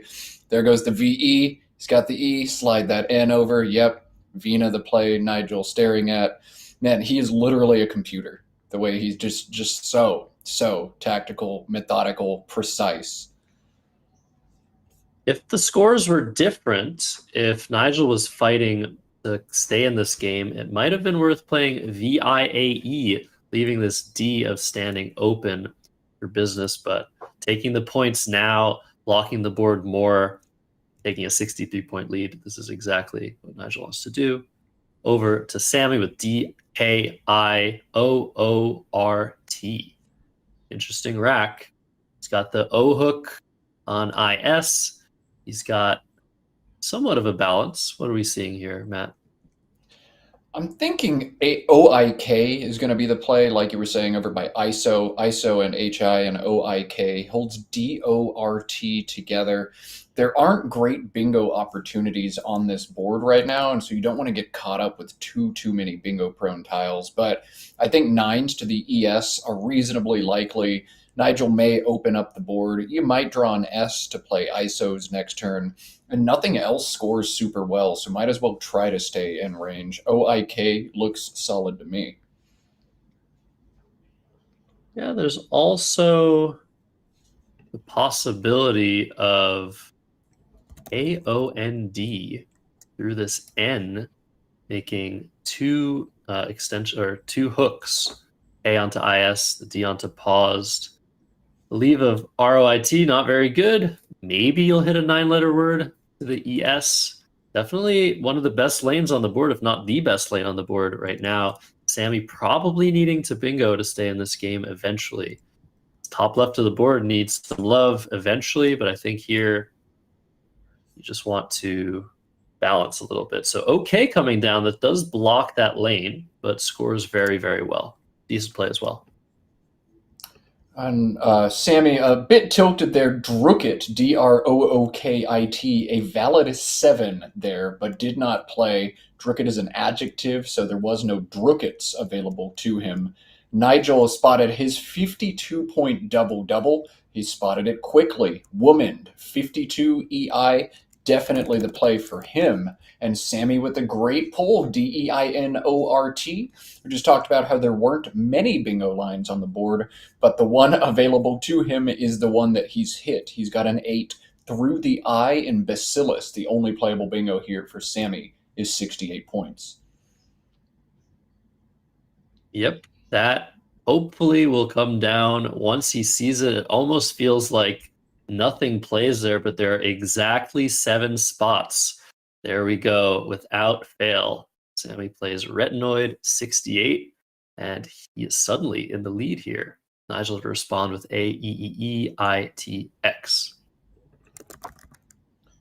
In the lead now for is Sam. Or no, not quite in the lead, actually. We got to get the points for Woman on the board. Sammy still trails by 21 after Retinoid. This pharmacist approves of this vitamin A analog and any drug plays you can make. But Nigel gonna smash a lot of points now. The question is how. The R in the triple line is not something you'd like to leave alone, but EX beneath the WO in Woman is 55. You got to take the points, right, Josh? Yeah, as much as you don't like leaving that stuff open, there's still a blank out, there's still a lot of good letters. And we could draw also a lot of R's that he could draw. He's only pulled 2 of them. Good for him. I think you have to take the points. I don't think it's worth trying to block. Nigel's lead isn't that secure. If he plays Exert, for example, and Sammy gets a bingo down, Sammy will take the lead. But it's definitely worth thinking about. Maybe there's some way to set up the X if you play through the R something. You can set up the X in multiple spots. X marks the spot. And what is he looking at now? Just exit underneath. That's also very defensive, but gets rid of the X. That might be worth it here. 42 points holds AEE versus 55 points holds AEEIT. From a standard equity perspective, you'd like to take X up top, but that RETI all floating out in space, Nigel is concerned. Nigel leaves points on the board and blocks here. And this is only going to help Sammy as he can now play Vexil through the EX for a very nice score. Stay in this game. But some nice defense by Nigel. He is known as someone that takes defense pretty seriously and sacrificing over 10 points and a little bit of leave value to block the biggest threats on the board. Interesting. Yeah, that is, I think, not a play that many people would make. It sims about 13 points underneath EX, which is crazy. But I think Nigel just doesn't want to be beaten by a triple-triple in this game. He feels like his position otherwise is good enough, especially on a board that's now rather tight. So perhaps we should all be taking notes on how Nigel passed up on EX up top, making a big sacrifice to play defense on the bottom. I don't think Sammy really has any play that makes sense except Vexil here. So that's going to be it as soon as he spots it. He might spend just a smidge of time looking for triple-triples through the RE. But Vexil for 46 brings Sammy within striking range. If Nigel has a bad rack, he may even take the lead next turn. And whoa, does Nigel have a bad rack?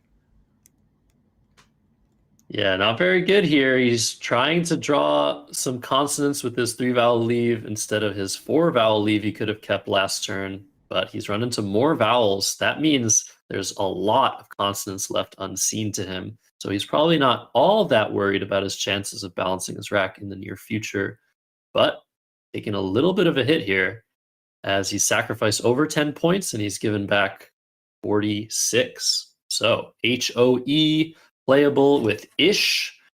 That seems pretty dangerous. There are 5 R's that can go here. There's a D, there's an S. But what else is there here?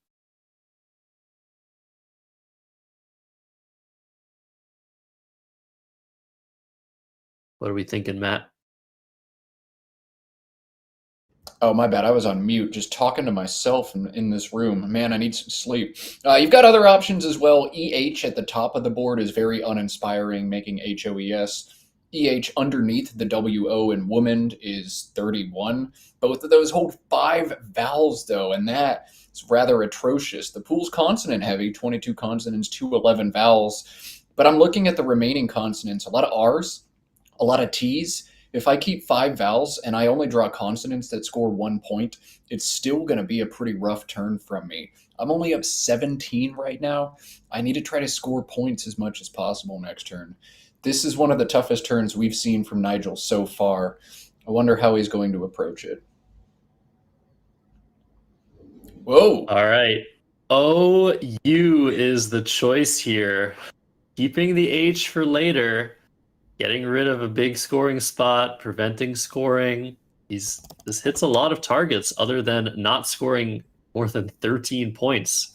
OU coming down, not a play on my radar, guys. But no, and this actually Nigel gives Sammy a bingo. Sammy has a 9 now available to him to take the lead. 63 points through the WO. What a swing in this game. Nigel going a bit off script, 2 moves in a row, exit, and then OU, playing some defense. We'll see if Sammy's able to spot the 9-letter bingo here. It's just an 8 plus an S, right? It is. So definitely very findable. We'll just have to see what's changed in the position. I think Sammy was already looking through that W, maybe a W-O-R-T word. And we'll see if he's able to spot a rare 9-letter word in this spot. Drop words, DROPWORTS. He should know the 8, so slapping an S on the end should be a no-brainer to him if he spots the 8. But that is a tough spot to notice. We will see a big, big test for Sammy Okasaga. You want to beat Nigel Richards? You got to play lights out Scrabble. He's got PR sequestered on the side of his rack right now. I'm not seeing a spot to put just those two tiles in a way that makes any sense. Maybe he's looking to fish here. A chat asking why OU from Nigel. He wants to hold the H to play ish next turn. If you can just stop Sammy from scoring right now and then cash your H next turn, you're still in good shape in this game. Josh highlighting not one but two spots for that H. So you're probably feeling okay if you're Nigel. I think that was some of the logic there. Risp, I think, is what Sammy is thinking of, setting up his S and his blank on this kind of hard to block lane. Looks very strong if you're going to miss drop warts to take a nice 36-point lead, or 33-point lead, excuse me. Playing Risp, opening up a line for yourself with no S's and no blanks unseen to you. Looks very, very strong. But he's hesitating. Does he have a sixth sense about this position? Is there something I'm missing? There's some playable bingo here. Answer is yes. We'll see if he comes to and finds drop warts. He's got the time. He's got over 13 minutes to go, but man, looking through a WO has to be a perfect fit.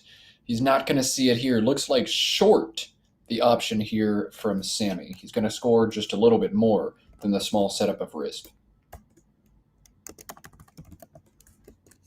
Yeah, definitely a mistake here. Short, although it scores 28 points and sets up an S, it also sets up a Y. And Nigel's probably going to pounce on that Y hook, making shorty if he has any sense. Sammy within just 2 points, but yes, the Y that Nigel just drew is huge. Nigel can play hefty through the T, but that would seed a huge bingo line. And Nigel's MO basically this whole game, the last several turns, has been play defense, defense, defense. So I think instead we're going to see maybe YEH and shorty, or YEAH underneath short. I don't think we're going to see hefty or HEFTE come down for Nigel here. The engine is giving an edge to the play of FIE. Completely wrong side of the board to be focusing on. Nigel has to be thinking, what sort of rack would Sammy be playing short with? He maybe has the other blank, but he might not have another vowel. Vowels are scarce. Yeah is the choice for Nigel. This is proved by me. Not the engine kind of likes it too, but it prefers FIE somehow. Yeah, I don't think you can play FIE given the inference you have from Sammy. I don't think he's opening the board like this without that blank in tow. And because of that, I don't know, you just can't leave the R and the T floating out there. You're asking to get smacked. So at least do some partial obstruction. That's what Nigel opts to do here. And is this... okay, this is Sammy now. I thought there was a hold for a second, but Nigel just got his tiles out quick. DGNOPR blank. Sammy trails by 41, no playable bingos for him on this turn. And if he doesn't create a new line, the R and the T and shorties are about the only place he can get a bingo down on this board. So he's got a tough decision to make. Do I open the board? I can't do it aggressively so, or else Nigel's going to smack me. Do I just try to grind it out and score? Looking at the unseen pool, maybe I draw the Z and I do something cool with that. He's going to opt to play small here, keep himself in range. GIP for 26 makes a lot of sense. If he draws a bingo, he's in good shape, but WF on the pull, not what he was looking for. Got a 15-point game. Nigel on turn. Nigel's setup option right now, FETTA, through the T in shorty, but Josh, that blows this board wide open. You think he's going to play Feta for 36 or stick with his defensive game plan? That's what he has lined up, Matt. And if he does that, Frown is going to come down immediately and turn Nigel's frown, well, into a frown. But maybe you can afford to play this one spot lower and make bingos have to end in a vowel. That could be worth the sacrifice. It's a big sacrifice, though. 25 points versus 36, I think. And at this scoreline, only being up 15 points, it's a little bit too close for comfort, wouldn't you think? That's why Sammy was okay with playing GIP. The reason being that he's so close and he has the blank. He has a lot of chances to get back in this game without a bingo. We'll see what Nigel decides if his sixth sense is active. The one big downside to GIP is it held DNOR blank. Those tiles don't really help you score. So if you're getting caught up in this game, you're likely not scoring a lot of points on your next move. Now, FW means you are going to score, but you're not going to get that bingo down, at least not immediately. We'll see, though. Nigel has a very, very interesting turn here, and I really don't know what it's going to be. FETTA, as you said, one spot down, making TE and AH, is only weak to bingos ending in a vowel. And looking at this unseen pool, ER is by far the thing that I'm most worried about at the end of a bingo. ER is very worrisome. Now, Nigel taking his longest think of the game, 2.5 minutes plus. If he plays FETTA, putting the F here, he's going to get smacked for 96, I think. With frowned, he will be down after that play, being up 51. He'll be down 40 plus. Hard to imagine that he's going to win after that. EF instead, Nigel just saying, all right, let's go. I'm not opening anything for you. This is a very bizarre looking play, setting up a new spot, play a high scoring word ending in E. Maybe his sixth sense kicked in. Doesn't want to open anything. A very nice pull for Nigel there is going to put him in bingo range now if Sammy opts to open the board in some ways. Sammy not going to get frowned down, but WOF for 30 points plays above woman, making OWO and FOU. OWO was added somewhat recently to this dictionary, and I know a lot of players still just struggle to spot this front hook, but that play looks nice and tasty if you're not going to open the board. That's right. Now things have evened out. There are now more vowels than consonants remaining from Sammy's perspective, so he doesn't really have to worry too much about keeping 3 consonants and a blank. WOF, this is just a word finding or a play finding turn, I think, for Sammy. Nothing else to look for in this spot.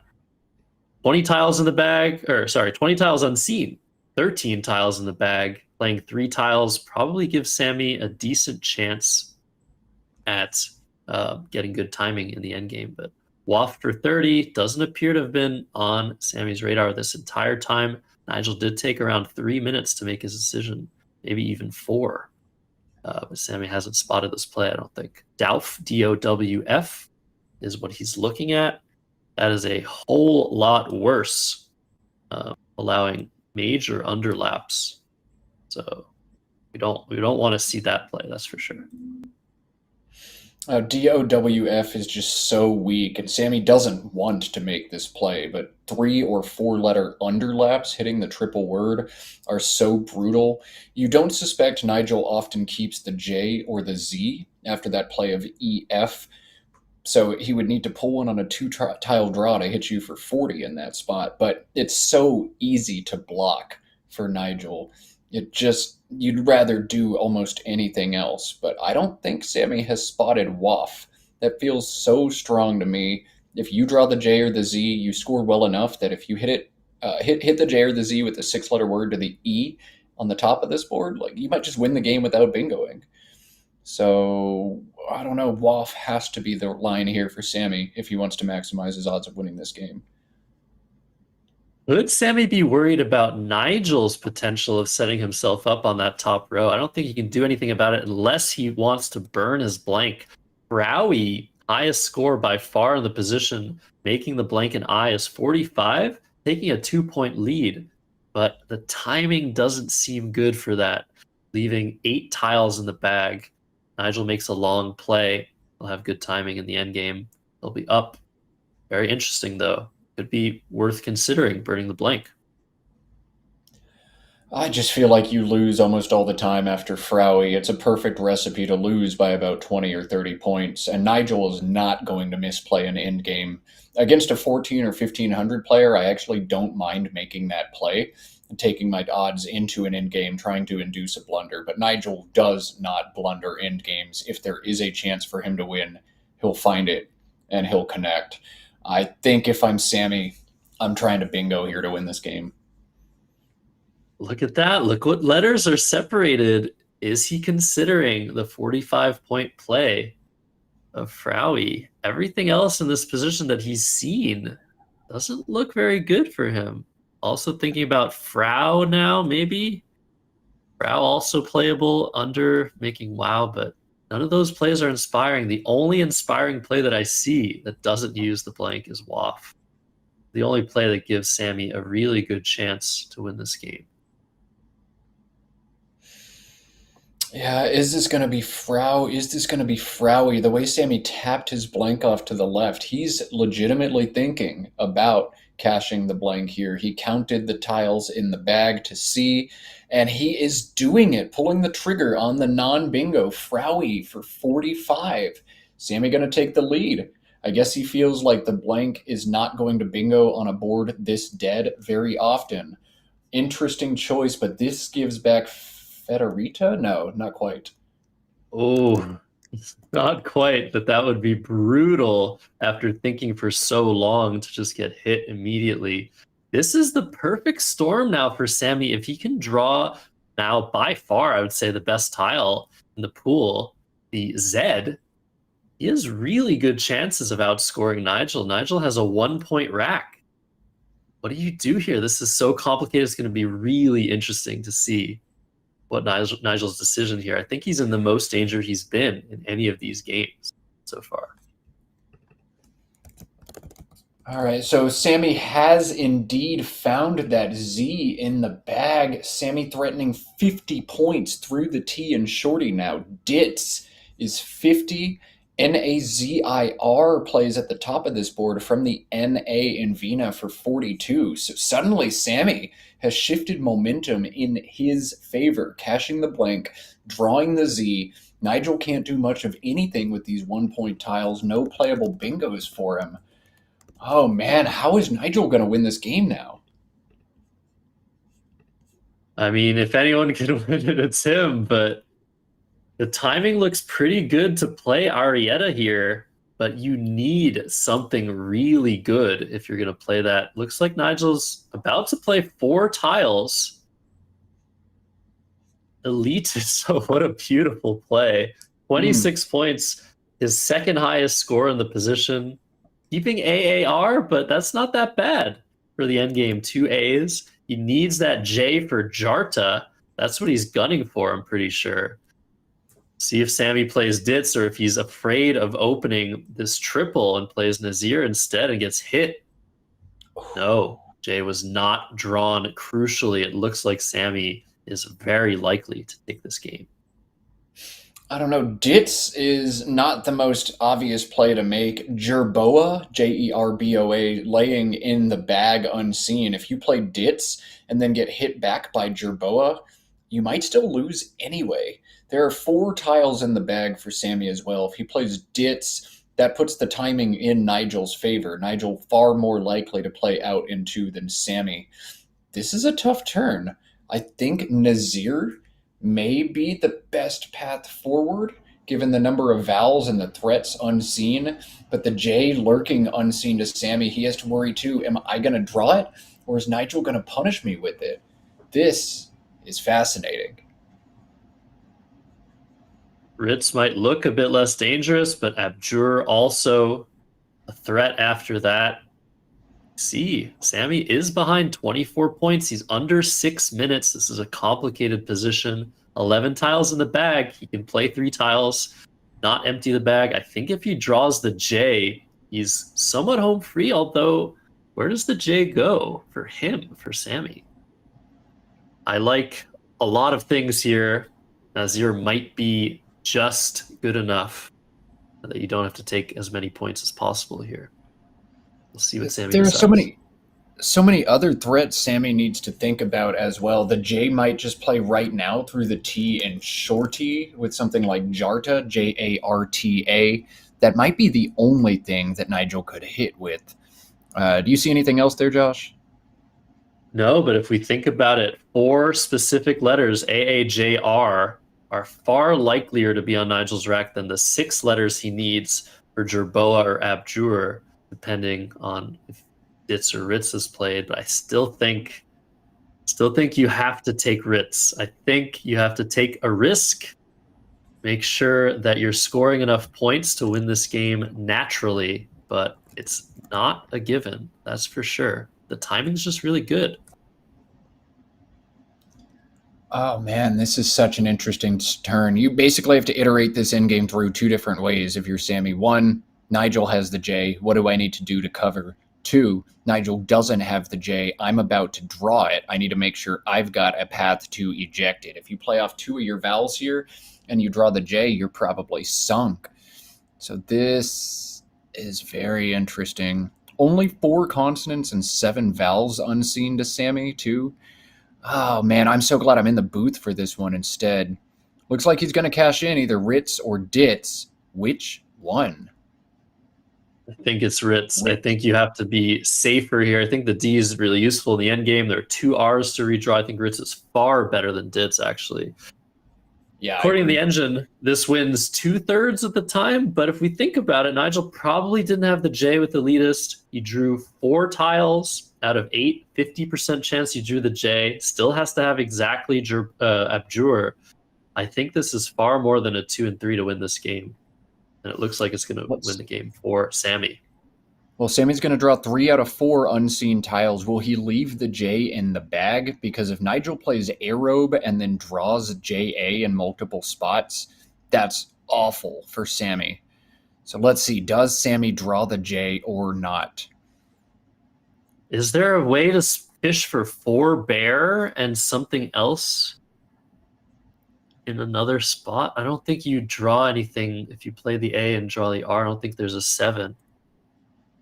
This is what Nigel would probably be looking for here if Aerobe isn't good enough. The J is in the bag. Aerobe sets up JA, JA, and AE next turn. Nigel's going to draw it. Nigel's going to have Raj for 20 as a second out. I think Aerobe... Oh, no. Duramin is just going to be his out bingo for Sammy instead. So Aerobe loses.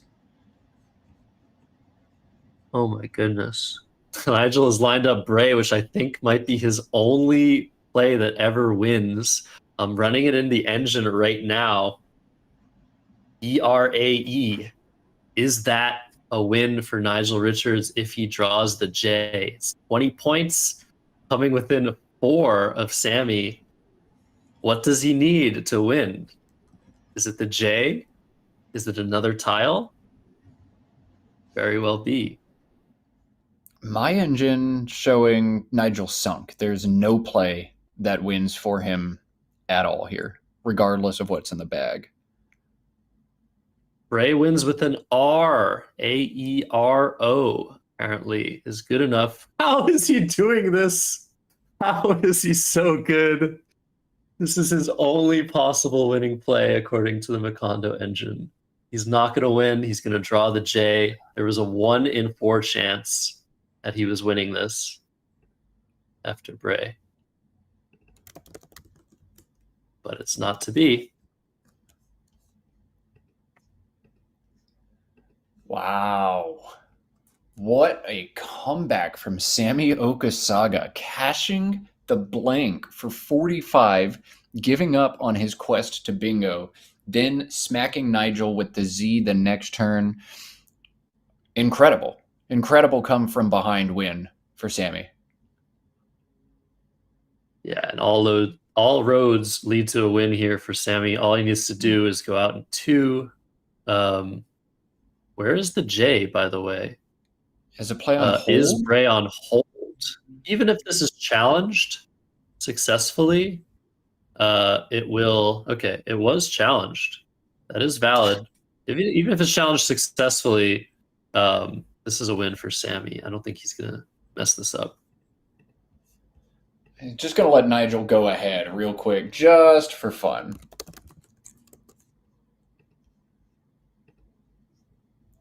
Yeah, very curious. Hopefully, there's no issue that Sammy has with the score, but I don't even think that matters. He's just going to play something. He's now down by 1 point, but Nigel can't go out. JAOE. Oh man, that must have been suspenseful for Nigel. When your play is challenged by your opponent, generally that means they can't win unless it's no good and they're challenging out of desperation. So I bet Nigel felt like the R was in the bag and he had just stolen a win. The challenge comes out, it comes back green. Nigel reaches into the bag and draws not the R, but the J. He probably cocks his head a little bit like, why'd you challenge then?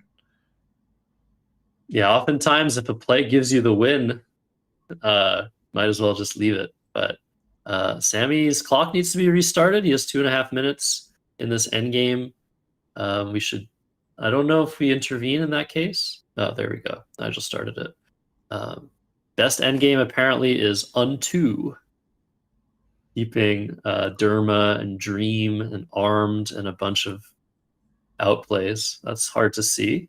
Just any out and two here though should do it, Sammy. It looks like he's set up Random, Randem. This would be his highest scoring play, and will win the game for him. Yeah, as long as he's tracked properly, as long as he has the correct score, he should be confident enough in this play. With your time running out, you want to find something secure, something that secures the win. Doesn't have to be the best play. Just play it. The Random coming down for 30.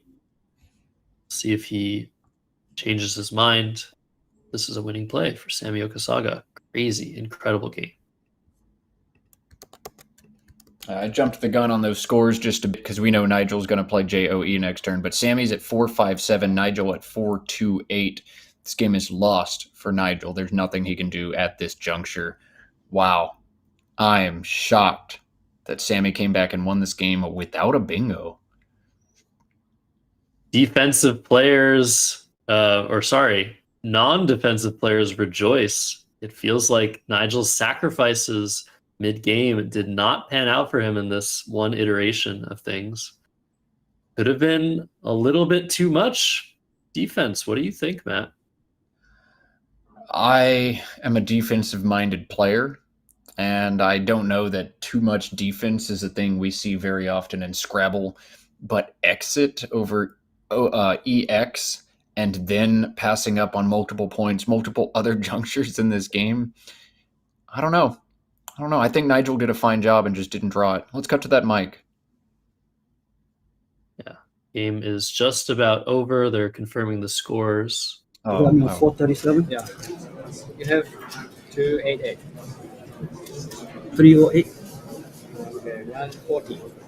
Yeah, 140 and 26 is 66. Yeah. 168 is 34. Yeah. 146 is 80.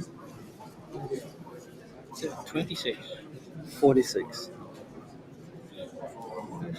26. How many? What's it, 46? It's 46.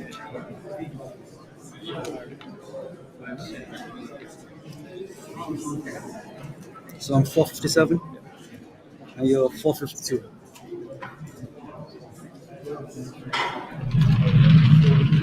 Did we just witness Nigel miscalculating? Is that what we just heard? Did Nigel have Sammy at 20 points lower than he actually had? That would be crazy.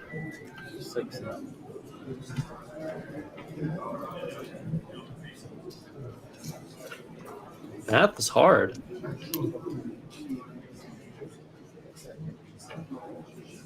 Holy mackerel. I have never seen this before.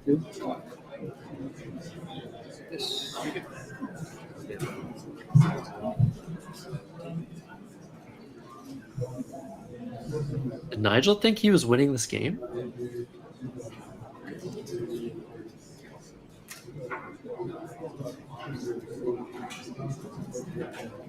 All right, let's get that final score in. 465 to 452. We got to check with our director on the ground. It almost seems, it sounded like to me and to you, Josh, that Vexel in Nigel's head was 26 instead of 46. If Nigel had the score 20 points different, thought he won that game by 7. 12.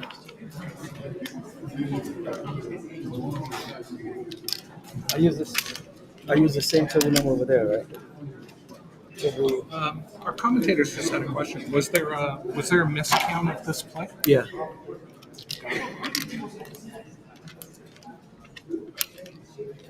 Holy mackerel.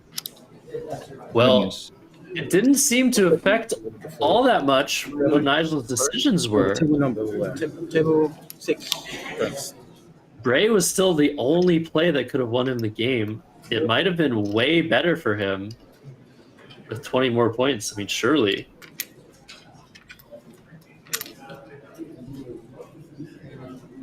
Huh. The calculation, Matt, changes so much. If you have a play that only wins with 1 draw and does terribly with 7 draws versus a play that wins with many other draws if you have 20 more points, what do you play? Wow. Okay, so we have confirmation that the score was, or it was misscored. Somebody in chat go back and find the replay. Did they say that they thought it was 26 instead of 46? Is that what Nigel said? I know Nigel has sometimes struggled with counting plays before. In fact, somebody said shortly after he came back to organized play, he miscounted 3 plays in the same game. So maybe we just discovered Nigel's weakness. Next time I play him, I'm going to count my opening move as 720 points and see if he notices. That was wild. How do you recover from that, Josh? Oh, Nigel will have no problem recovering from that. I think he might have just been distracted. Vexel was 46 points, not 26 points. Nigel thought he had 20 more points, but yeah, I don't know. Would that affect? Maybe that might affect him. It's hard to say. That was a crazy game, crazy comeback. Nigel's defense makes a lot more sense given that he thought he had 20 more points. His play of Bray was still the best play, the only winning play in the position, somehow. The only potentially winning play. I don't know. I don't know what to think about this. This is too much for me, Matt.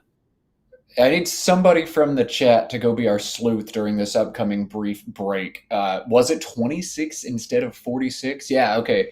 Cripperino saying, yeah, Nigel said 26. So I think that confirms it. Nigel thought he won that game by 7, and instead he lost by 13. Absolutely bonkers. Will, we got some content for you. Watch Nigel make a mistake. Not tactically, just arithmetic. Wow. Okay, well, with Nigel losing there on a misscored play, that shakes things up a lot. He'll drop to 8-4. Let's look at the rest of the standings and see who has risen above Nigel after that. We're still waiting for some results to trickle in, but Timmy Woko at 10-1, Wabin Toe at 9-1-1, Victor Godwin and Jack Ritt both at 9-2. And Adam Logan of Canada, 8-2-1. That is your top 5 through 11 rounds of play. You see Nigel lurking in 8th prior to that loss. He'll drop to 8-4.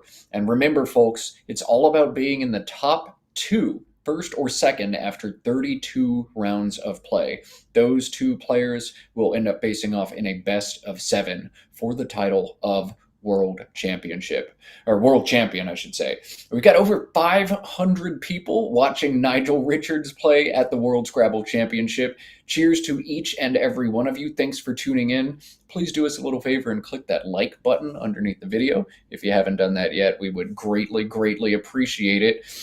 Josh, any idea who we've got coming next? Well, Jackred, I think, is playing Nigel, so we might just stick with Nigel. We haven't seen Jackred play yet. Only representation from Thailand Scrabble Powerhouse. of the Southeastern Asian continent.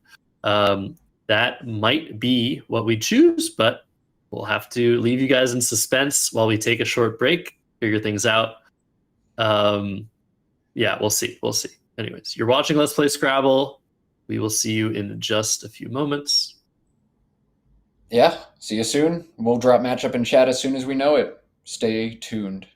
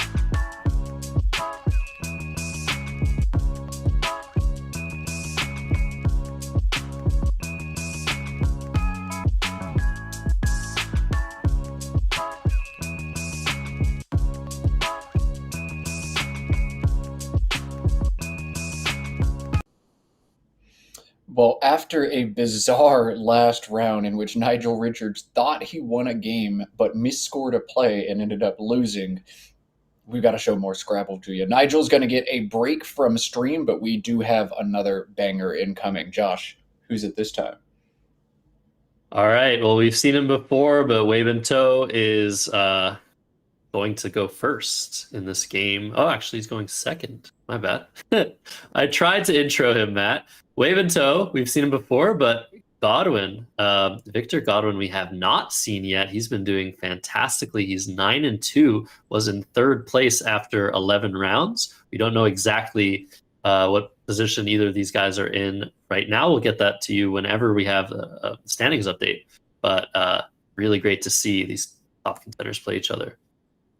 Hearing from on the ground, Waben won his last game, so if Woko lost his last game, Waben is actually in first place currently. Let's not waste any more time, though. Victor, Waben, let's play Scrabble. Fantastic. Victor's one of many, many strong Nigerian players in this event. And look at that, as standings update, Waben is indeed now your tournament leader. 2 straight losses for Woko after starting this thing 10-0. Waben Toe in first place currently. Awesome. Yeah, huge thanks to Josh Koff for his help with these advanced stats. Josh Greenway on site in Accra, Ghana. This is round 13. Let's go. Victor Godwin drawing JA, then 2 U's, then a blank. Oh my God, I can't take it. Up and down, roller coaster draw. What do you do with this? Ooh, you could actually play the blank here. Jugum with the blank J is 42. Otherwise, you're exchanging Fuju, F-U-J-U.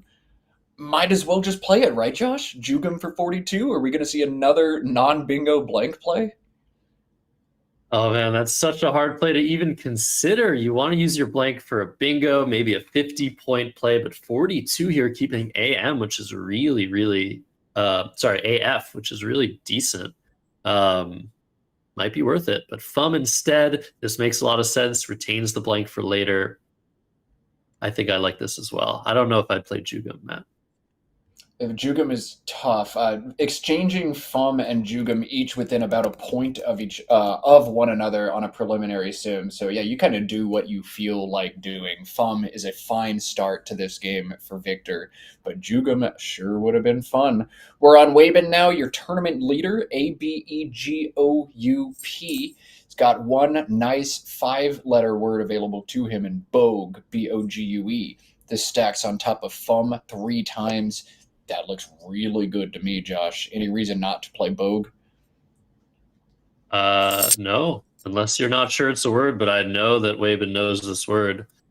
These 5s are super ultra important at the top level in Scrabble. I think it's only a matter of time before this comes down. Nice option. Only issue is it sets up a big place here, but he has a P. He might be able to use that next turn. I don't really see anything else worth considering. Just FYI, wanted to mention that when Matt says sim, for those just joining or not aware of what Matt is talking about, we are running computer engine in the background, see how the plays stack up against computer simulation. So sim is just short for simulation, trying to give ourselves a good idea of what the best play might be. But Matt, Scrabble simulations, Scrabble engines, they are not the be-all, end-all, are they? No, they're not, and I could get on my soapbox and do a lengthy rant here, but I'll hold off. Waben was looking at Bapu, B-A-P-U, underneath FUM, 3 underlaps instead.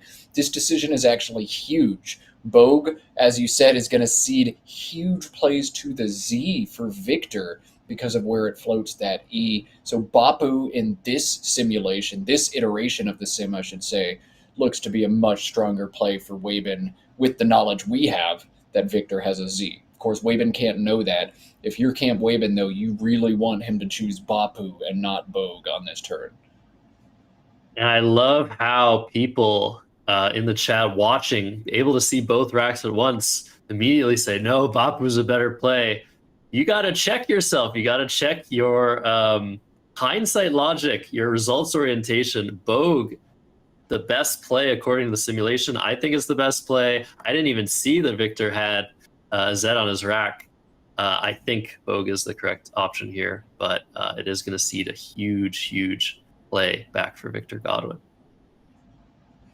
Yeah, ZOA, something huge, and Victor would get to hold the J and the blank back to continue punching several more turns. Bogue is the engine's preferred play. Bogue looks to be Wabin's play. He's grabbed the 5 tiles, but you can see the spidey sense. This is what so many top players have. I don't like it. I don't like it. Something feels bad, but he's committed the play after over 3 minutes of thought. Bogue, the sim winner by about 4 points, but Bogue, this iteration, loser. Yeah, so according to the engine, Bum would have been slightly better one spot to the left, but this would not have happened. Wavin, yeah, took 3 minutes on this turn, and he's smiling now. He's wasted so much time. He's got to be so regretful right now. Psychologically, this is quite the blow. In terms of the game itself, not a huge deal. There's still so much to play for, but it's got to feel bad when this happens to you, and it happens a lot. Not feeling bad anymore, as he's drawn into a bingo that plays for 84. So he's going to shake this one off quickly.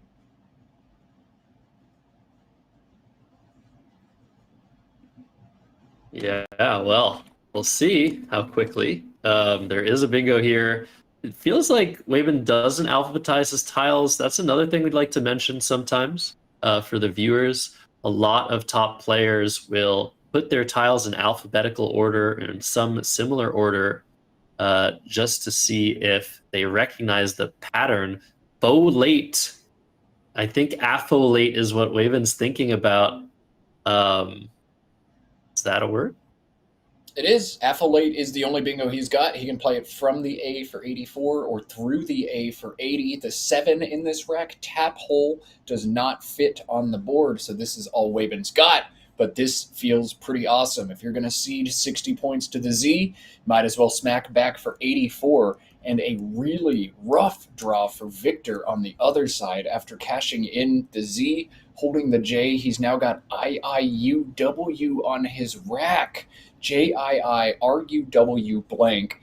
He has once again the opportunity to cash in the blank for a non-bingo score. Juicier through the E is 44, but I think IWI next to the HOL of affolate probably the top move here. What do you think, Josh? Yeah, IWI here or maybe here. I mean, they're both kind of dangerous. It's sort of not a play you're looking for. You want to get rid of a U as well as an I. You want to get rid of your J, but I think you might just have to keep it this turn and just bide your time. Victor has the blank. He decided maybe consciously or not to keep it on his first move. Definitely was correct to keep it on the second move. He's got a lot of time to come back in this game. The J has a lot of potential. If you play IWI here, it protects this area of the board for the J overlaps. If you draw an E or an A, you'll be able to overlap very nicely. Yeah, JUR has a strange amount of synergy together as well. If you've got nothing else, you've got Jura to the A, but if you draw an A, you've got Jura down along the A. What? Oh, this is going to be Iwi, but further down. So 2 fewer points if he chooses this placement, but maybe bigger J stacks now possible on the right side, though he is mostly knocking out J stacks on the left side. I would have played this higher, Josh. Yeah, seems counterproductive, but it does look very dangerous to put an I right here and potentially face some big plays. I'm not sure if just saw the double word and was like, oh, double word, better than double letter. But yeah, this is a point sacrifice. It is aggressive, setting up an S. Doesn't have, he has the blank though. A lot to think about. I think this was a mistake, but not a big one. We'll see what happens now. Wabin with ACEEIRR. What are we looking at here, Matt? Well, the 7 he's set up on his rack is what we're looking at here. Carriere plays in one spot on this board with TIE. That's the only thing he's got. He's going to do it now.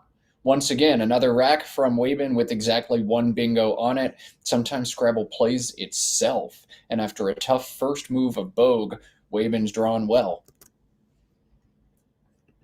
Oh my god, jerked was now blocked by this play. That's got to be brutal. This is on hold. Victor probably saw jerked. I was like, oh, that's likely to come down. Now with this play that is blocked, he has every incentive to challenge this if he has any doubt this is valid. If this comes off the board, he's in amazing position. Waben's going to draw his courtesy tiles. He is still on hold. We'll see if Victor comes to his senses, decides, all right, well, that is a word, or if he takes a chance, challenge this and give Waben 5 more points. And man, Jerqued. Ah, I went from so good to so sad for Victor. It does not play. No bingos play. The most he can score without cashing the blank now appears to be 28 points, and that holds JQ blank together. Oh, that got brutal fast. What a gut punch for Victor. Yeah. I hate to see stuff like this. Looks like he's steaming a little bit. Normally plays aren't held for that long unless they're near the end of the game. Maybe he's released the hold. I think he knows this word. I think he just doesn't want it to be valid. Sometimes try to convince ourselves that we're making something up because it doesn't help us if it's a word, but it's a word. Is Victor going to play off his J? Just his J? I don't know what to do here. I think you want to keep the Q with the U. You could play J-O. You could play J-A, but where are you going next turn? I don't think you're drawing anything with Iwis if you just play off a J. What if you play Roji? I feel like Roji is a lot better, giving you a lot of chances at huge plays alongside hooking Iwis, excuse me, with the QU blank. Yeah, if I'm going to play the J, I like Roji a lot more than JA, just because, like, look, even if I draw an A and have squared or something, it's not going to fit on the board. So turn over one more tile and just see if I can draw something that actually does things. Waben with a nice rack 2 DOWSED plays for a whole lot of points underneath Iwi. If you want a little puzzle, while we look at this position for Victor, while he sinks into his chair a bit, realizing I went from 100 points to a sad turn, 3 different floaters could allow Waben to bingo. What are they? Ooh, looking at some Woods words, I think. I see an R. I'll stop talking now, let you guys work on it. Yeah, R is indeed one. What are the other 2? I'll let chat play with that one as we let Victor play with this rough rack. Has he set up Jedi on his rack? Wow. Maybe? So the 2 plays the engine is liking are Roji and QUA, which Victor has set up for a long time. So he goes with QUA. Q usually worse than the J. Very inflexible tile, the worst tile in Scrabble. You can score 24 with it, keep a blank. Seems pretty good. Good chances at huge plays next turn. However, 0 chances if Waben finds Doused for a massive 50+ points. Yeah, Doused will be 52. Although, maybe we don't even see that. Dowd, D-O-W-D, is 40 and holds that S back. You know that Victor almost definitely did not have an S last turn. Iwis and Sook is immediately the play over Qua. So I think with that knowledge, I might have actually played Dowd here for 40 and kept that S. S feels like it's more than 12 points with the big Iwi's hook and the knowledge that my opponent doesn't have one. But Dow's the play we see. Sorry to interrupt. I agree in a vacuum. I just wanted to say the score. The score line here, I think, is what makes this play better. You're just up by so much. But yeah, I wonder if Dowd was a missed opportunity for Waben. Okay, chat pointing out what I missed. Victor was looking at Jedis and apholated. Apholate is a noun. It's a kind of pesticide. Does not take a D. So Victor backing himself out of a little word knowledge trap there. He's going to play REF here for 31 points, getting rid of one of the R's. This makes sense. Roji was also a strong play again, but hey, get some points on the board. You can't fall too far behind. And Victor has had this J since turn 1. I know I get really frustrated when I hold a J for that long, and not just the J blank on his rack since turn 1. We'll see if he's finally able to flip the script next turn. But Wyben on turn, EINORVY. Ooh, this one's looking tough too. What are you seeing early on in this turn, Josh? I'm seeing a very large amount of open space up here that's kind of hard to access. Also kind of hard to access this area of the board. I'm looking down here. Is there anything I can do with the bingo lead to just completely shut things down? That's the sort of thing I'm looking here. I feel like you're in a similar situation, Matt. Did we play Vid for 9? Oh, geez, Vid. I think that's a little bit extreme, but also don't really think it's that extreme, actually. If I could find a 4-letter word that starts with a V and ends in an I to make QI, I'd love that. Oh, yeah, VIN. That looks really good, too. V is one of my favorite tiles because of how devastatingly defensive it is. Oh, man, I like that. I like that a lot, Josh. So Vin 15, Vin U also 15, potentially a little bit better to block UI plays that reopen the board. This is the sort of play we love to see. It's very rare you get to do something like this. However, there is access back into the game. This takes a T. TE words will fit.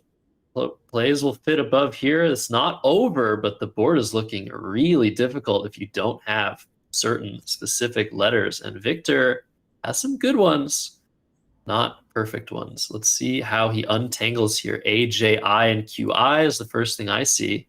What are you thinking, Matt? How about JAI and QI? That doesn't open the board as much, but it scores a heck of a lot better. So we'll see. Do you want points now, or do you want to put that A out in space to be really hard to block? Victor says neither. I'm going to plunk the J. I'm sick of looking at this guy. 18. I just don't know where his bingo is going to play next turn. Yeah. There is AD possibilities. Is there like guide words? Yeah, that's kind of the thing. Here it feels like Waven can continue to completely destroy this board.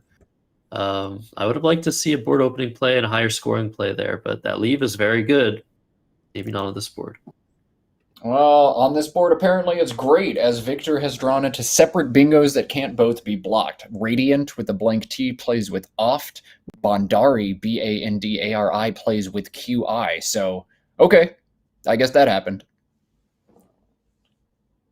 That's how powerful the blank is, Matt. Sometimes you think board is closed and the blank says, I am so flexible. I can go anywhere. Every nook and cranny is accessible for the blank. So this is probably much calculated by Victor. He probably saw a couple of draws that allow him to do something just like this.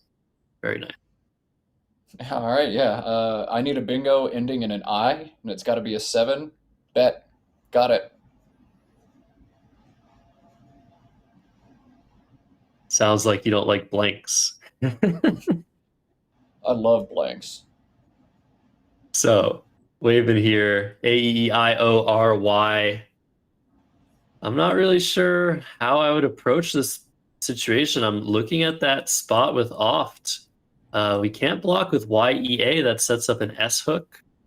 He's just dropping the E. Wow, what a play by Waven Toe. 21 points, keeping very nice tiles, adding his lead, saying, all right, your move. What do you have for me? I like it. I ain't opening this board. You do it, but Victor with exactly what he needs to open this board. So, Bandari, the only word ending in an I here. Radiant. Zati. Victor's placed a blank at the end of the word. Okay, there we go. Bandari. Oh, I thought he had spotted it for a second. But yeah, we'll see if he spots one of his two bingos here. Bingoing here is crucial, but the difference between Radiant and Bandari is not just the 13 points. Look how dangerous it would be. Load all these tiles in space, especially the R of Radiant. That is a huge difference. So you have to spot Bandari here. Yeah, while they're 13 points apart on the scoreboard, they're closer to 28 points apart on the sim board. As a man, like, it just, Radiant gives back so much by comparison. He's so close to lining it up. I feel like he's seen it. I feel like he's seen it, Matt. What do you think? I don't know. I feel like if you see Bandari in QI, you just drop it down in like 1 second. There it is.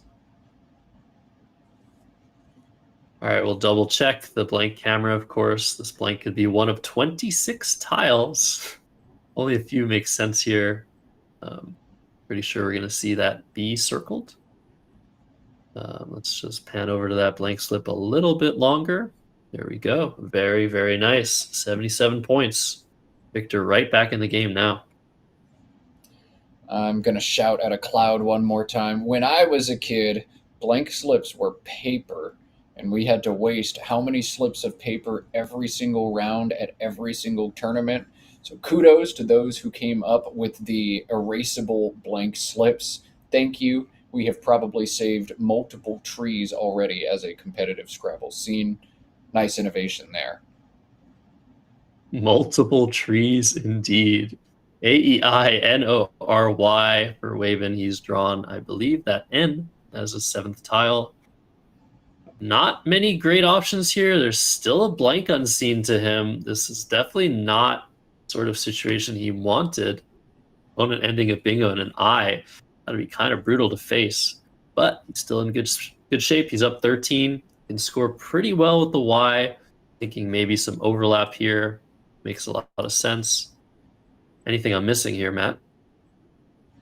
No, you got to decide though, like, am I going to get caught up fishing here? Playing YO feels really good, or YEA, but keeping a bunch of 1-point bingo prone tiles on a board where you can't really get any bingos down is rough. I just don't know what else you do out of this rack. So I guess keep AEINR anyway, play Yo, see if your opponent opens the board, and figure it out from there. So highest score would be Yin, Y-E-A-N. This makes sense to me. This board, not a lot happening on it, but yeah, 31 is a lot. Sim likes N-O-Y, not creating any hooks, not creating any counterplay on this triple letter score. I'm taking a nice lead, but I think I would take the points here. We'll see. I mean, YEA, even on top of Bandari, feels okay. INOR is generally not the nicest to leave, but there's not a ton of I's unseen. I guess enough N's and O's that you might find some trouble, but I just want to keep things tight. YEAN, yeah, similar idea. Like, get more points on the board now, keep fewer 1-point tiles on your rack, and go digging a little bit more for S's and blanks in this bag. I'd be looking to play long here. I like this threat of Yin. I also like how it sets up the front RYA hook on top of it with the R in tow. Very good. 31 it is. Something like Irony might be worth thinking about. 5-tile play, but that gives so much back in terms of overlaps where Yin was just played. So I think this is right. Very nice lead, especially on a board like this one. We'll see what Victor comes up with. He's drawn 2 S's and a bunch of consonants. So he's going to be looking to unload a few of those. I'm looking at maybe Vends as a possibility. Yeah, but if you're going to play Vends, you might just want to play Vend. You're giving your opponent a lot of free information. I'm consonant heavy, and I've got at least one more S on my rack. Maybe just hold the S back. What are you going to do about it? Yeah, not much, that's for sure. There is still 1 S unseen to Victor. Vend no longer takes a U hook. That was a word removed in the latest dictionary update, or actually the second latest dictionary update. So Vend sets up the S's very nicely. The problem is if you play Vend, oops, well, he's playing something completely different. But point is, if you play Vend and then you hope to hook it later, you're opening a triple. So I like this idea as well of bods. I don't like keeping the V, but I think this makes a lot of sense, Matt. No, yeah, this just put points on the board. That makes sense to me as well. I don't mind this play. If you get stacked underneath, that V is going to be points for you on the bottom triple word. And if you don't get stacked underneath, you can stack underneath and use your V to make sure your opponent doesn't get the triple word. So this makes a whole lot of sense from Victor. But OFT has been lurking there for a while, and into IOR, Waben picks up PST blank. He is going to bingo now. The question is, which one does he pick, and how much can he score? The maximum possible score for Waben on this turn is 71. Man, what a money draw. PST blank out of the bag. That's got to feel good. You already have the lead. Very, very happy to see this. If you are a fan of Waben, which I am, he's seen something, it looks like. 4 pits, riposts, pro bits, profits. These are all very findable bingos. We'll play here. I kind of like profits. No pun intended, but it seems kind of hard to overlap that. What are you liking here? I think the one thing I don't want to happen is to get bingoed back on, and for that reason, I might actually leave a point on the board if I'm Waben and play imports for 70. You only float out an I, an M, and a P. Of those, the P, or the I rather, is the scariest, but if you get bingoed through the I, you're going to hit a triple word back. So if there's anything I seed, it's probably that. Imports for 70 would be my choice, assuming I have perfect word knowledge and see everything. Yeah, point isn't that much to sacrifice in the grand scheme of things. Sometimes putting the wrong tile out there can mean a loss that you could have avoided by simply sacrificing 1 or even 5 or even 10 points to do so. I think well worth it to put out those letters that you don't want, that you do want to put out, that you don't want your opponent to bingo through. So IMP instead of PRO looks pretty good to me. I agree, but we've been taking some time here. A lot to consider. Those blank racks, exponentially more difficult to sort through the options than some other bingo racks. And unseen letters, lots of T's. It's crazy that off hook has been there ever since the second move. Lots of T's left to hit that hook, but Waben's going to go there first, and we'll have to see what happens. Once those scores are updated, I think Waben's going to be taking an 85-point lead with this bingo, or maybe a 95-point lead. Let's see. Yeah, sorry. Let me get bods in. We have a 19-point game before Waben's bingo, and it looks like imports indeed is the move. Man, I am the player whisperer, aren't I? Very nice. I love it. You've convinced me. You've convinced Waben, or he's convinced himself, most likely. 70 points, 367 to 278. And now, if you're Victor, what in the world do you do? Yeah, this is really rough now. Muon plays 4 overlaps on top of import and just completely slams the door on you ever winning this game. Maybe setting up the UM. You can draw a weird 9-letter IUM bingo. Sneak this one out.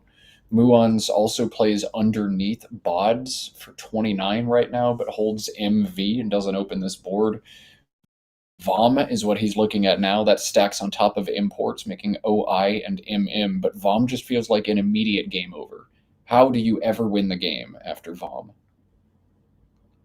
Guess you have to draw a bingo ending in V. This is an M as well. You'd have to draw a 9-letter word here. Look at how inaccessible all of this spaces right now, really looks like this is the only path back to the top left of the board after bomb. But maybe you have to do that. You're down by 89. Maybe you have to just hope for a miracle and bide your time. Maybe Waven's going to draw the worst letters possible, all consonants, has to exchange. You draw something really nice. What else is there to consider? NUMB. Okay, so this is a very much a more human move for Victor Godwin. I like this a lot, Matt. Opening up some space, but he's taking it back. He's worried about the X. All right, good game. This is fun. Victor decides I'm probably not winning anyway. Why get desperate and let this one get out of hand? I am going to coast to a 50 or 60 point loss. Maybe, maybe not. A lot of game to be played. It just seems so difficult for a human player playing a human player to be able to come back from this deficit on this board. But Scrabble is a game of many complications. There are certainly paths back for Victor Godwin, starting with creating a situation where he's within striking distance, 60 points. Now he's going to have to start looking for precise ways. Come back, maybe a 9-letter word, maybe opening the board next turn. Waben's got Hex or Ilex underneath Bods making box, but that does set up boxy possibilities. And I wonder, like, is there anything that could hit as 100 or 120 point bingo underneath box after that? There's got to be just enough that you can't make that play, Yeah, I mean, right? Yucks, counting it up right now, 54.71 for Yucks, YUCKS. Underlaps that go the whole way are probably far worse than that, potentially, but 70 points here, that could propel Victor back into the game with a bad draw for Waben. So I don't know, but how else do you get rid of your X here? Is there any good options that don't sacrifice too many points? I guess you can sacrifice a lot of points here, though, Matt. I just don't see anything else to do with the X at all. Like, I'd be happy to take a 10, 15, maybe even 20 point sacrifice so I don't open the boxy hook, but there's literally nothing else to do. This board is just so horrifically closed. Maybe you just do it anyway and say, hey, if you actually have a 110 point bingo that stacks perfectly underneath, fine, you're allowed to win. Jesus, take the wheel. Wow, He says no. What a play. Oh my God, this is lovely, Matt. Yeah. Why is this lovely? Because it just shuts down whatever was left. HMM, beautiful hook found by Waben. That X can wait. I just want to block the board. Your time is over. That's what Waven is saying here. How does Victor untangle from this? Holy mackerel. He doesn't. He doesn't. And Waben can just keep dinking around like this until he draws the Y, and then he's able to play at the bottom of the board and set up boxy. That's a cool plan of attack as well. That would be insult to injury for sure. So what a back and forth game that Jay stuck on Victor's rack until he just drops it with the best tiles possible. Draws into Bandari, comes right back into the game, but that draw after Yeen was overpowered for Waven. So AL coming down. This is setting up access this way. It's setting up a loft. Maybe Waven's going to have trouble blocking that. That's the idea. I like it, but the leave is horrendous. Yeah, I mean, you do what you can. You try to open something, anything you can. If you can draw the last two A's, but Waben's got them both on his rack. Exacta and Aloft plays for 43 now, and that's going to be all she wrote in this one. Wow. Exacta does take an S, I think. But yeah, with 13 tiles unseen, this plus this, that equals 11. I think Waven should be able to block everything after an Exacta and an S play.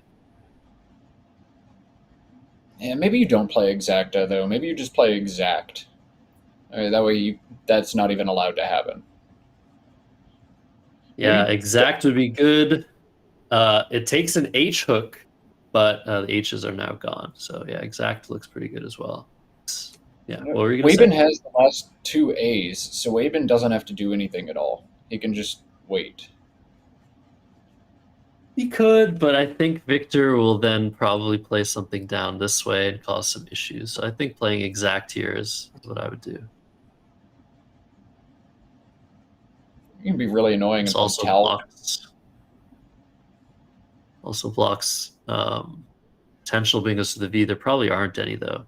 No 2 S's for listserv, Tolarjev, Mazel Tov. Those don't fit. I'm pretty sure that's the entire list of bingos that end in a V. Tue Nov. Ooh, that fits. No, it doesn't. 2 O's. Trying. So he's looking at exact. Yeah, why not just leave the A off? I think he might end up doing that.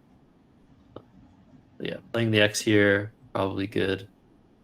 Really anything here works. Just don't give back a humongous boxy play. Right, he's putting the A on. Might give Victor like a 1% chance to win. Yeah, you do this, and Victor plays Luntz and opens up a whole bunch of lines. Maybe, but he's just going to play Linux like immediately. Yeah, that's probably the most fighting play.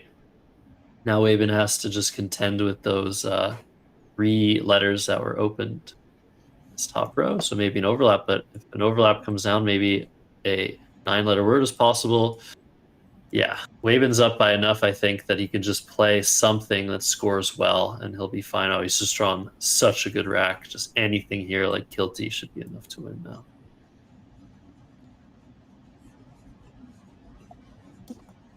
Yeah, Yelk, Y-E-L-K, plays to eliminate any possible triples. It does empty the bag, but whatever. You go up by enough, you can survive. Yeah, Yelk is much better than what I saw. Y-E-L-K here. What we're looking at. 48 points. That would put Waben up 130. And a double T, double N draw is not going to help Victor either. There is No C for contents. There is a triple unseen from Waben's perspective right now. Wow. Telogens. Indeed. Telogens is the one. Well, obviously he's going to block that. But he's under 3 minutes. Don't panic. Waven's asking the score. They're going to stop the clock. There's been a discrepancy. We can answer the overhead mic if we want to hear them discuss the score. There was some weird stuff with Nigel last round. Yes. 176. Yeah. 253. Yeah. 278. Yeah. Oh, then it's 307. 307, 324, 348. And for me, 348, right? For you? Yeah? 348. And for me, you have 266, 297. No, it's 298. So 267. 167, brother. 267. Yeah. Oh, do you have no? Do you have 230. 230. Yes. 245. Yes. And then 266. Plus what? 21. 21. Yeah. Okay. All right. Yeah, 21. Okay. So Correct. it's 266. So it's 3048. 3048. Yeah. All right, scoring dispute resolved. God forbid we see another game decided on a scoring error after we saw Nigel Richards lose on one previously. Waben's going to do his math, do his homework, do his tracking. He'll likely see Telogens as a threat and just close off that L and end this game.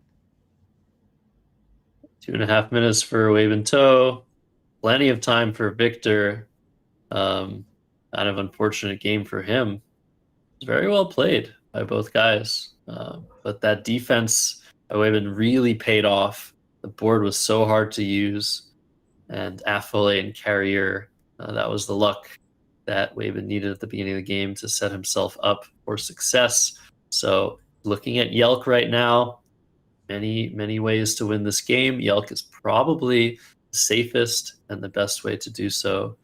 Completely emptying the bag, like you said, drawing into some bad tiles. We know that GGE, those are the tiles that Wavin is going to draw.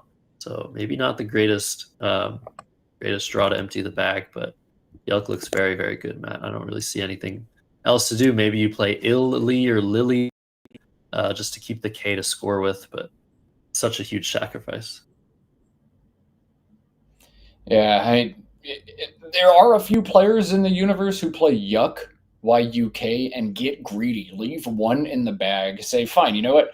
If you have Telegens, you have Telegens, and if you don't, I want to bingo on you. And even if you do have Telegens, I might still bingo on you. That to me, though, is like just annoyingly aggressive for no reason. 467 after Yuck. Telegens is 140, putting Victor up in that line by 21. So it might not be enough. So Kier is the play. This might induce a challenge. It's a nice overlap and plays one extra tile for better endgame timing. And Wavin will draw. Victor not even questioning this word. Great knowledge. Yeah, I would have challenged, knowing I think re-key is a thing, so I would have just challenged this anyway. 10 stone getting blocked. Frustration challenge. As far as I'm aware, Kier was added in 2014 or so. I think Victor, he looks young. If we know how old he is, that would give us a better idea. The younger players far more able to, change their brain structure to understand the new entries into the dictionary. Every few years, the dictionary gets updated. So, yeah, I think Victor looks pretty young to me.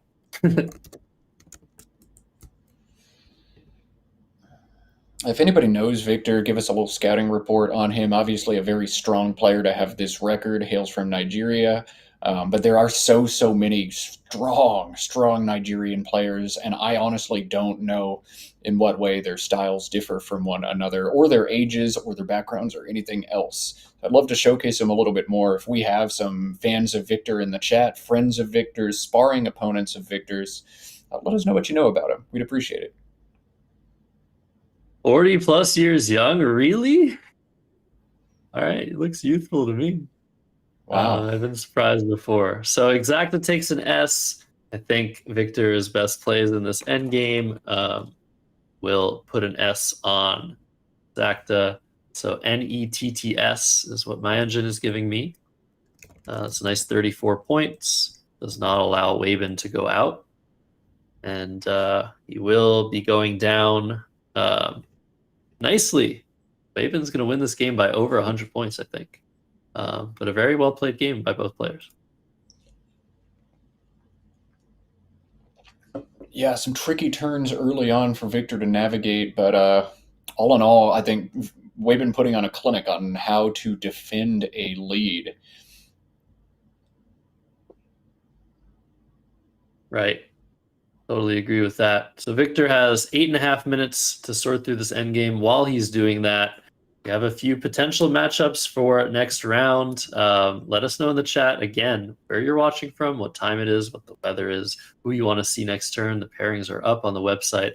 The pinned comment in the chat will give you access to said pairings, the results, and also, again, a huge shout out to the second stream being run by Nelson on site.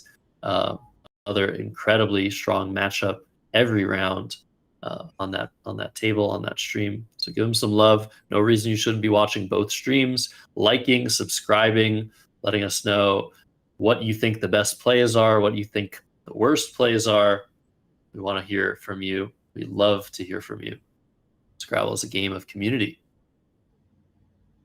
Indeed, if it weren't for the people in Scrabble, I would have quit this game a long time ago, but you meet some of the coolest friends. I moved recently from Texas across the United States, Boston, and immediately had friends on the ground. Scrabble contacts I knew I could call up, email, text, and just find a game, something I immediately have things in common with other people. So, Scrabble is awesome. Get involved. The community is so important. And if you're watching this game, just now dabbling in competitive Scrabble and you're like, I don't know what a Kariri or a Bandari or an Afolate is, that's totally fine. We're showcasing the very best players in the entire world. By no means do you have to be anywhere near this level of play to have a good time playing the board game Scrabble. There are divisions at different tournaments, so you can play people closer to your ability level, work your rating up slowly over time, or just kind of do whatever you feel like doing. Victor sets down Lentos and then picks it back up. Does Lento take the S? It does.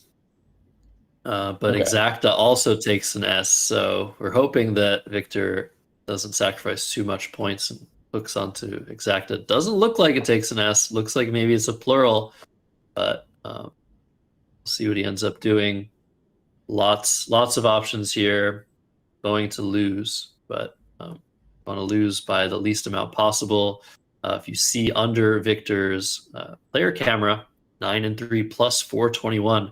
421 is the entire differential between all of Victor's games. Tenon is what he's choosing here. Interesting play. Maybe he's seeing something that Waben has that he doesn't want to allow. But yes, 421, that is the point spread. That is the main tiebreaker in Scrabble tournaments. Victor, not a very good differential. 421, you'd want to have, with 9 and 3, you'd want to have something in the 6, 7, 800s to have a good 9 and 3 record. But if Victor manages to keep winning games, that's not going to matter. We're looking to crown a finalist after 32 games and a best of 7 showdown on Sunday. So all you need is to finish second or first place after 32 games, and you will make it. But point differential is very important. A lot of people are probably going to have the same record, fighting for the top position with that record. Chat said Victor's probably going to use all of his clock, and I thought that was a joke given how fast he had played the entire game. Nope, seems like Victor's going to use his entire clock. But as Victor milks his clock down, we were able to choose our next matchup. It's going to feature a really good player. All right, I won't tease it just quite yet, but as Victor spends more and more time here, it means a shorter and shorter break before we get back in for round 14. Yes, indeedy. And Waven actually wanted to mention that Waven has a tie. That record 10-1-1.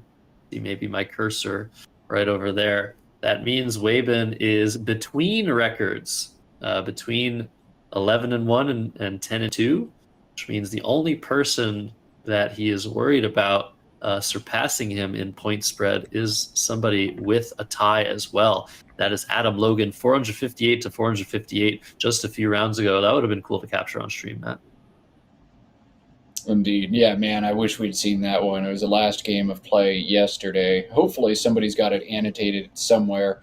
I don't know if Waben or Logan are the types to annotate their games, though. Yeah, good question. 3.5 minutes left for Victor. He has every incentive to use all his clock to try and find the best play. You could spend 15 minutes in an endgame, Matt, and still get it wrong. I've done that many times.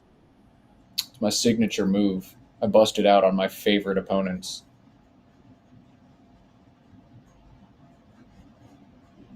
Tent. Saving neons. But won't that be blocked? Alright, he's going to play Lentos. Alright, clock has been hit. We have been saved with 2 minutes and 46 seconds left, Matt. Oh, just to make one more move. Hey, good to know it's not just me. Oh, Josh running back to Very the nice. director station to get Cam on. And he's made it in Unexpected time. challenge, Cam.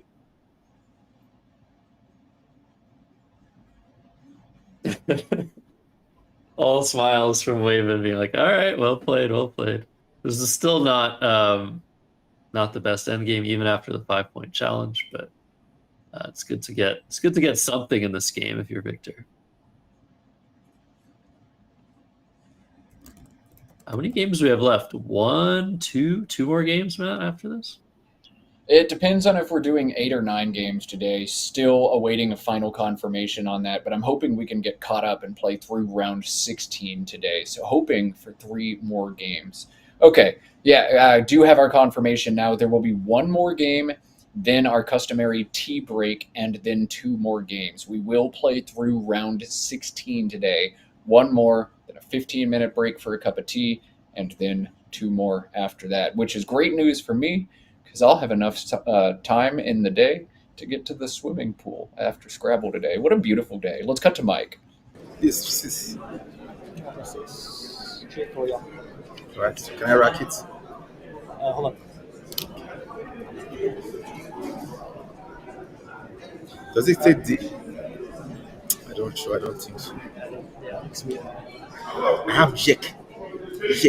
Oh, Jesus Christ.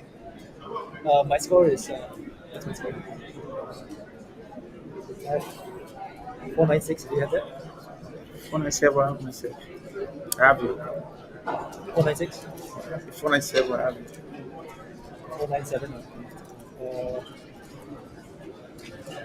Do you have 430?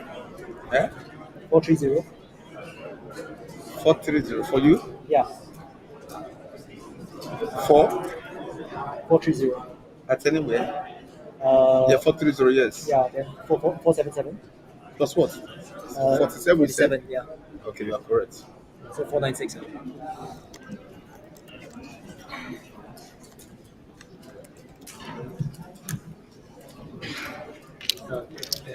Nice game.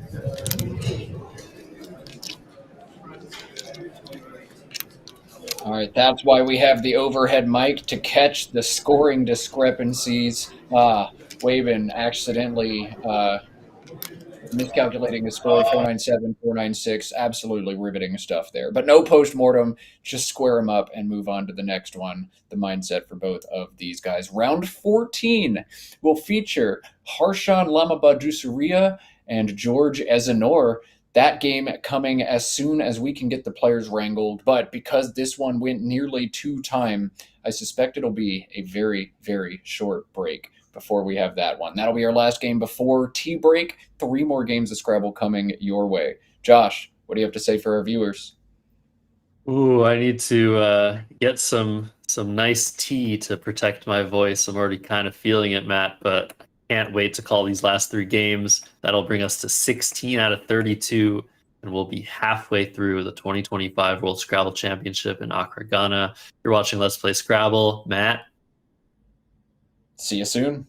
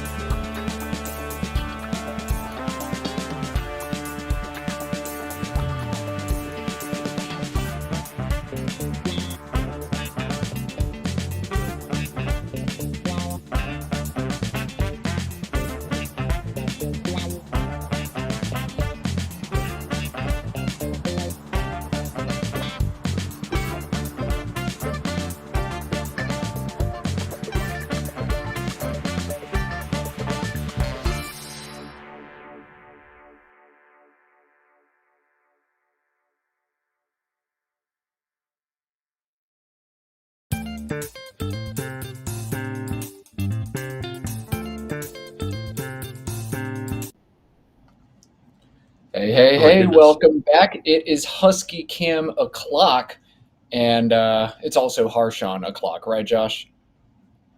Yeah, back to one of the favorites in this tournament, Harshawn Lamabadu Surya, who is facing off against Nigeria's George Ezinore. So, this is a big matchup. I think the players are at the table. Give a little preview of the matchup if we have that available to you guys. But if not, man, Harshawn wearing his earbud. I think we asked him in a recent tournament what he was listening to. I forget what it was, but I think he will be taking that off before the game starts. He's on a 4-game winning streak from round 10 to round 13. But George has lost one of his last 4, 2 of his last 5. So they're going to be bagging the tiles up. I don't think I've ever seen George play, but I mean, as we know, Nigeria, the Scrabble capital of the world in English playing Scrabble, at the very least. And they have some of the best players, probably the most best players, the most top players of any other country, Matt. Yeah, Nigeria has just been such a hotbed of Scrabble talent, and it just seems like over and over these 1,900 or 2,000 rated Nigerian players who I've never seen before come on stream and play some rock-solid Scrabble. So chat, we're going to lean on you once again. What do you know about George Ezinore? We would love to hear a little bit of scouting. Offense versus defense. Does he know a lot of words, or is he sometimes shaky? Does he use a lot of time, or does he play rather quickly? Harshawn, of course, no stranger to this stream. We are going to get to action. Harshawn taking out the earbuds. Harshawn, all business now. Let's play Scrabble. Yes, indeedy. We have that LPS logo, special board imported from Toronto, Canada, all the way to Accra, Ghana. Another hot day, nation's capital, at the airport hotel where this tournament, amazing tournament, is taking place. So let's see. First 3 letters, ATS. Love to see it for Harshawn. See if he can get a bingo. Yes, he can. ACELRST. Many possible 7-letter words here. Clarets looks pretty good to me. Yeah, 5 possible 7s for Harshawn to choose from. Almost an embarrassment of riches, but Clarets does all the right things. It puts consonants next to the double letter scores. It does not put the S on the star. Yep, that's the one. 74 points. Harshawn not going to waste any more time. All the right tiles in all the right places. You understand that reference? You understand me. AEENNTU. For George to respond. Close there is to a 7 stuff. on this I rep, don't see a bingo. There's a 7. And it plays. Ooh, an Enonter as well, right? Enonter is there for 60, but the 7 plays with 4 overlaps for 70. So a bingo-bango start is what we expect here. And sure enough, uneaten coming down for George Ezinore. Oh, wow. Did not see that. It's a great overlap. Definitely worth 70 over 60, despite the placement of the E here. Enonter would have put an E here, which isn't really any better. So I love to see the quick decision. Bingo, bango to start things off. We'll have to wait and see what Harshawn draws out of the bag. He's a very deliberate player, making sure he has his tracking and his scoring in order before distracting himself by looking at his tiles. That's not the way I play. That's probably the way I should play, probably the way everyone should play. But for us viewers, there's a little bit of suspense left over, that sort of decision-making. The last time we saw a very deliberate Brit playing on stream, it was David Webb, who was taking his time, and we were commenting on it each time, and then he ran out of time and couldn't convert a tight endgame, losing by 2. So perhaps that's one storyline to watch. If George is going to play this fast and this precise, could Harshawn's deliberate nature lead to some time trouble? We will see, but a nice post-bingo draw, CDEHST blank. Will he bingo again? It sure looks promising. Sketched at least. Oh my goodness. There's a 6-way overlap here. I cannot believe it. What an insane draw for Harshan. That's 101. crazy. 101. Oh man. I don't think George is going to leave this next move unscathed if Harshan takes his time to find that word with a blank A. Wanted to mention as well, Nigerian players, many of them known for putting as much psychological and time pressure on their opponents as possible. Many players from Nigeria, even top players, will not track tiles for quite some time until there's a big lull in the game. But instead, we're seeing chastened. Oh, this is so beautiful by Harshan. You can't even imagine something scoring more than this. But this is a little bit too quick. Really needed to think about that overlap. Wow, this is a miss, but it is a beautiful 95-point play regardless. Oh man, yeah. I was gonna call out Chastened as a puzzle to the viewers, but Harshan beating us to the punch. He has not hit his clock yet. But there it goes. So unfortunate, it's the same blank too. One of the things that you need to do to be consistent at the top level is to be as optimistic as possible. What is the best thing that can happen to this rack? It's not a 9-letter word across the triple word score, apparently. The 6-way overlap tripling the H both ways. This is a very rare miss. Harshan would have done better to take a little bit longer somehow. Oh no. And now George missing a play. He's got the same word vertically in the same spot, making VAS for 59. This is just 46. Oh no. Definitely the E adding an immense amount of value to the P and the L, but not 13 points. So, all right. Players trading misses. Probably not a huge miss here, honestly. After VTEX vertically, this is a huge spot as well. But definitely would have thought about this a little bit longer. All right. I was wondering about, instead of playing VITEX vertically, play VITE vertically. Amazing. That'd be quite something. You need to draw a 5-letter play with the X, which isn't a given, but that would be a nice setup. Potentially score 80 points next turn. All right. Short simulation gives these plays a 10-point difference. Sorry to interrupt you. Yeah, Harshan has drawn 3 O's, IRT. Zed, go ahead. What were you going to say? Oh, I was just going to say Harshan drew 3 O's and some other stuff, but you beat me to that. Because George did not play Vitex in the other spot, though, Harshan has Zit and Zaz for 66. Does hold OOORT. Somebody punched that in a leave evaluator, but Zit's got to be the move, right, Josh? It does, and you can actually draw into some bingos with OOORT. I'll give chat a little bit of a quiz there. There are some 3-0 bingos. It'd be amazing if Harshan draws one, but also a little bit lucky if he does. Yeah, there was also Corozo, COROZO for 34 there, but 66, man, that's way too much to pass up. And I love these little dinks because they're so tilt-inducing. Like, my opponents get so mad after I do crap like this. So make your opponent think that you don't have to think at all. Just play Zit. Oh my goodness. And he actually draws a blank and an A. That's completely mad. I'm not sure if this will complete his rack for an 8-letter word. I'd have to check. Does. But he's got coat room from either C. Coat room for a bunch. My God. Oh my goodness. Coat room, and he's probably gonna find that.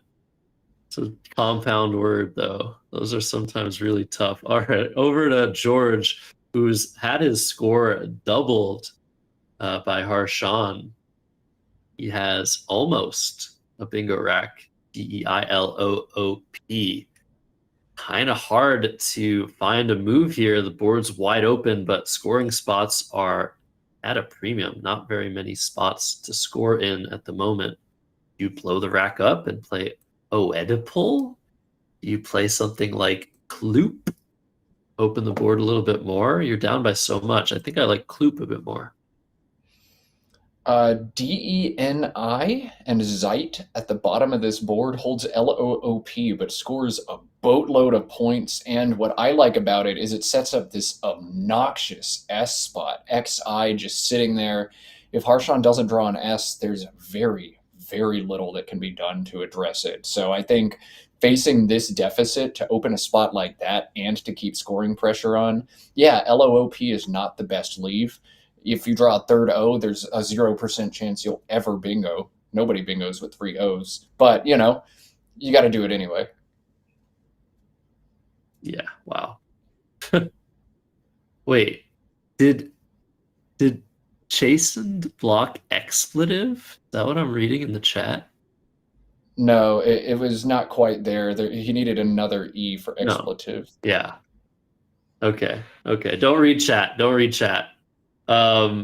right, POLOID. I don't really. Oh, he's thinking maybe he's thinking of playing least. Yeah, lots of plays available here. Nothing great. I like scoring points, like you said. The leave is pretty bad though, but 30 points is a lot, especially with a deficit like this one. Leaving those C's alone should be something that would come to benefit George at a deficit, but it actually just benefits Harshan if he has found his playable 8-letter word of coat room. He has all the time in the world to think about it. 3 minutes plus being taken on this turn for George, and he's in big trouble early. He is. If I'm George, the one thing I can't do is knock out the S in Chastened. With the C's in space, C is a great bingo tile, but I want that S left alone for sure. I think for a while he had set aside POI on his rack. POI stacked on top of the blank ST of Chastened. You can't do that here. Yeah, you gotta leave those lines open. Overlapping is what Harshan wants to do here with his lead. Actually, he wants to bingo. But yeah, I wonder what's the thought here. I think Pile was lined up at some point. Pillai is a play. Opens a triple. I don't like that. George taking a lot of time here. It's a really tough position.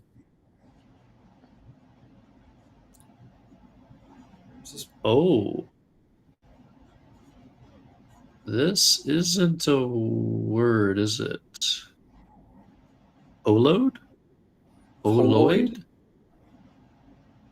I don't like either of these. Hold. Harshan. Yeah, I saw Harshan's lips move. Wow. He is so sharp right now. No hesitation. Yeah, that's not a word.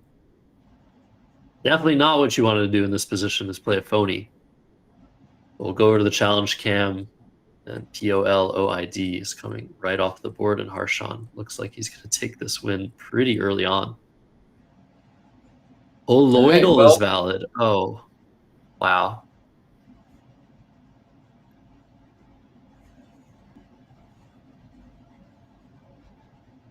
There's Josh Greenway. Thank you, Josh, for all you do for Scrabble streaming. It cannot be easy to go down to Ghana for a full week plus to organize the streaming of a Scrabble tournament. Josh doesn't even get to play in these things. He just shows up and works and works and works. I tried to hang out with Josh in Lake George, a tournament he runs and streams every year, and he was able to budget approximately 45 minutes of time to us at about 1:15 a.m. Got to chat with him for 45 minutes, but Josh hustles so hard to put all of this together. I'm glad he gets a little bit of FaceTime. Josh, you and I get to share the mic mostly, but Josh does about 85% of the hard work. Huge shout out to him. Love to see him on the camera ever so briefly. Yeah, so while we're waiting for Harshan, whether he's going to find coat room or not, thanks to Josh Greenway, by the way, for these stats. We have some standings. So Wabin and Woko are first and second place still after the previous round. And Doko, not Woko, Timmy Doko, is now in 7th place, the young phenom from Nigeria. Nigel is in 9th place. Wasim Katri is in 11th place for those watching from Pakistan, cheering on their countrymen. I thought he has found it. I thought he'd found coat room, but he's setting off root to the side, not room. Yeah, is he thinking about soap root? Is that a word? No, coat room is the only bingo he has. Yeah, soap root is a word. It just doesn't fit on the board. I see. But yeah, he's very close. He's thinking about those compound words. A lot of finding words in Scrabble is memorization, of course, if you've studied it before, but also looking for prefixes, suffixes, common endings, and in some cases, compound words, 2 words in one. And yeah, coat room would be a bad miss for Harshan, but in a different situation, it would be far more costly. Here, he's up over 100 points. He knows his opponent has just played 5 tiles, not very good tiles, lost their turn. So he doesn't really need to worry too much about missing something. Probably going to play 0-0 here. All right, this is defensive, 6 points, but definitely way, way worse than the bingo. The bingo would probably have ended the game on the spot. But it's hard to imagine Harshan drawing into something bad after this. Maybe he draws 2 U's. Would that even stop him? Oh my gosh. What if he draws the O's back and plays soap root? Oh my gosh. Oh boy.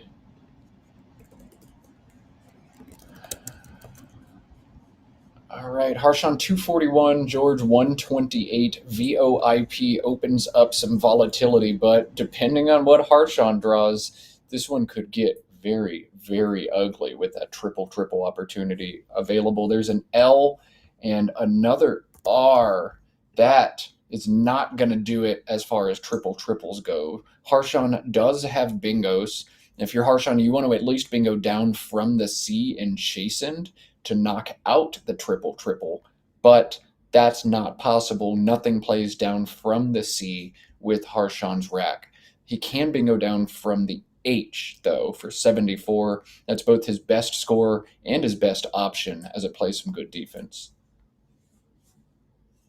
Yeah, that would be very nice. Harlotry, kind of hard to find.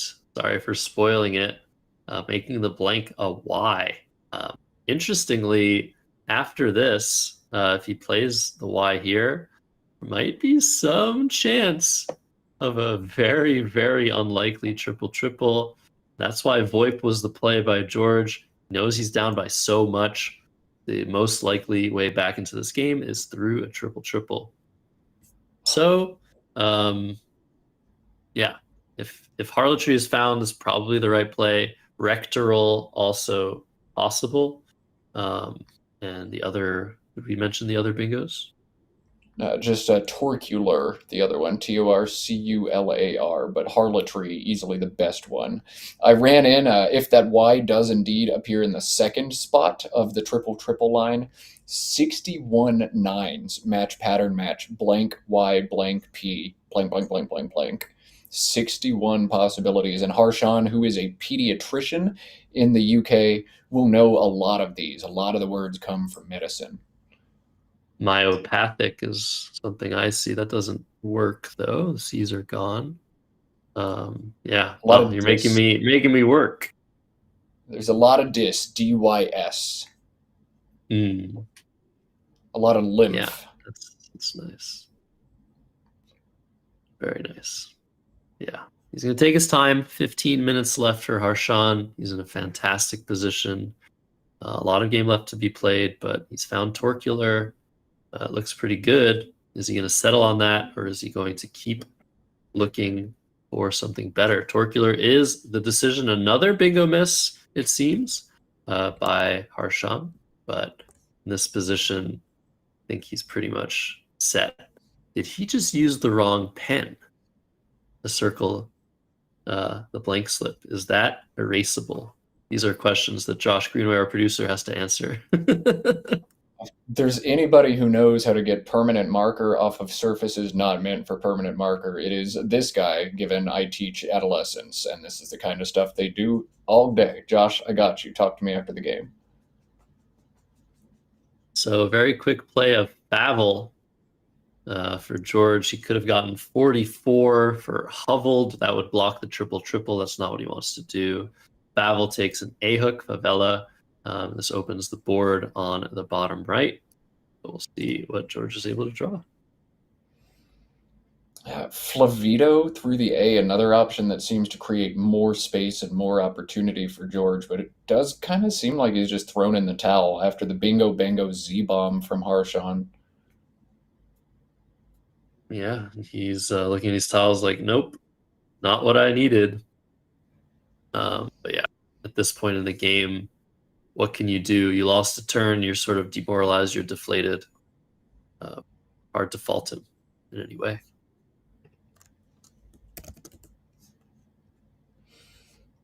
Ooh, what a draw. Another Y and a W. Ugh. Yeah, that's pretty bad. But that P, very, very useful. Harshan wants to block the C in Chastened. He wants to block the triple-triple. Best way to do that is to play to the P. He's got it lined up, Matt. Yeah, Yop feels great. Just make the triple-triple go away, block the C, and you're probably going to win the game. IOTY, drawing into 5 more I's is not fun. It's not drawing into 3 U's either, but whatever. You're in such great shape. Just kind of do whatever. And you're going to get hit back with Jiao very quickly, holding boned. This is a great play from George. Yeah, ironically, if Harshan had that rack, job done would be quite relevant. That'll be my only dad joke of the afternoon, Matt. The only one. Boo. Everybody here is watching us for dad jokes and no other reason at all. So IOTY the leave. Jiao coming down quickly for 46. George down 149, and the draw IIU. Or not IIU, but was it IRU? Was it IRU? Yeah, not a great draw, but it's okay. That Y is going to save Harshan from having to exchange. Yeah, he can score some points. YOU beneath the TO of Torcular is 18 points. IIRT is fine. Just kind of do something, honestly. Yeah, YOU. Very cool play available in Orreity through the disconnected A and E. That'd be very nice. He's looking at Torii. That's even nicer, I think. This would eliminate any play to the C as well. Kind of worried about those IC words that reopen the top left of the board. Keep the Y to score with. Seems like one of the many paths to victory for Harshan, but probably the one of least resistance. Torii looks really good. Does all the things you want to do here. And for George, he's probably trying to play something with favela. I mean, he's trying to bingo first and foremost, but is there anything starting in A here? Anode, I guess. He has that separated on his rack already. ANODE. Be nice to open the board a little bit. I'd play Abode. Like, you don't want to keep the double ends, but it's a whole lot more points. You're going to have to get crazy lucky to win this game anyway, so take the points now and hope that you get a bunch of points later. Yeah, I'm not sure how I didn't see Abode, man. Scrabble is hard. Scrabble is hard. Scrabble's even harder when you're playing against Harshan Lamabadu Surya, one of the top players on the entire planet, and he opens with plays of 74, 95, and 66 on his first 3 moves. And he should have had 86 more on turn 4, but instead he got 6 with 00. Yeah, 80 points for Coat Room would have been extremely nice. Nice way to put the cherry on top of this game. What an incredible first few draws for Harshan. Clarets, followed by Chastened. That was also a miss, but 95 points after 74 points always feels good. And then Zit for 66. Oh, God, Harshawn into UY. You're going to draw U, U, B, G. Oh, my goodness. Yeah. Well, 27? damn. I didn't think exchanging was in the cards, even though YU is not the best leave of all time. But I think you keep scoring. I think you keep trying something. Maybe you play Ulu. Try to block a little bit, block this line. Seems a bit crazy to me. Looking at Oh, Yug. man. Yeah, Fugu is nuts with the back E hook and 7 unseen E's. You've got to exchange here. He looks like he's going to play Yug. Oh, man. Play Beiji through the E and Favel. Keep U, U, U. Run that through the the leave analysis chat. That's great. There are 2 G's unseen, and after this, Fugu is not nearly as dangerous if he redraws a G. I like that play, Matt. The best play you've mentioned all day. Like, unironically, I like it too. I think I'm actually playing it if I see it, but I would have exchanged this rack as soon as the 7th letter hit my rack. All right, so he plays Yug and Sog. Decent play. And now OAF. Right, the fishing continues for George. He wants this game over as soon as possible. And maybe Harshawn's going to get into some time pressure if he keeps this up. For those unfamiliar with competitive Scrabble, I see we got big viewership numbers, which means there's probably a couple newcomers out there. Scrabble is not like chess in the sense of you go over your time and you lose the game on the spot. In Scrabble, every minute or part of a minute you go over costs you 10 points from your total score. So if Harshawn were to go, say, 37 seconds over time, he would have a 10-point penalty. If he went 2 minutes and 37 seconds over time, he would suffer a 30-point penalty. But you can't just time rush your opponent into an instant forfeit loss in Scrabble. That's correct. Some of us would like that rule removed. The way that these tournaments work is all of the games are played at once, and new games start on the hour. So if we imagine both players going far over time, which almost never happens, we do see delays in tournaments. I'm not a huge fan of that as a director, but it's so rare that it's probably not a huge deal. It's like a thing that is mathematically possible, but doesn't often seem to happen. Where I run into trouble as a director is several players, for one reason or another, have medical accommodations where they get 5 extra minutes on their clock. They get 30 instead of 25.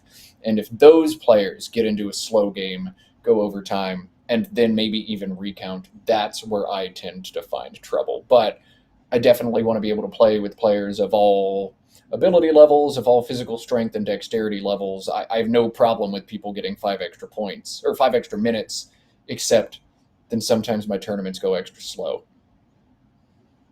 Yeah, you probably have no problem with players getting 5 extra points as well, challenging a bunch of plays in Collins. Ain't that right, Matt?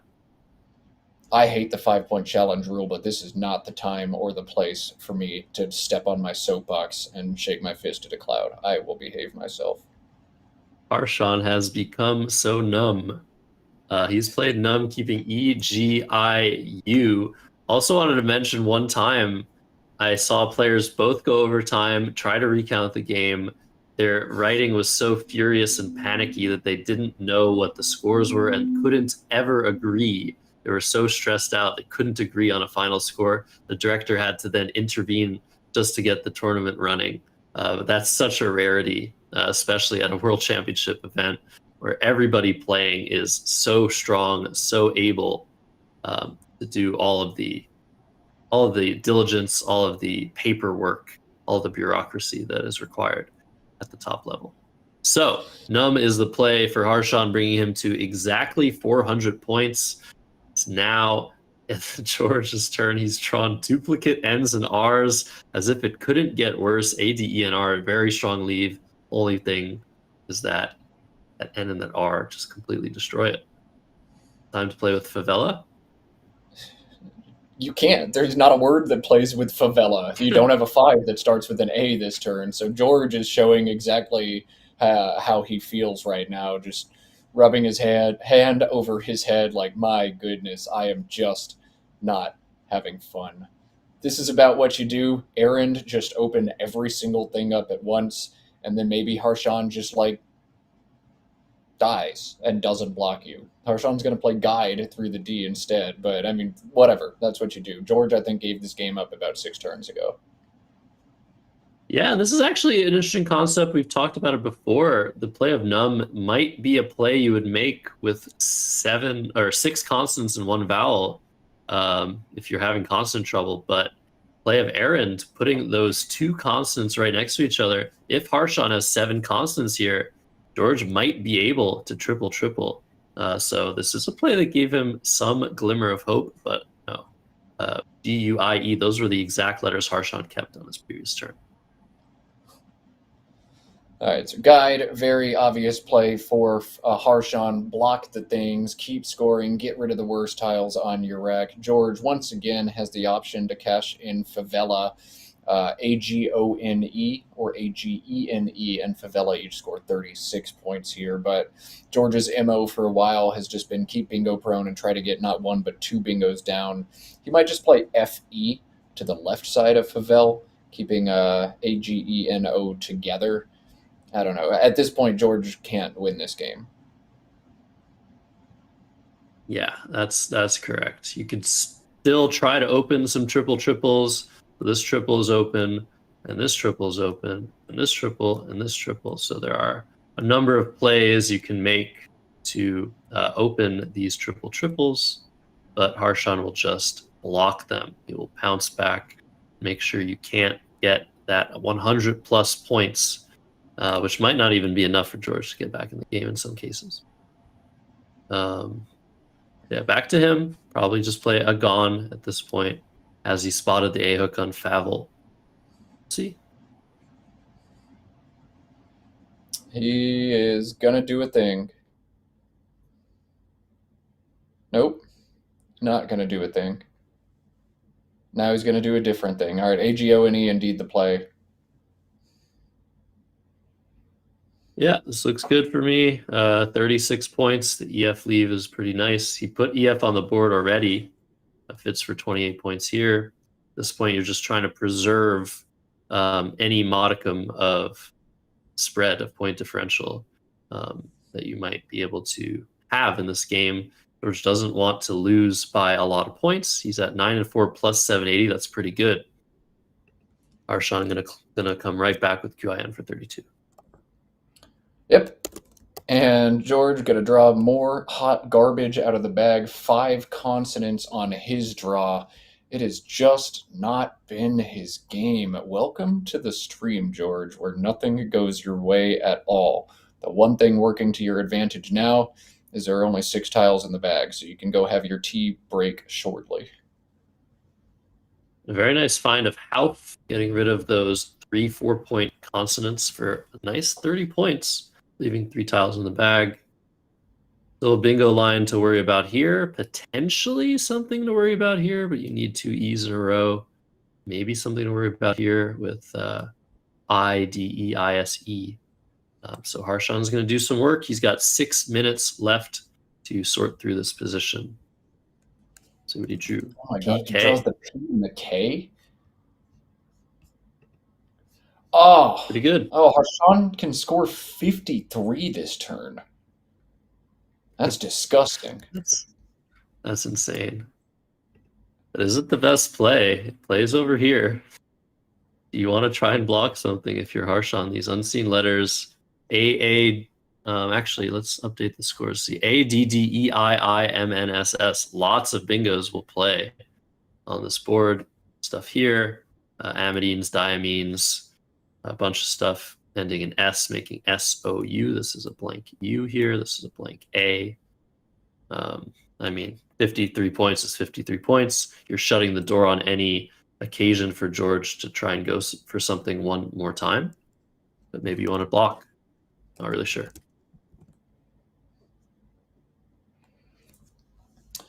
I don't know. Whatever. Just play a peek if you see it. APEEK beneath TORII for 53. Like if you bingo out, you bingo out. If you've got one, it might even fit in both places. Whatever. Just do that. That sounds really good to me.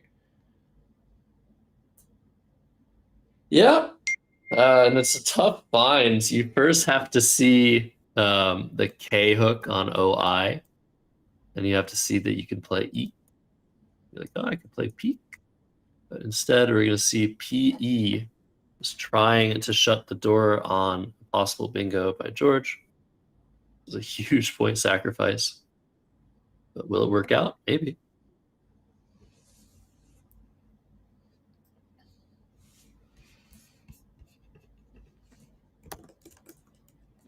One turn left for George Azinore to try and bingo on this board. I think he will be gunning for this E and a gone. Again, we're saying overlaps are possible, but you have to open a second spot. How do you do that? Probably play something here, here. Something to open a second spot up top. Try to draw something on the right side. Oh, we have an amazing matchup for you guys next round, Matt. Oh, we have two amazing matchups next round. Of course, there's Nigel Richards and Wasim Katri of Pakistan, but there's also Woko Doko.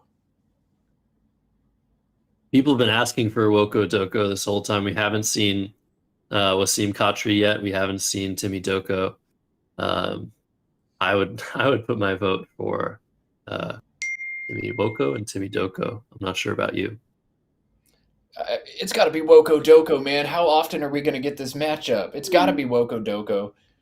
Nigel will be here the rest of the tournament. He ain't going anywhere. Woko Doko, Woko Doko, Woko Doko. Okay.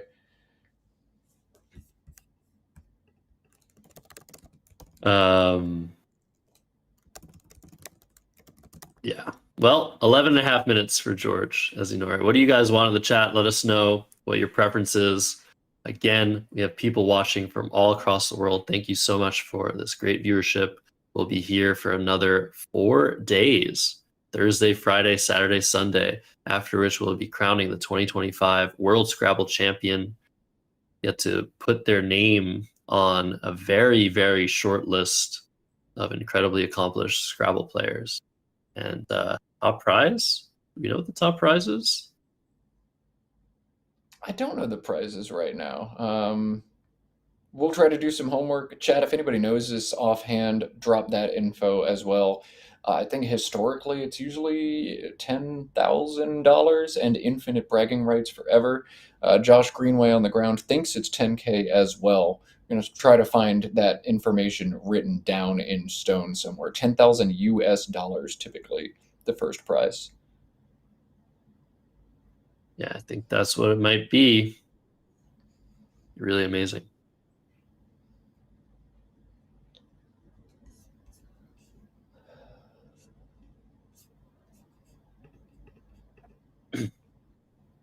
So, if you're George, still fighting, you're down 144 points. You know you're not going to win the game, but you're looking to make a fish. What is a fish, Matt? Can you explain to the chat what we mean when we say somebody is fishing? Yes, so in Scrabble, a fishing play is a play where you get rid of just like 1 or 2 of your letters and keep a very, very stable nucleus of tiles behind, usually tiles that form a whole slew of 7 and 8 letter bingos the next turn. For instance, if you have an opening rack of, say, AAEINRT, there are no 7s available in that, no 7-letter words, but if you just get rid of an A somewhere, AEINRT, the letters in retain, are great. And you're very, very likely to draw some kind of bingo on your next turn. So that would be what we call in Scrabble a fish. Play very short, keep strong letters together. The drawback of fishing is twofold. One, generally a fish scores very little because you're only using 1 or 2 tiles on the move. And 2, when you miss on a fish, you're generally stuck with a bunch of letters that score 1, and then you have to fish all over again, and it's not fun. So Fishing has some pros and cons. It's kind of the risky, volatile strategy in Scrabble. We might see a 1-tile fish here from George. We ought not to see a 2-tile fish here from George because he can't draw 2 tiles. Yeah, that would be a mistake for sure. The only thing I really see that opens the second spot is AAL setting up a D that Harshawn could easily have as well. But does that draw into anything through this E? I haven't seen it. Nah. No, you're just done. Des means. So if he draws the N, des means is playable, and dimness and missend. So I think the AAL is the only fish that you can make here that makes any sense. Can Harshawn obstruct that, though? Can he play a 6-letter word starting with a D? Ooh, that's true. All right, let's look at this. AAL. No. No, he can't. Wow, that's crazy. DAKEEIL, and the N is actually in the bag. I didn't even think about whether it was going to happen. So if AAL hits the board, I think George is going to save himself a lot of spread. Yeah, he would draw missend and doll, but also des means through the E. He'd have to have, like, X-ray vision to look into the bag and know that there's an N in there, but hey, we know there's an N in there. Theoretically, it'll work. It won't win him the game, but it'll make it a lot closer. All right, instead we see MOI gunning for that 1 remaining spot, unless there's something I'm missing on this board. The N is going to be drawn. Aniseeds. I don't think there's anything playable there. But Harshawn's going to look into it. All right, we have confirmed top prize at this tournament, $10,000. Second place, $5,000. So if you make it into the finals, you're going home rich regardless. All players who finish inside of the top 10 will go home with at least $1,000, and anybody in the top 16 should win a prize of some sort. At least that is the alleged prize fund from the provisional prize table. I don't know if any last-second dropouts, no-shows, or surprise expenses change any of that. But in theory, $10,000 for first, $5,000 for second. That is a hefty payday. Josh, you have won a purse of that size before yourself. What does it mean to play the board game you love and then also win like a ludicrous sum of money doing it? Yeah, actually, I feel like if you are really into Scrabble and you think it's a game that deserves to be on the world stage of Mind Sports and deserves to be in the public eye, $10,000, yes, it's a lot.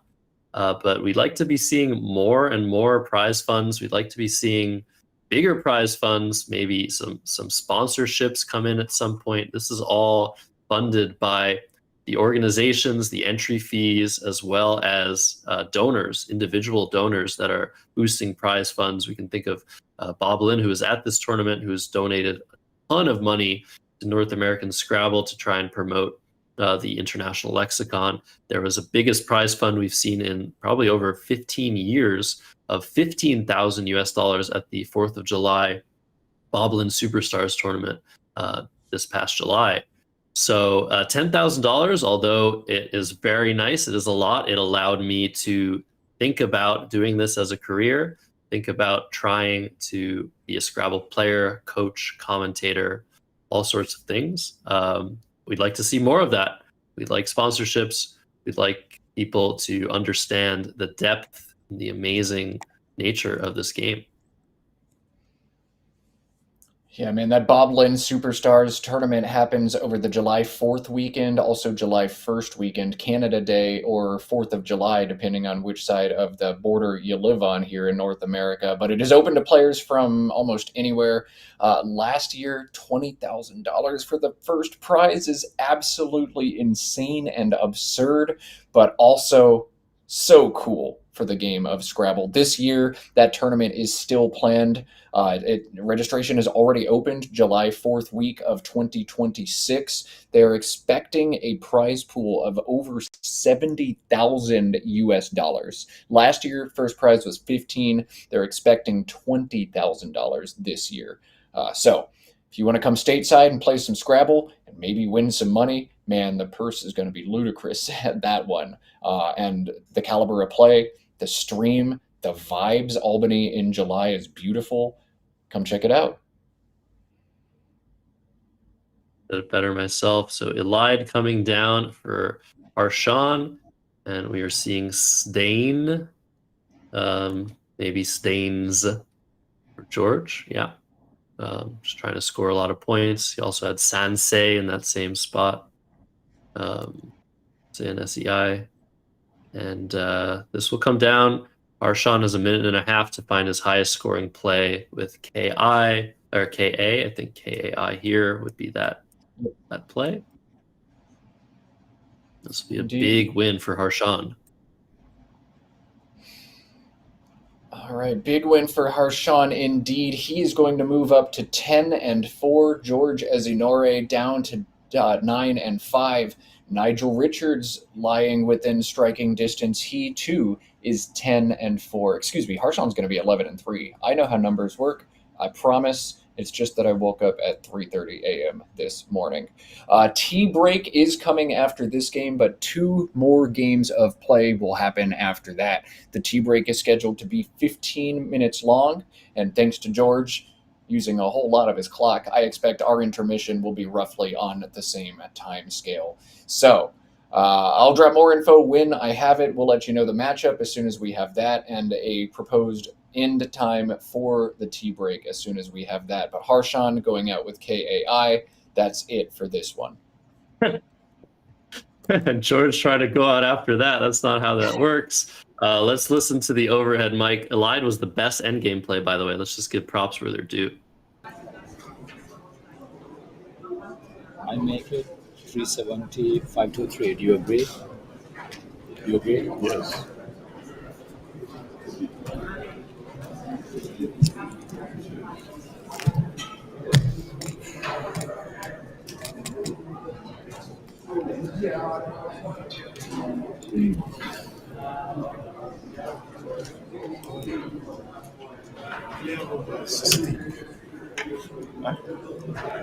My player number. Okay, just let's do it and then you can go. Let's do it together. Just to bear with me. I need you here. Yes. Well, absolutely no post-mortem out of this one. George trying to get out of here as quickly as possible. And hey, I would too after one of the best players in the world opens with 3 very high-scoring plays, and I never really had a chance in this game.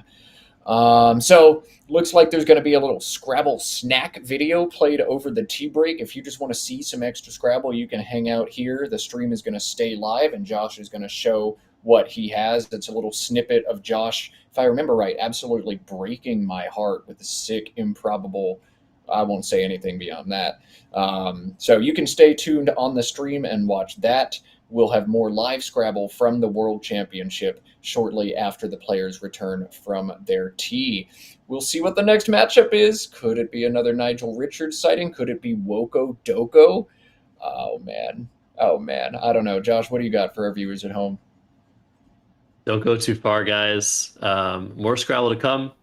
Have fun on the break. We'll see you in just a moment. You're watching Let's Play Scrabble. Whoa.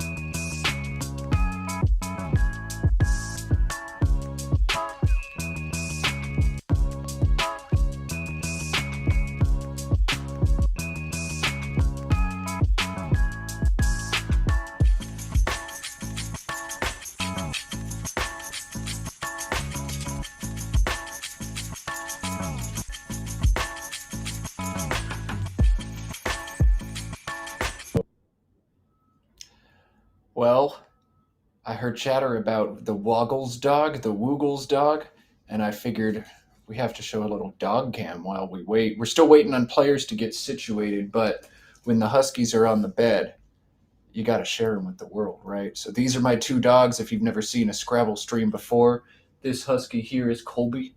He's 4.5. That Husky over there is Soren. He's just turning 3 next month. These are the biggest Scrabble fans you'll ever meet. If you thought you were the ultimate Scrabble fan, you were wrong. All these boys do during the World Scrabble Championship is sit here and watch Scrabble. Look at these good boys. Look at these good boys. Look how good they are. I know you can't pet them yourself right now, but if you ever come hang with me, dogs engage. And don't worry, I'll pet them for you. Soren and Colby, ultimate Scrabble super fans. Are you boys ready for Nigel Richards? What do you think, Soren? Ready for some Nigel? Colby, you ready for some Nigel too? Yeah? Yeah? Nigel Richards? Wasim Katri? Oh, you like Wasim Katri, don't you, Soren? All right, Soren predicts Wasim will be winning the next game. Colby, what do you think? Colby's like, you picking against Nigel Richards? What is wrong with you? Not a chance. So, Husky Cam engaged. Not a Woogles dog, but 2 real dogs instead. If you don't know what Woogles is, by the way, WOOGLES.io is a place where you can play Scrabble and other word games on the internet for free. There are daily tournaments every Monday evening, free to join, hosted by Josh Sokol, the same one doing commentary here, as well as Ben Schoenbrunn, who's been in chat for, well, most of this event, a very strong CSW player himself. So CSW and NWL play offered at those Monday Woogles online tournaments. Other Woogles online tournaments happen as well. I believe Cesar del Solar, the founder, brainchild, programmer behind that operation, is planning to introduce some sort of ladder play, ranked ladder play as well, or mini tournament, something like that. Cesar will drop a whole lot more details. But if you're just stumbling into competitive Scrabble in general, Woogles is probably the best place you can go to get some reps. You can play bots for free of various ability levels, and that's probably where you want to start. That's where you get the reps practicing your 2 and 3 letter words. You can use the analyzer to learn more words, assess your play, see what kind of stuff you're missing. I cannot endorse Woogles.io enough. And Woogles' mascot is a dog, hence the 2 dogs we've got here. So thanks for sticking around. Husky Cam, as soon as we get Nigel and Wasim, we will cut back over to the board. Boys, what do you think? What do you think? Are you ready for some Scrabble? They're ready for some Scrabble. All right, Soren's getting a little frisky, so we're going to cut back away before you see something NSFW here on the YouTube stream. We'll be back shortly, everybody. Don't go anywhere. Scrabble coming soon.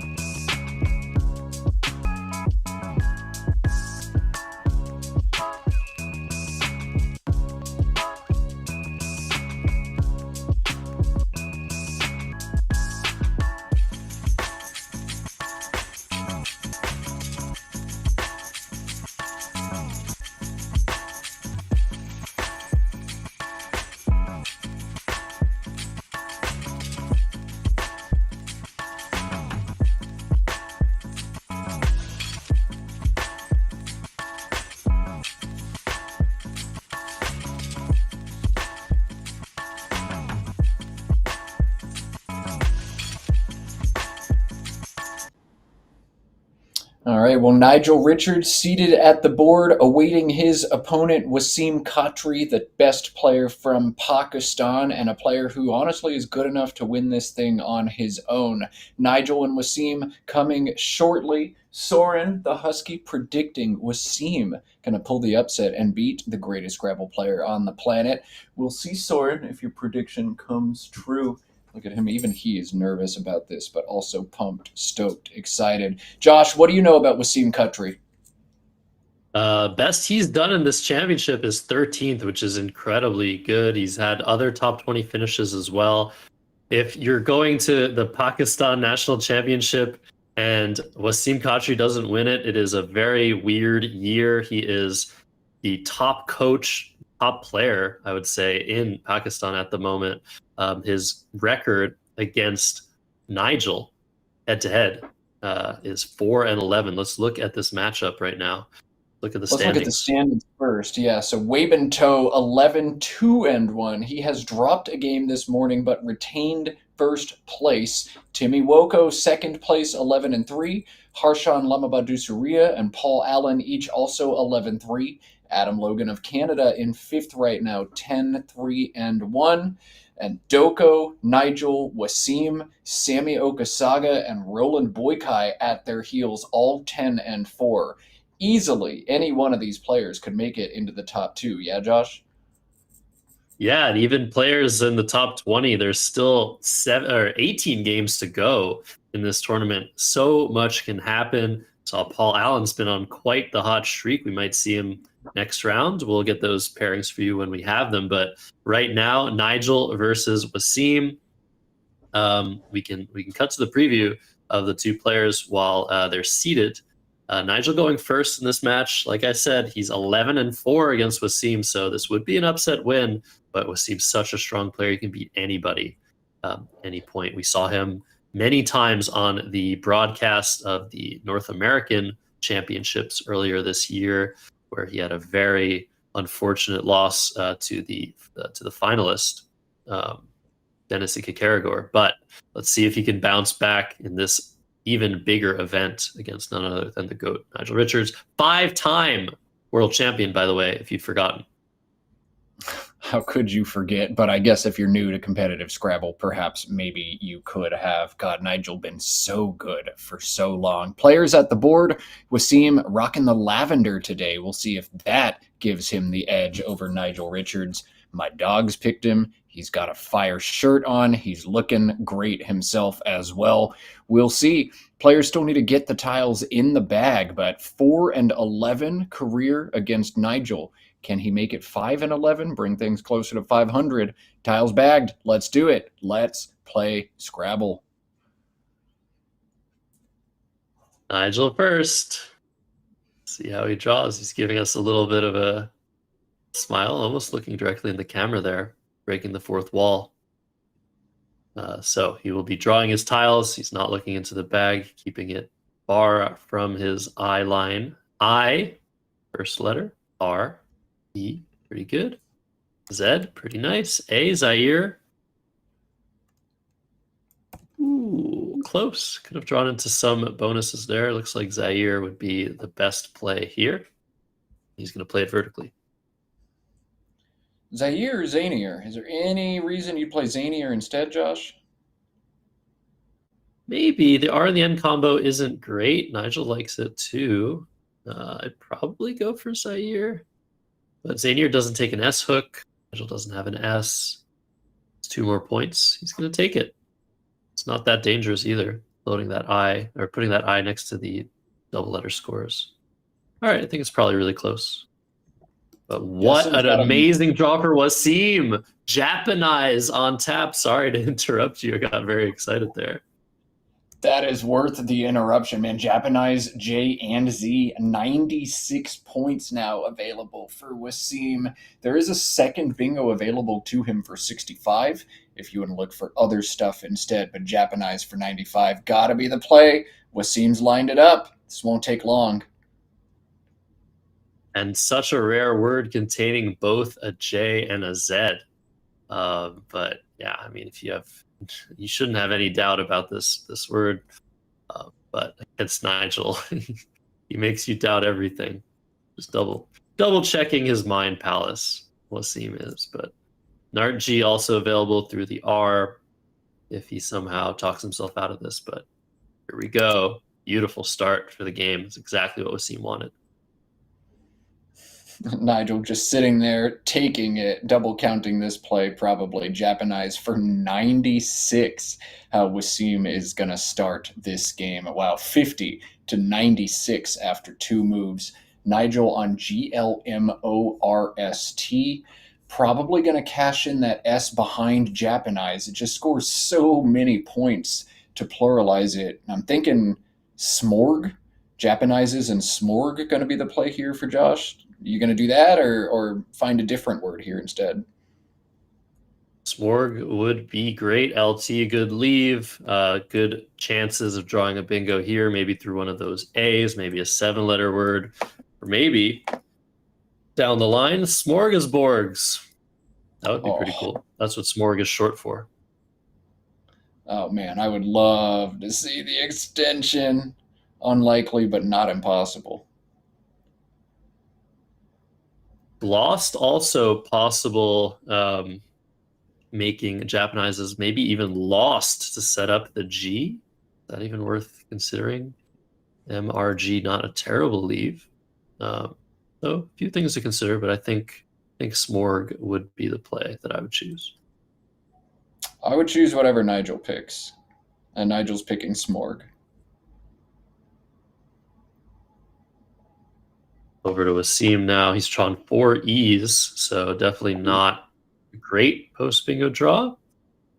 But he'll have some decent options. EPEE, always a useful word in these situations. That will play alongside Zanier. Pretty good. Yeah, if you are going to draw 4 E's, the P is the letter you want to go with it. EPEE is such a great word for a rack that otherwise really doesn't have much else to do. He can score a little bit better, EP 24 with the 4 overlaps, but POLJE is 28. Blows this board wide open, but holds EEE. You can't do that, can you, Josh? EEE is just asking for trouble. Yeah, I don't think you can afford that. So we'll see if he spots this. Not the easiest 4-letter word to consider, but it does come up pretty often. There's also potential for some disconnected plays. You see the relationship between this word and this word allows for some potential, but EPEE will potentially destroy those possibilities or potentially give 10-letter word possibilities. Who do we favor to find a 10-letter word in this game, Matt? I would choose Nigel Richards. No offense to Wasim, but Nigel sees everything, it seems. If you haven't seen yet Nigel's play of Pernoctated, Will Anderson did a whole video breakdown of it on YouTube. It is truly just the most insane, absurd, ridiculous Scrabble thing we've ever seen. Nigel had an 83-point very common valid bingo available, but decided to score 89 with Pernoctated instead. It's like, with 83 lined up, you have to be 1,000% sure of a crazy word in Pernoctated. Nigel did it anyway. If you haven't done any digging on the Will Anderson YouTube channel, as soon as play ends here today, go check that out. Will is able to take Scrabble and break it down onto levels almost anybody can understand. He finds the peak content, puts it into digestible, bite-sized pieces. You cannot miss it. And bonus coverage, Will be providing video breakdowns of the top action at board 1 across all games today and every day. Every night, Will's going to be dropping a little preview video, kind of like evening news, but only Scrabble. No politics, no basketball or whatever else they show, just Scrabble the way God intended. EP the play from Wasim looks right to me. Nigel back on turn, DIILNRT. No bingos for him, and an awkward turn instead for Nigel Richards. I don't think he can score more than 19 here, so it's going to be about grooming his rack for next turn. Josh, what stands out to you right now as the best play for Nigel? Well, I don't like constricting things, but I think just lid, something like that underneath the APA. keeping TRIN. If you draw an E to that, you are in business. It's kind of sad, but Nigel double checking the blank, make sure he's not playing a phony 2-letter word. Lid coming down. Sometimes that's what you do. Play lid for 17 points. Try to bingo next turn. Yeah. Sometimes Nigel has to score just 17 too. It's not just you. Wasim with the Q and 2 O's and a V. DELOOQV, the full rack. Gloved is what he set his sights on now, out to the triple word. 36 points. OQ is a pretty brutal leave, but 36, I think, far too much for Wasim to pass up. Play gloved, right, Josh? Yeah, but Nigel's going to love these 2 floaters here. Inventor and Reinvent are going to now fit on the board for Nigel. I think Vintner had no playable spot before this, but Gloved definitely the play for Wasim. He's just going to get punished for it. Inventor's anagram also plays on the board, so we'll see which Nigel chooses, but 76 points for Inventor or Reinvent is probably what he's going to end up going with. Yeah, and he's got it lined up. Do we know whether he's going to open the triple for 4 more points? In this case, an I, an N, and a V. Definitely not a big deal to open this triple in the top right. So take the points. Totally agreed with this one. All right, Nigel's going to pull ahead by 21, 177 to 156, but Wasim's OQ leave finds exactly what he was looking for in a U draw. So Wasim able to cash the Q now, but not strongly. Looks like the best option for him is just 25 if he wants to play the Q, but when you've got the Q and the U to go with it, you can also think about leaving it behind. So Josh, play quoter to the ER at the bottom of this board, or play OF and hold the synergistic EQRTU. What do you think for Wasim? I don't think that is going really anywhere for Wasim. There are a lot of options though, not just quoter. You can play pork, you can play quail. There are a decent amount of Q options. I would be looking to get rid of the Q here, but maybe there's some unseen power to keeping the U and the Q together. I know the QI spot here is looming, so maybe you can also score more by playing off the U, but I don't see a play that does that. Josh, yeah, put down OF next to Smorg. Just draw that in for me. Yeah. Okay, never mind. Yeah, this is a good play. You're totally right. Why is it a good play, Matt? Well, holding QUERT, you don't threaten a 5-letter word down alongside MO, but if you draw so many different things, if you draw an I, you have choir or quite and MOE. If you draw an A, you have queer. If you draw an E, you have queer. So you're setting yourself up to score 53 next turn a lot of the time. That QU not super powerful on this board, but after OF becomes quite powerful. I like the setup here for Wasim. Totally. At first glance, you think about it, you think about the leave, but most of all, you realize the potential, the setup potential. So this would be a very nice option for Wasim, probably actually by far the best play the more I look at it. Yeah, don't discount plays that look potentially bad. Think about what happens once you put them on the board, what your potential options are next turn. This is what top players do. But you can be poisonous. Wasim didn't draw any of those vowels after OF. You'd maybe be stuck trying to deal with the Q. So voter comes down, probably a missed opportunity, but a good play nonetheless. All right, so quoter comes down for Wasim. He temporarily pulls ahead 181 to 177. This is a word that almost got played in an earlier stream game, and I think Nigel's going to teach it to anybody who doesn't know it yet. A 6-letter play, likely coming from Nigel. He set up fob first, though. Fob would play on top of Japanizes the ANI for 27, LMNT the leave. I think Nigel can do better here if he plays Mufflon, Muflon, through the U in quoter. But Nigel either doesn't see it or opts to play this instead. What do you think, Josh? Yeah, I like Mufflon. I think maybe worth playing over Fob. Those 4 consonants can cause a lot of trouble, but the one problem is that Mufflon blows the board open, relinquishes control over what is to come. So with a blank lurking, I understand the decision. But yeah, possibly a rare miss from Nigel. The sim has them even. The engine likes both. So maybe just a stylistic decision.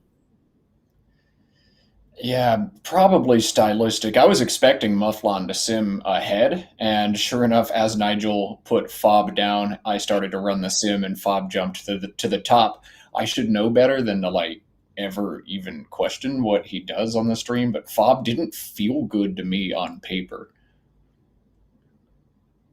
Yeah, it's just that this board is just, it's bereft of scoring opportunities. We've seen this before. Fob creates a potential spot for MO plays for Nigel. MLNT will bingo a lot more than BT with the leave of Mufflon.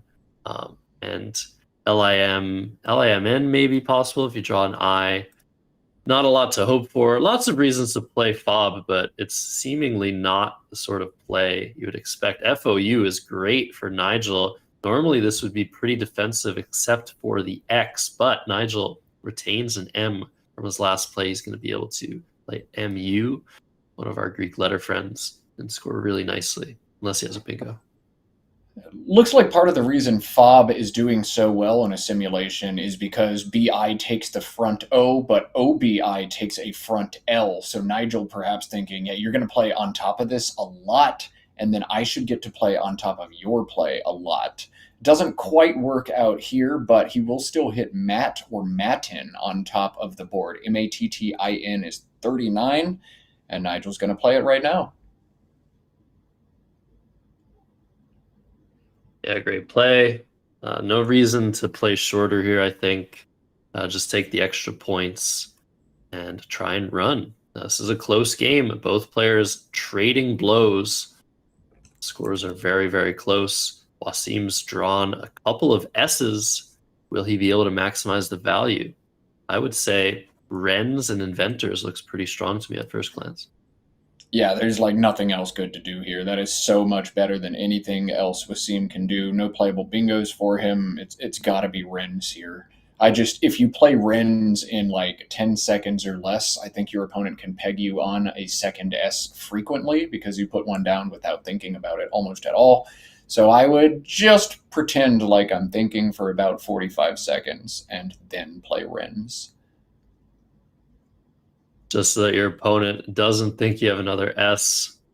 Maybe a waste of time, maybe a 5-head move. You never know with these sorts of things. But yeah, it looks like Wrens for 32 is on offer for Wasim. Nothing even remotely close to try and fish, maybe. ROWS, does that take an E hook? There's a good leave, but I feel like you have to take points here. You have to settle things with the score. Our OWS does not take the E back hook, so it doesn't open too much. The one bad thing about Wrens is it does knock out the other big S spot on the board, back hooking quoter to make quoters, but just so many points, nothing else to do on this turn. Wrens and Inventors feel straightforward. It's just kind of maybe not a play you're looking for. You really like, you're really attached to that E and the R, the S. They're so good together. WRS are certainly the tiles I would first look at in terms of what I want to get rid of on this turn, but just the difference in score is so massive. There he goes. He's found it, and I think he likes it so much. I'm going to play it instantly. Yeah, sort of play you see, and you're like, okay, yeah, that's got to be it. Nice job, Wasim.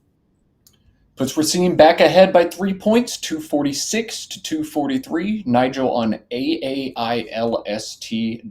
and boy, I am excited to watch this. Nigel has bingo-ish tiles, and generally on bingo-ish tiles, you want to try to open the board. But Nigel hasn't really been doing that all tournament. He keeps things tight, keeps things in control, and just tries to win by any means possible. We'll see if Nigel opts to open anything up at all here or sticks to his MO all tournament of playing things tight. Just AW. Looks pretty good. Nigel trying to potentially draw an 8-letter word through this O, maybe this U. He draws an E, maybe he draws something here. Very reasonable choice. Didn't think too long. Lots of things to consider, everything very close. But AW is his choice. Yeah, no, it makes sense. Just stay closed, stay tight, see what your opponent gives back to you. But what you don't want to do is duplicate both your I's and your L's on your 2-tile draw. That's a yikes from Nigel. But Wasim on turn, CDORSUY. Koi plays in the top right corner of this board, making IO and NY. That feels very strong to me, Josh. Any reason not to play Koi here? No, I think I like it. There might be some reason to consider Doi instead. The C a little bit stronger than the D in some situations. But I think the 3 extra points are worth it. I like it. Would you ever play Joy, setting up solid as a front hook? I would think about it. Unfortunately, so many letters go in front of that Y that I feel like it's just not worth opening the triple. Yeah, I don't think I'd do it either. Yeah, I was looking at the previous turn. The only other play that the engine liked was Wit. Nigel setting up a T he didn't have for a bunch of points. Yeah, I think AW would be the play then in that case. Wasim looking at Joy, though. Maybe he likes it. The CDRSU, if you draw 1 or 2 vowels, might be in good shape to bingo. I feel like this is just way too risky. It's the CDRSU leave, especially with those 4 A's, 4 E's, and 4 I's unseen. It actually looks pretty strong, but the board is just not conducive towards bingoing. I don't think you want to get caught up on bingo-prone leaves here. I think Koi, score some points, is the best way forwards. He's now set up Curdy, which plays through the U in quoter, holds OUS behind. I don't like that at all. Wasim opting out of it now, shuffling his tiles in another way. Josh, would you play Curdy in any universe? Well, what's worse, having 6 consonants or too many vowels? That's the risk. By keeping 3 consonants, 1 vowel, you might draw 2 or 3 more, be in some trouble. So Curdy does make some sense balance-wise. Keep OUS, hopefully not draw too many vowels, but Koi coming down seems most reasonable. Doi and Koi neck and neck according to the computer engine. We like this play. 31 points for Wasim, retaking an 11-point lead. And Nigel's got some issues, like you said. He's duplicated 2 of the tiles already on his rack. Don't like duplicated tiles. They make it harder to make moves because they reduce the options that we have over the board. But maybe Nigel will just plop his LI down in a variety of spots, play it under QI, play liney here. Will he play a little bit longer? We'll have to see. He'll probably decide this relatively quickly, Matt. I think he's looking through the R in Inventors, a sneaky little smash play of Leary, Liri. That's 18 points, ALST, the leave, with the pool of 13 vowels, 17 consonants. QI and LI or liney also make quite a bit of sense here, but I might just play the extra tile. There's some E's, 1 more S to draw, a blank and an X out there. AILST is not really doing a whole lot for me on this board, so Leary looks all right. Now he's got Lari set up, Lari, same spot, same idea, but maybe holding back an I instead of an A. He sees 3 I's in that bag, but just 3 A's in that bag, excuse me, but only 2 I's in that bag. So maybe preferring to hold the I here. The I also gives him more flexibility to play beneath quoter in the future. So Lari, likely the move from Nigel. You like this, Josh? Yeah, but what about ill? That scores pretty well and keeps 2 vowels, 2 consonants with 13 vowels, 17 consonants left. That's probably the best balance, the most practical move on the board. But Laurie is Nigel's choice. This will probably bingo the most next turn through the U or the I of Quoter. Specifically, maybe thinking ahead, we might see a high-scoring play under the Q, setting up an S. Lots of things to consider. LIST, a very, very strong leave. But Nigel's drawn a second I alongside an X, so things are going to get a little bit spicy. Ushered unplayable for Wasim, very unfortunate. Kirsch on tap, though. Is that a good play here? URSH? I don't know. Kirsch or Queer both play down from the Q, but Wasim looking at HUE underneath the UOT of Quoter instead. He's got to pick a game plan here. He's down 7, but on turn, he's got DERS as a leave. I would say advantage Wasim in this game right now. And if you feel like you're in the driver's seat, keep things small, keep things tight, play Hugh. Makes sense to me. And maybe Nigel, in response, the Kirsch will play Salix through the AL. So trading some high point tile scores here. But yeah, we'll have to see what Wasim decides. I don't know if he's lined up any of the QU plays left. I think neither of these two players wants to be the first to make a play in this open space for fear that they get punched for it. What are you thinking about that, Matt? Yeah, no, I wouldn't be looking to open this board up either. With that unseen blank, my opponent's more likely to have it than me. We don't need to do that. So HUE doesn't open anything else new. That feels like a good line. But I don't think either player, as you said, wants to open the bottom of this board. HUE actually plays in 2 spots. It also plays up here with Alu and PIE. This is 2 more than playing beneath Quoter, but perhaps not quite as defensive. This is the simulation's preferred play. Yeah, this makes a lot of sense. EDRS is a very strong leave compared to what is unseen to Wasim. Can't imagine that Nigel is much closer than that to a bingo, so why not leave the stuff open? Now Nigel can play XI on top of the U and the O. He could play XI underneath the Q, set up the S, but also set up Wasim's S. 36, both sides. What do you play? I think you play up top. Yeah, with another I on your rack, like probably want to go on top. And if you do need the QI in the future, you can do that instead. No N's lurking out to make QI in, though, means maybe I could play on bottom instead. But Wasim playing small the last few turns. S is in range more often than not. Rens, if you still make any kind of read on that, you might have Wasim pegged on an S. I think I would have played on top. Nigel playing on bottom, doing a little offense here. Of course, he takes us for a little bit of a loop, wants to set himself up. Makes a lot of sense. But Solacia is the draw, so now Wasim, if he doesn't block that, might be in some trouble. He has girders on his rack. What do you play? Do you get rid of your S? I feel like Wasim's not necessarily blocking this S hook on QI.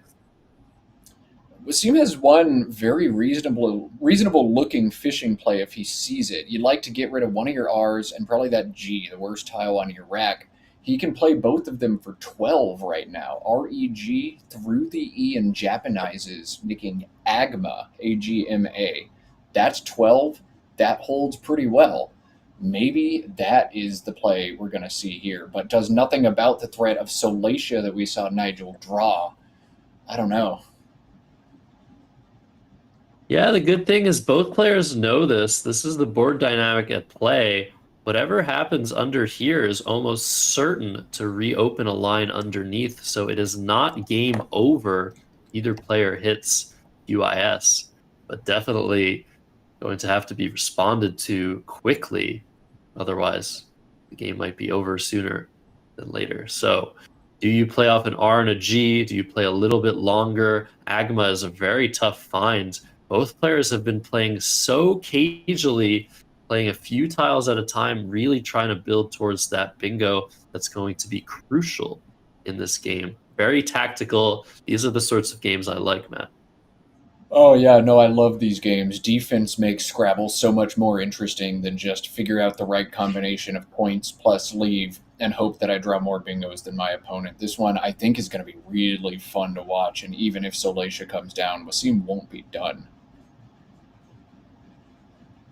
That's right. And I'm thinking long term, there are 3 A's unseen, but what if somehow Wasim blocks Soleisha? You might see an A set up, put an S here. Suddenly, Axis is a word. That's probably not going to happen. That might have been part of Nigel's thought process as well. We know he loves to set himself up. Did have the A in hand as well as the S last turn. So, pivotal moment for Wasim Katri. Is he going to make a very strong play here? Is he going to allow Nigel's bingo to fit? Will he redraw something in return? There's still a blank out. So much pressure, so much suspense left. And only 22 tiles unseen to Wasim. There is a blank out, but look at the consonants remaining in this bag. B, C, D, G, H, K, L, P, S, T, T, and Y. Those are all rather clunky. So Wasim getting to hold back S, D, R, that feels a lot more powerful than one might expect, given this unseen distribution. And Nigel may have a trouble draw after this. I refuse to consider the Y a consonant, by the way. That's why I didn't circle it. Yeah, no, this literally starts fights in the back rooms at Scrabble tournaments discussing whether the Y is a consonant or a vowel. This plus discussing whether you should open vertically or horizontally on a board that is entirely symmetrical. 2 of the things that Scrabble players bicker about the most. Wasim for a moment considering a riser for 31, just gunning for that blank, would have blocked Soleisha. Now he's looking at playing the RG off. Maybe he sees Marge. Maybe he does see this sneaky Agma spot. Looks like his best play to play REG. Just try and be the first to bingo. That'll give you big advantage this game. But Wasim's time very low. He's now 10 minutes below Nigel in terms of time. Pressure is on. This is the closest he's been to beating the GOAT this game. I think he's going to play org, O-R-G, down from the O, setting up his own S. I wonder if you can make a read on Nigel, though. XI on bottom instead of on top, to me, screams that Nigel has an S or a blank or both. He's going to play Grodier, just go all out digging for the blank. Yeah, this was the first play I thought about in this position, but like you said, lots of clunk left. The blank is going to be key, but what if Wasim draws a bunch of clunky consonants and loses the fight to that bingo, but blocks the 7? Does this give Nigel an 8-letter word? Boy, no, it does not give Nigel any bingos at all. So Soleisha blocked, nothing opened in response. A huge swing in this game. Wasim trails by 6, but does he draw the blank?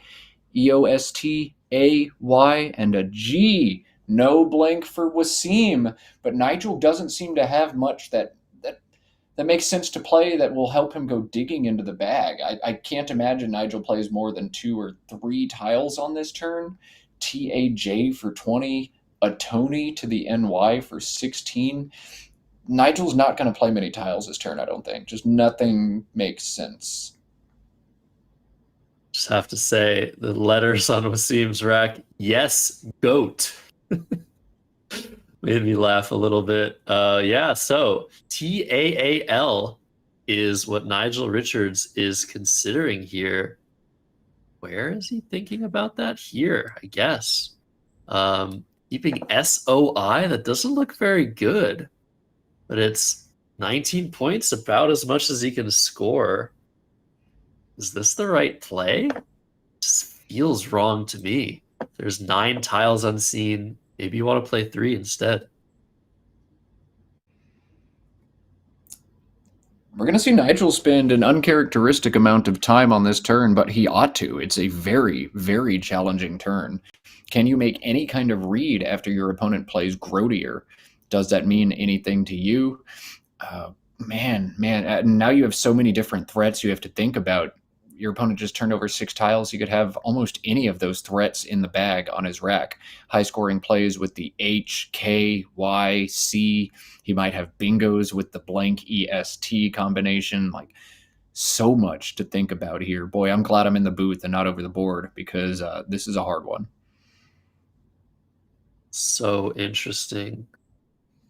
Now, Nigel pivoting a little bit, wanting to keep AIS, which I think is slightly better too, but what play?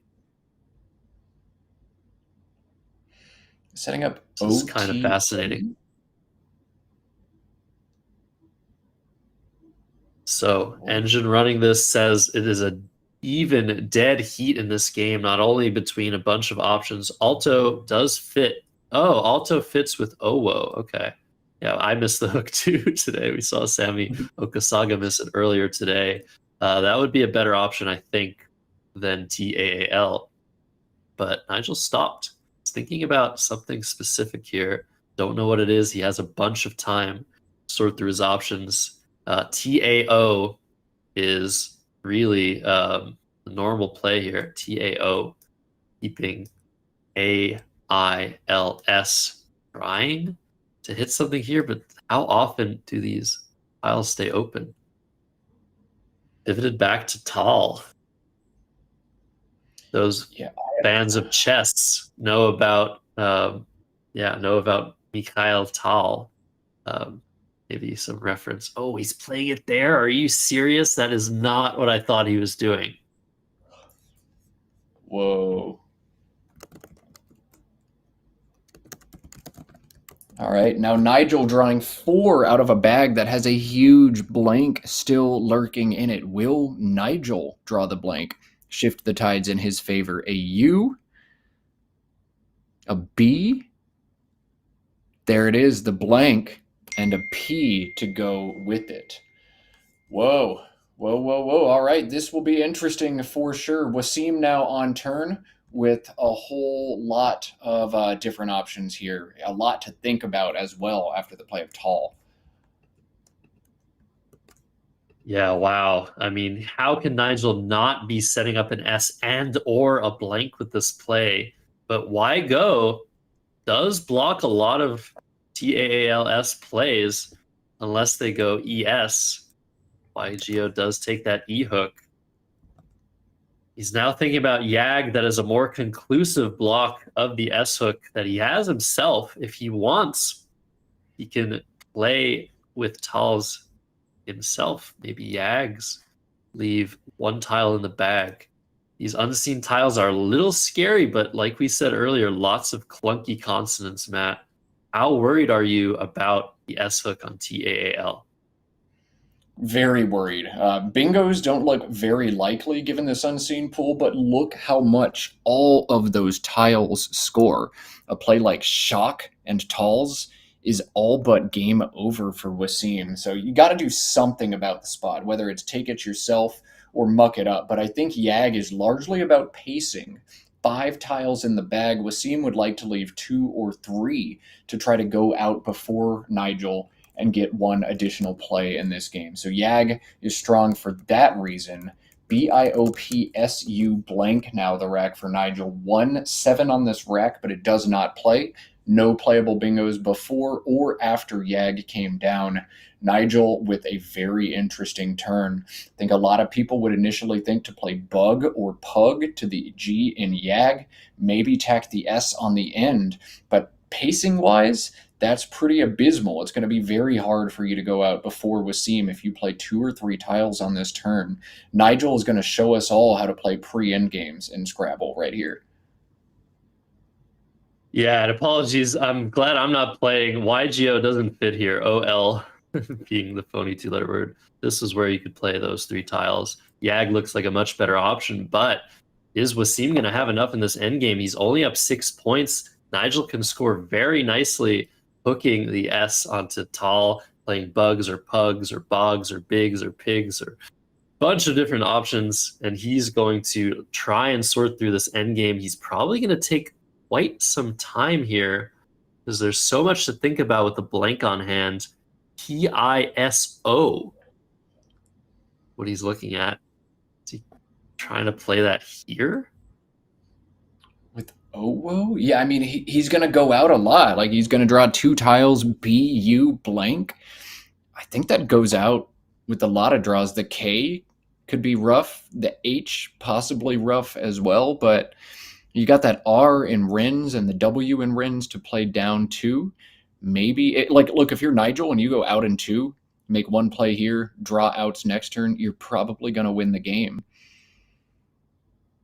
Yeah, and a lot of Wasim's high-scoring plays, Coke that he has lined up, Hoke, they all fit here with MAK. So Nigel may be looking to block that. Definitely a good idea. But does he have enough with BU blank? If he doesn't go out, a couple of tiles he could draw. If he draws 2 consonants, that won't go out for him. I think he probably does. That blank is so flexible. Very interesting idea.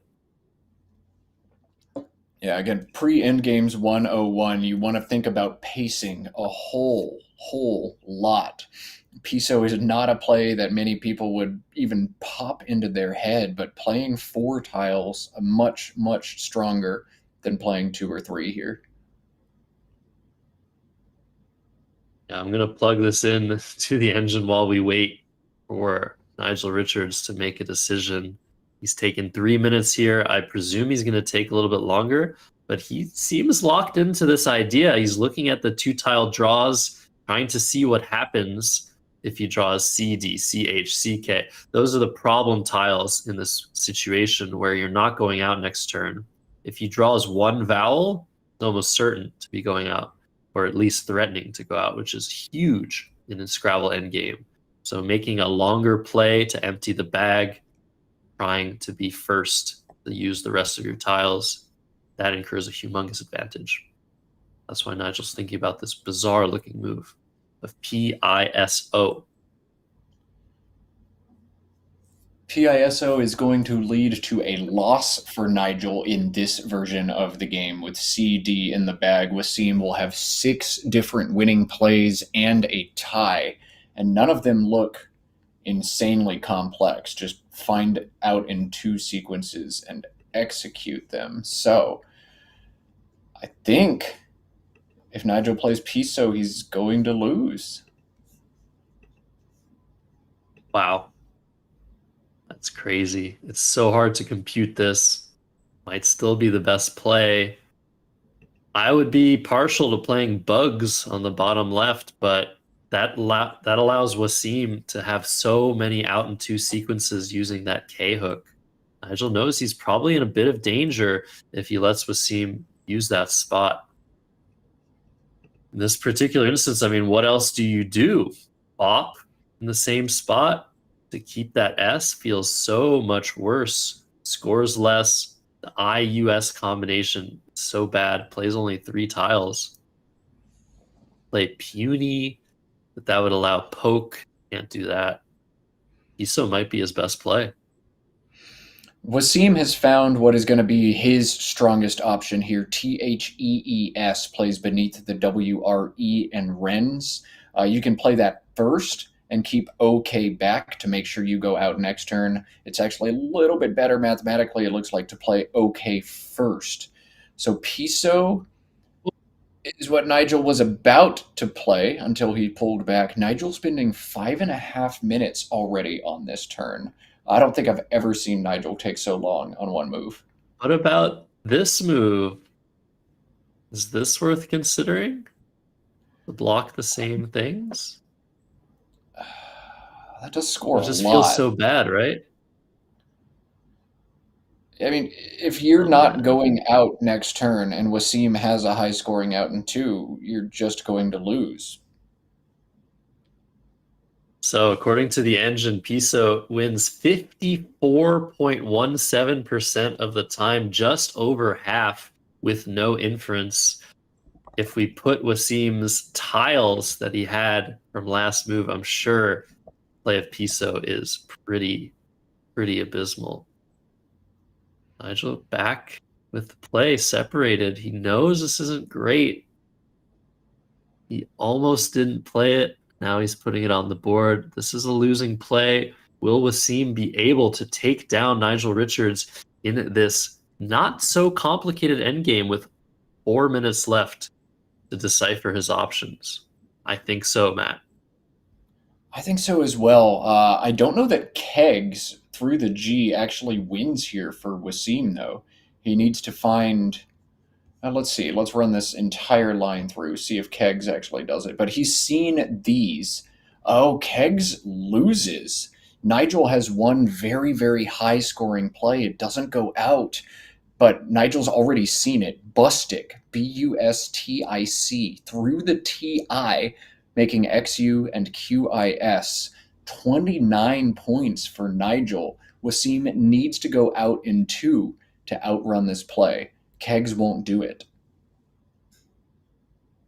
That's the first thing you look for in these positions. How do I go out before my opponent?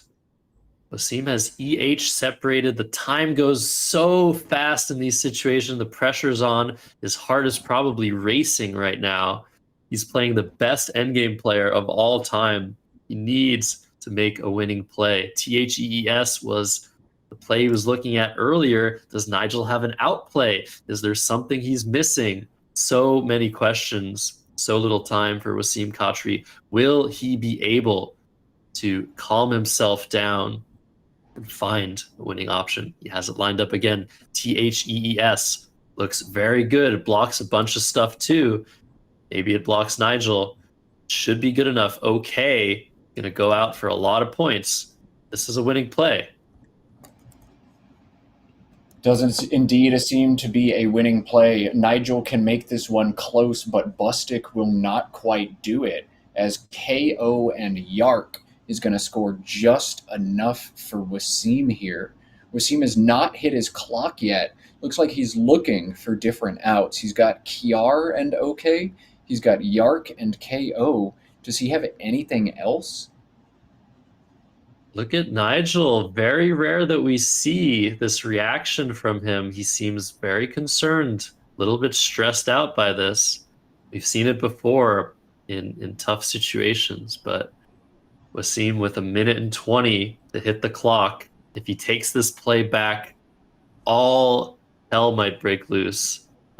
Don't panic. Be confident. He's announced the score. He's hit the clock. This is it. Wasim Katri about to take out Nigel Richards in the endgame. Bustic will come down, and that will not be enough. If my opponent insta-plays in an endgame situation like this, my heart sinks into my chest. Like, oh my god, did I just blow it? Why are you making this play so quickly and so confidently? But Wasim's going to check his math. It's a 17-point game, right? Yark, that scores how many? 19? Oh my goodness, I did it. I've beaten Nigel.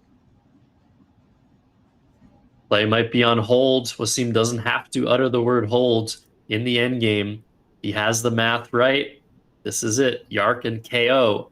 This will be a knockout blow if he hits his clock, if he stops the clock, rather. 30 seconds left. Double checking the math. How it feels to beat Nigel Richards in a close endgame. Wow. 6 points. Let's cut to the mic.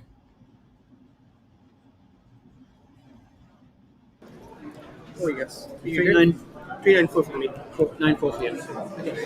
Thanks.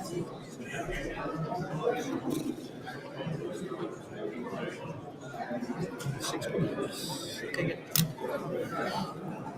Here's the result. Good. Take a picture. You pick the blank, man. After that, tall. You pick the blank after tall. I picked the blank. After what did I play?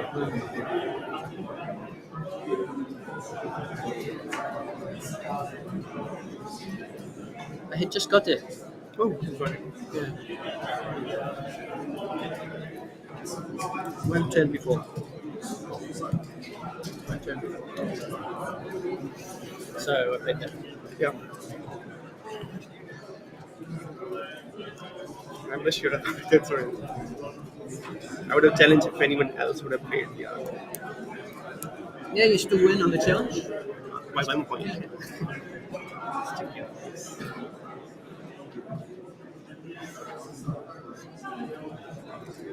I'm not sure who's winning. The Kegs would still win. No. KEGS. That's it. Oh, I'm not sure.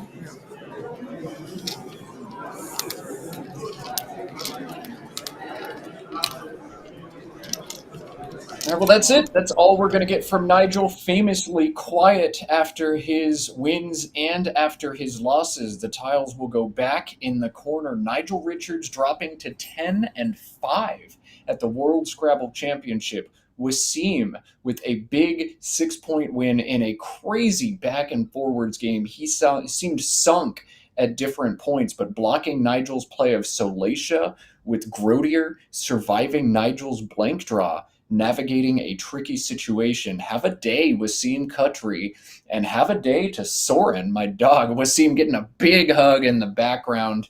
But Soren, the soothsayer, predicted this all along. He did say that Wasim was going to knock off Nigel Richards. I looked at him like he's crazy. That ain't a crazy dog. That's a fortune teller right there. We have one more game to go. Before we cut to break, we have not yet chosen that matchup, but once again, we will tease it in chat as soon as we know what it is. Josh, how was that game?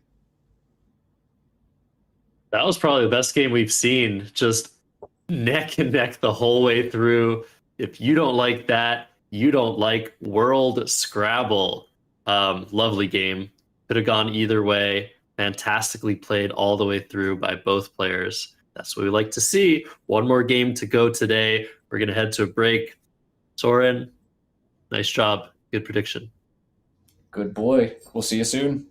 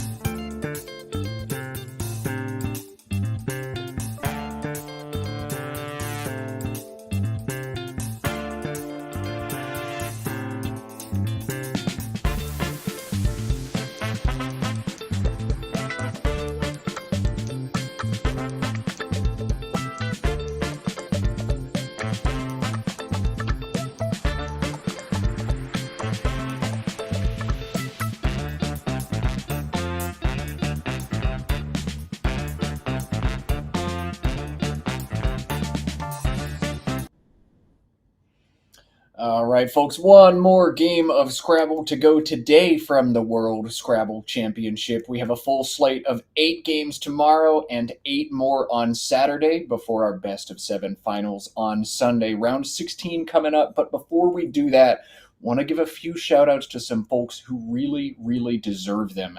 The World Scrabble Championship is a huge event, and it takes truly a village of folks to put it on. This event was organized as a group effort through the efforts of WESPA, the World English Scrabble Players Organization, the Scrabble Association of Ghana, and PANASA, the Pan-African Scrabble Association. So much work happening behind the scenes to organize this massive, not just one tournament, but series of tournaments. An early bird, a last chance qualifier, 32-game main event, plus side events as well. So kudos to the Scrabble Association of Ghana, to WESPA, to PANASA for putting all that on. Kudos to Josh Greenway and the Let's Play Scrabble team for everything they've done on the stream as well. Kudos to Nelson Oganje for running Stream 2 over on our sister YouTube channel. And kudos to all of you at home for watching, tuning. Viewership numbers have been awesome for this championship. We really, truly appreciate you for tuning in, and especially you if you click that like button down below this video, and especially you, Mr. Subscriber to the channel or Madam Subscriber to the channel. And if you haven't subscribed yet, this one's for you. You need to subscribe to the channel soon. Josh, anybody else we want to thank, or should we play Scrabble now? Well, let's look at the standings real quick before we get started with this game. Waben still in first place, a half a game ahead of Timmy, Woko, and Harshawn and Paul Allen, who's still on a very important hot streak. Okay, so these are the standings before the last round, right? Yes. This is round 16, so this is after 14 rounds. So we don't actually know what the current standings are. However, let's just pan to the board. The matchup here, we have Waben Toe, and we have Harshawn. This is probably the top matchup, closest I think it's the first like table 1 matchup we've had. No, we've had a few, but Waben Toe on the left, Harshawn on the right. They both won their last games, so I think they're in first and second place respectively, or something close to that, first and third place. In any case, both at 12 wins. Waben with an extra tie rather than a loss. He's going first. Let's play Scrabble. All right, Harshawn, earbuds out. Gotta stop that music soundtrack for right now. You can listen to the rest of it after play today. But we are underway, folks. Round 16. After this one, we are officially at the halfway point in Accra. Major game here between Waben and Harshawn. I don't suspect we're going to see repeat matchups until the very end of play tomorrow. So each of these guys would love to notch a loss on the opponent. Two of the strongest players in the room. Only one of them going to walk away unscathed from this game. Waben to play first. What's he got?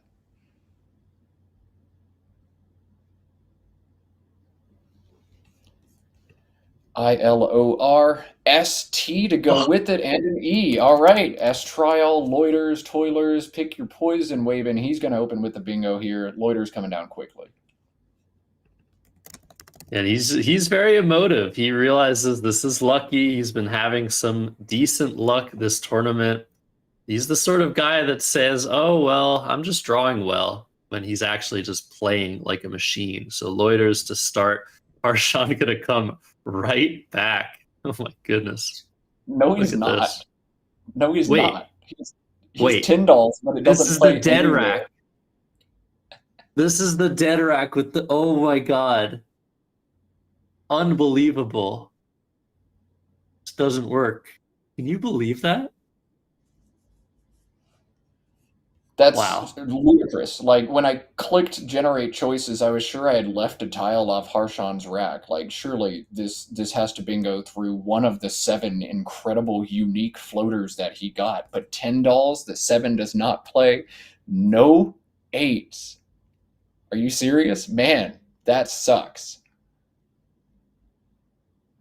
I don't really know what to say. I feel like by saying he's going to bingo back, I sort of just removed words from the dictionary. Apparently nothing plays here. That's crazy. What do you do? This is the most brutal opening play I've ever seen, I think, on stream. I would literally have to sit there for about 90 seconds to just compose myself. After I go through every single option, I'd be nervously scribbling all over my score sheet. Like, surely I can bingo through an O, through an I, through the E, through the R, through something. And then I'd have to regather myself and try to figure out, well, now what horrific and sad play do I make? I think there are some players, Josh, who would just play one tile here, but that's not the right line for Harshawn, is it? Yeah, I wouldn't say so. I feel like this particular instance might actually just call for Tyndall. Maybe you play right next to the loiter situation here, and you just show, I mean, shouldn't do this in a tournament, just show Waven that you have an S. You're like, what the heck, man? And make him think about it. Wonder if he sees a bingo that you missed. I feel like I would be so freaked out here that I was missing a high probability bingo. This is the sort of rack that when you get it on stream, you're probably taking far longer than if you get it off stream. Tyndall is 21. You could play DAL, keep INST. That seems like the best bingo leave here. Tyndall for 21 out of a rack that is so close but no cigar. Maybe you do that. Maybe just Dal or Lad play off those 3 tiles and try to keep floaters available to you for next turn. But, like, man, holy sad. This is why Scrabble requires a very strong mental fortitude. We're seeing the play of Dal here, trying to leave more stuff open. This makes sense. This takes a U hook and O hook, leaving the floaters, TERS, those are the best floaters on the board, open for business. Harshawn hasn't hit his clock yet. He stared at it for a while, but then finally does commit the play. God, that hurts. That hurts to watch. Everybody in chat, I'm sure you're hurting as well. We're back on Waben now. AEGIORX, his post bingo draw. I wonder if he knows just how close he was to getting smacked there. The X is going to do some smacking of its own. EXO and ODAL looks okay, Josh, but sets up a whole lot on top. Would you do that, or are you looking to play a little bit more passive here? I can't stomach something like that. I feel like I would do something more like socks, block that S, just keep AEIGR.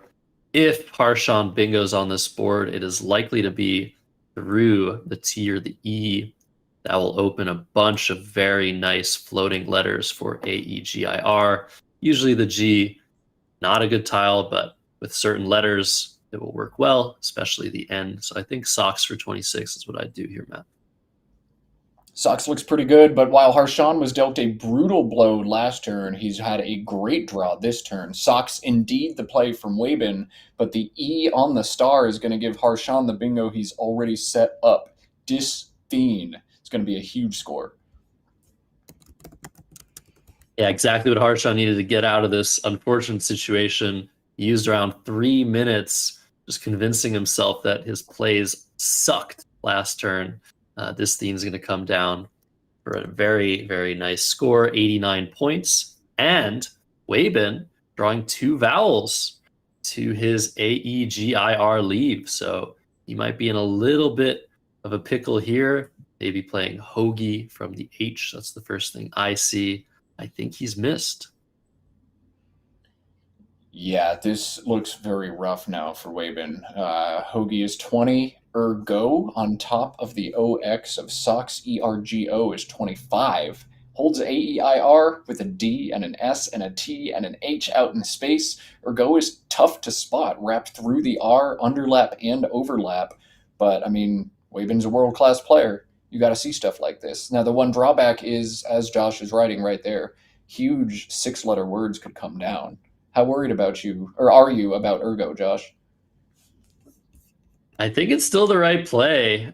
Sure, Harshawn could score massively on that triple with the 6-tile play. Not super likely. Seems like a coin flip that'll have something like that. That'll open even more floaters for AEIR with a decent draw. Waben will be back in this game for sure. He's down 7 now. It's an even game. Hoagie is pretty nice, though. He's looking at Ergo now, maybe thinking the same things that we're thinking. I like that. I like that for him for sure. Oh, Harshawn with the great pull anti-fur on his next rack. Sorry, Evan. Yeah, that does have a spot. Oh, it's Udall. Oh my goodness, this is going to be huge for Harshawn. Man, this is why you have to be patient in Scrabble. Sometimes you'll have games where nothing is going your way, and then suddenly out of nowhere, you just draw 80, 90, 100. Game is over. This seems to be one of those games. For one side, Harshawn, I don't think is going to get blocked here. But will Waben be able to respond? This game might be quite the shootout, Matt. This might turn into a game for the ages. Oh, man. I am hoping now for at least 950 combined points and maybe even 1,000. I seem to be the player whisperer. I'm going to whisper in both your ears right now. Waben, Harshawn, 1,000 points. Send us home with a bang. We'll see. Waben's taken some time on this turn. 2 minutes 25, you can see if you have some keen eyes or a very large screen under our clock times generously provided by, I think it's an iPhone. You can see how long each player has taken for each move. You want to take somewhere between 30 seconds to 1.5 minutes per turn on average. You don't want to go over time. A lot of the time you want to take much less time on your earlier moves. This board is wide open, so much to think about. Let's see what Waben draws out of the bag. This is going to be extremely important. If he draws 3 vowels, 3 1-point tiles that don't work for him, Anti-Fur will propel Harshan into a huge, huge lead. This is an I. Why'd you do that, Josh? Oh, why did I say that? Oh. Why did you do that? That's you. You know that's you. Oh. I'm deflated. I'm so sorry. And you should be. That is absolutely brutal. If anybody is looking to do commentary tomorrow starting at 4 a.m., I'm looking for a co-commentator. Josh has been evicted from the booth. Send your resumes to matt@woogles.io, please and thank you. Anti-Fur coming down for 91. Harshan up big. Waben in trouble after Josh casts the commentator Hex on him. There must be some bad blood I don't know about. Josh spilled the tea after the game. A rough turn now for Waben. Airy plays with AR on the top of the board for 24. Is that what you got to do, Josh? That's what you got to do. If there's any bad blood, it's that Waven no longer streams on Twitch. I so enjoyed the streams back during the lockdown stages of our lives. But I love the guy to death. I'm so sorry for cursing you if you're watching the replay of this game, Waven. I hope you pull it out. I hope it becomes, I hope things turn out better for you after this play of Airy that I think you're going to make. Shaking his head a little bit. He started off so hopeful. He's like, so lucky he got loiters, and then he in big trouble a few turns later. Yeah, it's got to be Airy. You got to take away the top of the board. Brutal. AI, though, could yield good stuff for him next turn, and he's only down 49. BELOSVY on the rack for Harshan. He's not going to bingo, but Lovies plays for 58 with LOX right now. Strings an S out in space in a game where you're in a commanding position. BOY also plays down beneath. Socks making Gob and Oxo. Boy for 32. Lovies for 58. What are you doing, Josh? Man, I'm just blowing the board open. This board is so nice looking. Want to score my way to victory. I don't like the B, but so many points. We saw Harshan.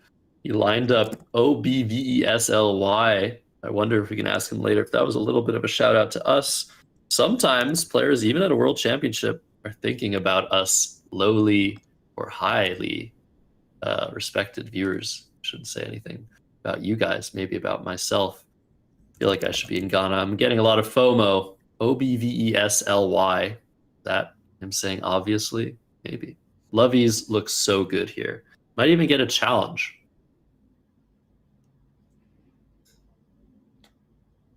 Yeah, Lovey does compare. I think Waben just uttered hold as well, and now just sitting there like a statue, looking pensively into the distance. Harshan confidently crossing his arms. Just pop in those AirPods and chill if I was allowed to. Staring into our soul was Waben for a moment there. I'm sorry, bro. I'm really sorry. He's accepted. Very nice. Very good decision. Looking at QUICH, the H in this theme, that looks pretty smart. But definitely getting further and further away, down over 100 points after this 58-pointer. Seems like things are not going his way. Play Quitch for 38 or Quiche?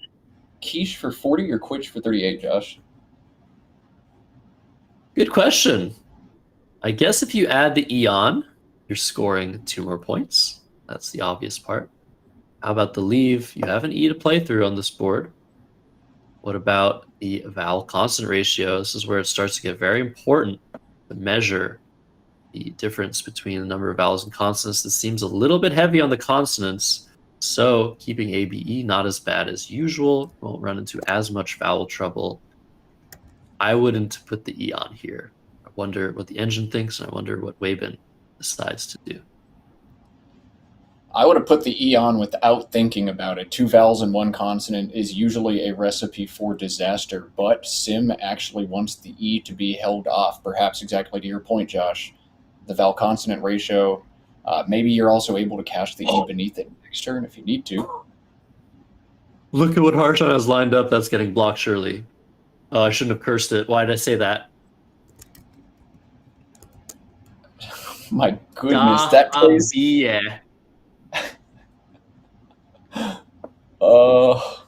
Dahabia. Oh my goodness. All right. Maybe we'll see CAIQUE to the E in Lovies to try to protect the S.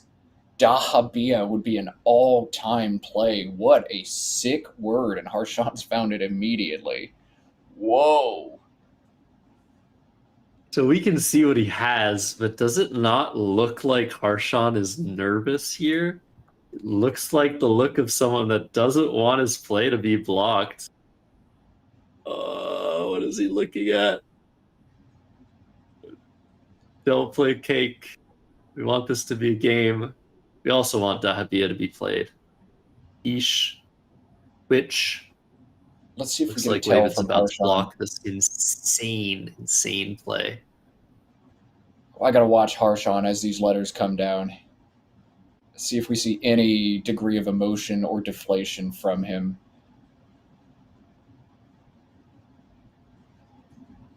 Oh. Nothing. Oh. It's okay. It's been immortalized. We saw it. You saw it. We know you saw it, Harshan. Very sorry. Maybe you'll play that word sometime in your lifetime. Maybe he's already played it. One of the existential things, Matt, about learning the entire dictionary is you will never play every single word that you know over a Scrabble board. How does that make you feel? Well, I got to the point in my word study where I got to those diminishing returns. Like, we're pretty deep in the lexicon, and I don't see these words appearing on my rack very often. But when I go through a set of 100 words, I'm like, Matt, imagine how good it's going to feel when you play even one of these. You know, drop some low probability weird bingo. So there's still some of that. Yeah, I won't play 99% of these, but I'll play 1% of them. And then next year, maybe I'll play a different 1% of them. And eventually, maybe I'll play quite a few of them. My dream, honestly, is to get a dictionary, grab a fat Sharpie, and cross out every word as I play it to see how many words in the dictionary I can play. But I've already lost 20 years of competitive tournament play to that idea. If I started now, man, I don't know. I already missed some old-timers in there. Yeah, good point. Ahead coming down for Harshan, BHAI on top might have been a better line here, but with 2 unseen blanks, maybe playing 1 extra tile is a good idea for Harshan. Maybe so. Waben has not seen one of those blanks. He's just played off 5 tiles. Harshan also playing 5 tiles. On boards like these, you can score and play a lot of tiles. Usually a good idea. AABNOWY for Waben. Needs to untangle here. He's still down over 100 points. What do you do? How do you maintain any sort of pressure with a rack like this? Different ways to do it, but the one thing you don't want to do is block the S in Lovies, and ideally you want to keep the E there open as well. Low boy, if you know and spot this word, LOWBOY, extending the LO on the board, keeps the S in play. You are holding 2 A's, but with only 2 more in a big bag, maybe you can get away with this. The one thing I don't like about low boy is Harshan's so likely to play a 5 on top of it, reach out to that double letter, and muck up the S lane. So it entices him to do that. A completely different idea is to take the S in Disthene and place 6 tiles beneath it. Sabayon, Sabayon.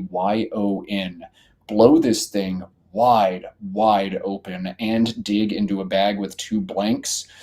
If I know the word Sabayon, that's probably what I'd choose here.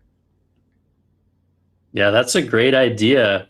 Extend to the part of the board that is not in use at the moment. Leave that S of Lovies alone. We've seen Sabayans before as an incredible play by Laurie Cohen, who is at this event, by the way. It is a stream special. Very nice dessert. So that's a great idea. The W, definitely not a tile you're thinking of leaving on your rack here. Probably the first tile you're thinking of playing, but I like this idea a lot. Just go for those blanks, gun for them, try to score a couple times in between. Sabayan. Looks like Lobo has been found. Wow, man, these guys don't miss.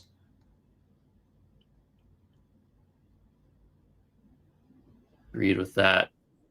Unless unless they open with Tyndalls, somehow don't get a playable 8-letter word. Oh my goodness. Still can't get over that. Lowboy probably the play that's going to allow Waben to bingo the most next turn, with a reasonable play at least. But can't feel good. This is such a tough position. He's been in so many of these throughout his Scrabble playing career. I think he's going to make a very good decision here. Harshan to respond. He hasn't drawn a blank. Still lurking, those 2 blanks in the pool. Anything can happen. Yeah, CEEMP, the pull into Harshan's B, I leave. So his scoring will slow down at least a little bit. It's certainly not done for Waben. He's just got to figure out how to keep his long-term chances available. And man, Lowboy is so hard to spot, but it is the engine's preferred play. Nice stuff from Waben. 209 to 291, the score now. Harshan on BCEEIMP. He's going to do pretty much exactly what we thought he was going to do. Not a 5 on top of Lowboy, but I think Bice or Beep, making BY, very, very obvious move for him here. Yeah, Beep is 36, deals with words ending in S. Those are most of the words that we're worried about. Obviously, tons of words start with S, but they already play using the S in dysthene. So this is a duplicate threat that in a lot of situations on a lot of boards, when there's a duplicate threat available, you opt not to try and deal with it. Instead, you look elsewhere. Bice coming down, the leave is a lot better, but it is a 4-point sacrifice. I think this makes sense though. Yeah, I don't mind this at all. I'll hold on to an E to have a little bit of flexibility in the future. Not a bad choice here by Harshan, and Waben has missed on the blanks as well after playing 4 tiles. We'll see if Harshan's able to find one of them or if they will both continue lurking in the bag. AAJMNNO, the rack for Waben. I think this has to be Jane. Very, very straightforward play for him. He can score a whole lot more. Jam on top of Bice, making a buy and MI is 40. Jane to the E and Bice just 33. Looking to undouble the ends, Josh, or score more points? This is another really tough decision for Waben.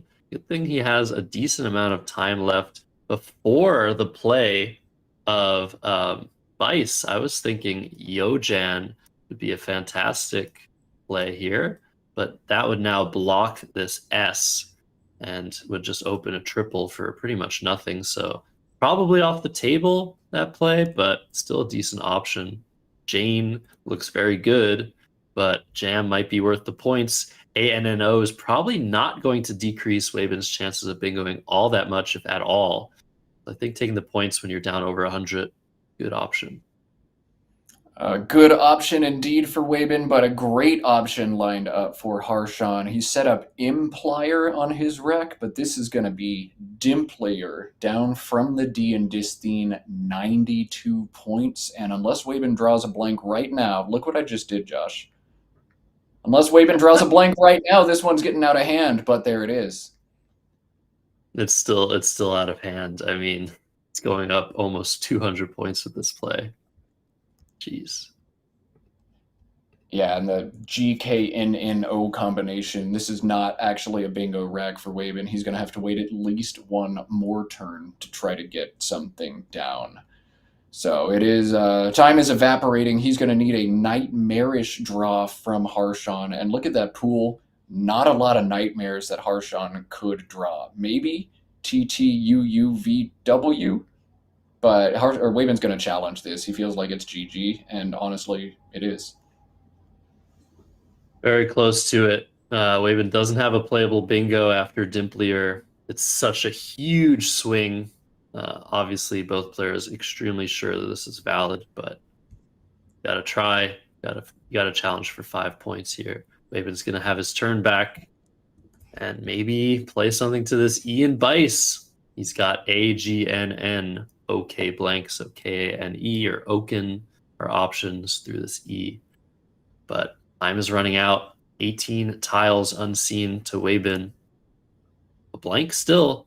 He needs scoring play, bingo, and another very big bingo, I think, to stay in this fight. See, anything's possible on this board, like I said. Let's see what Harshan draws. 7 constants. Is that what you said, Matt? I said TTUUVW. What's the 7th? Oh, 3 T's? He'll just find a bingo. Oh my goodness. Nope. N. Okay, maybe not. Openings doesn't go. Okay, I don't think so. Wow. That's a good draw, though. All right. So for Wayman, AONG, I'm not really sure where that goes. Maybe he's thinking about a potential phony word here. He's in such big trouble, down 166 points. Looks like Harshan might be taking the lead after this game in the 2025 World Scrabble Championship in Accra, Ghana. What an incredible 2 days it's been, Matt. Man, I mean, Harshan is just so due for one of these. He has made it to a best-of-7 finals twice at the World Championship, but both times was defeated by David Eldar. David Eldar is not here this year to defend his championship from 2023. Perhaps that is an omen that it's finally Harshan's time to get the championship he has chased for so long. Harshan actually walked away from the game for a while, came back to it, nearly won this thing 2 years ago. Maybe it's time. He's been playing some lights out Scrabble so far. Maybe it is. Still half of the tournament after this likely win for Harshan Lamabadu-Surya. He's going to need to maintain his form. We saw a little bit of shakiness in a couple of the earlier games on stream, but this one has been fantastically played all the way through. Ahead, definitely play that I have the most issue with, but Kane coming down, keeping GNO blank. Wayman wants to hit a bingo from either that S or that R, and try to stay in this game. We'll see what he draws. He does not want to see the second blank right now. He wants to draw a bingo and then wants to draw the second blank. Yeah. All right, we're looking for 2 commentators for tomorrow. Now send your inquiries to Josh Greenway, because I'll fire myself after that. Yeah, we're both fired, Matt. Oh my goodness. Well, at least this means that Harshan's probably not going to bingo for the rest of this game. Unseen tiles now for Wayman are terrible. So he's probably not winning this game, but this way he can probably save a little bit of point differential. Yep, there's always a silver lining. I suspect we're going to see Harshan play a little bit longer here just to go digging into that bag. PENGO beneath the OY in Lowboy is a play that makes a lot of sense. He might just play Sponge down from the S in Disthene and start mucking things up. But, do whatever you want to do. You're up 150 points. You can kind of do anything. Just don't open a triple-triple. And make sure you don't lose a turn, and you're probably okay. Thanks to everybody for tuning in. We're at almost 800 or 600 viewers, which is awesome for competitive organized Scrabble. When we started doing these streams about 5-7 years ago, we were lucky to get even 50 folks hanging out with us. So literally every single one of you who's been watching today, thank you so much. This is our last game of the day, but please click that thumbs up button under the video anyway, so that the stream will be recommended to more folks in the future. I love when people stumble into Scrabble streams like 6-8 months after they happen and, continue leaving comments and interacting and all these other things. So like the channel, all of it is going to be right here on Let's Play Scrabble. So go ahead and hit that sub button if you haven't yet. Play begins at 4 a.m. Eastern Time, 9 a.m. Ghana time tomorrow, and hoping for a prompt start to play once again. I'll be waking up at 3:30 here in Boston. If you're on the west coast of the USA, why not just pull an all-nighter twice this weekend? Pretend like you're 17 all over again. What else would you be doing with your time except watching the World Scrabble Championship? Nothing for me. I'm happy watching these games. Waven's going to bingo here after Sponge. I was yelling a little bit with my illustration. I feel like you add the S and just block the R of Dimplier if you really want to win this game. But Shotgun's coming down, Sturgeon, the other 77-point option. Both of those options were found by you in the chat. Thank you so much for watching, everybody. 77 points. Maybe Waven, maybe there's a chance. What's unseen to him? The Z? Oh. The Z? Waven's about to draw some garbage. Oh, no.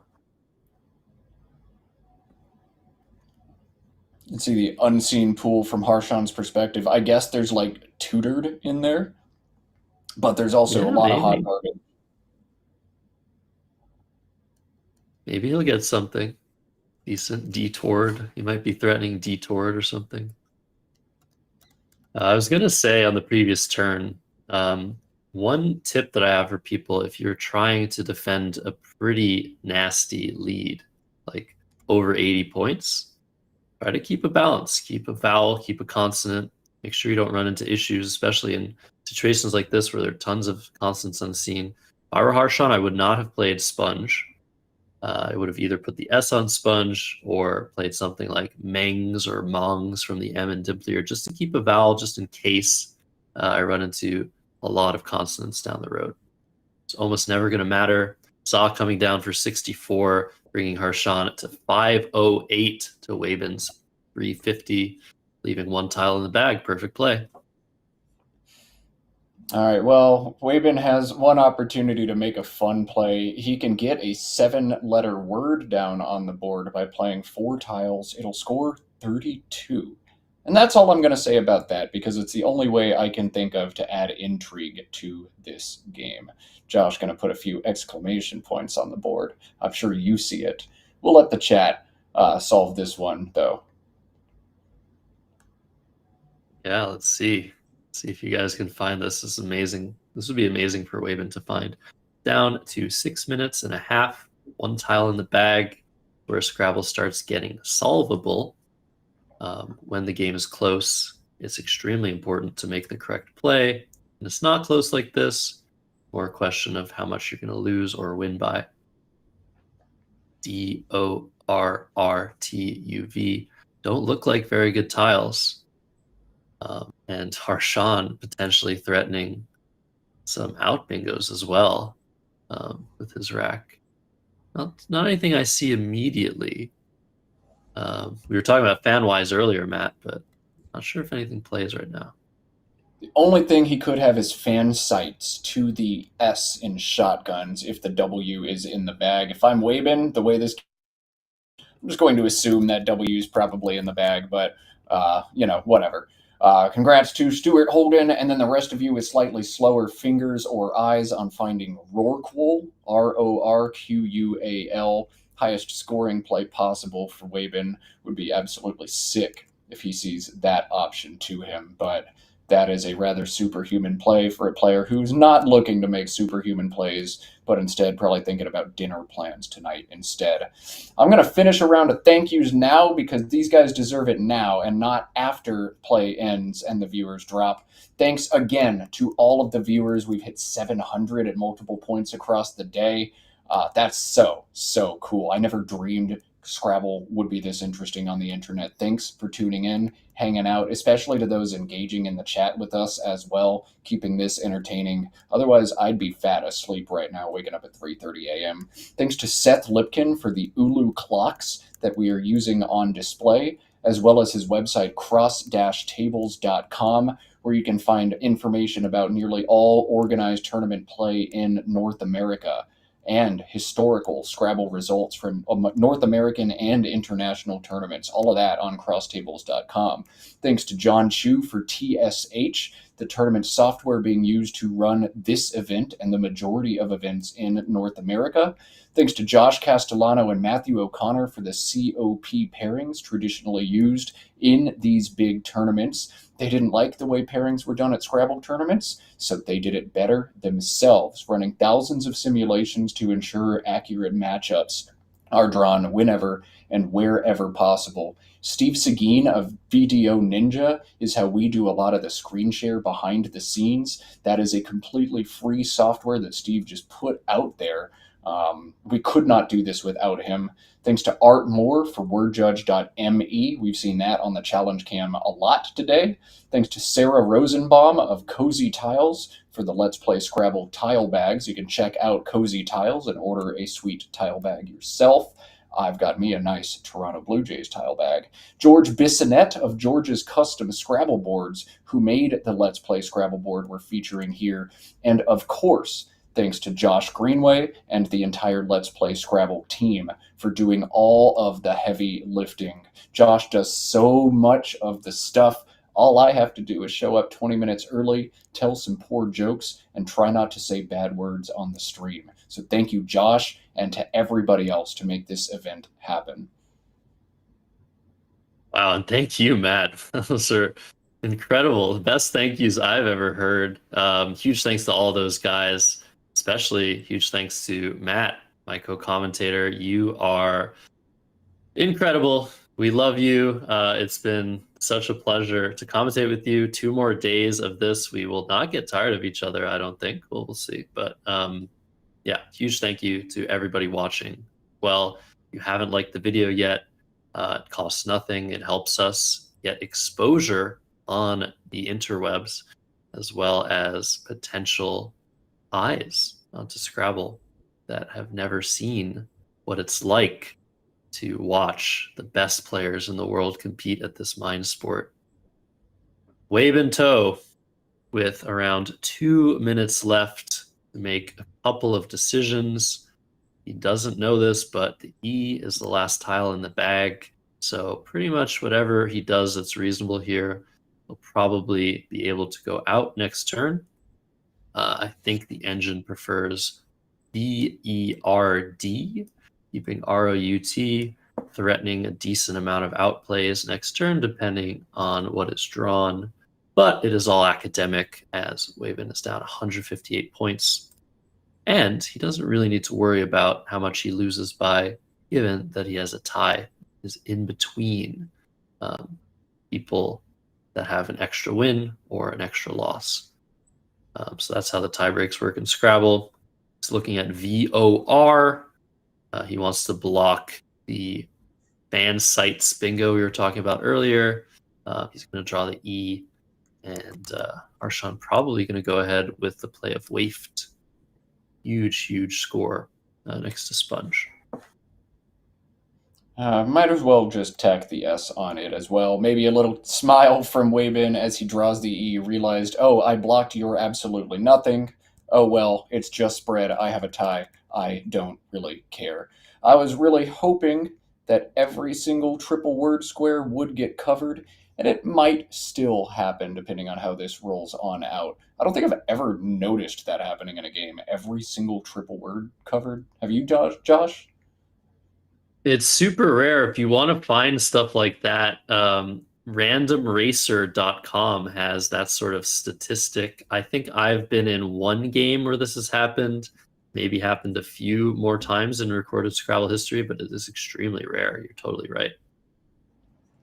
I'm only famous on Random Racer because it also archives like instances where somebody loses 3 turns and wins a game anyway, and I've got at least 2 of those notched on my belt at different nationals, one against you, Josh, another against Jackson Smiley, just a complete comedy of errors, and yet I couldn't lose the game no matter how hard I tried.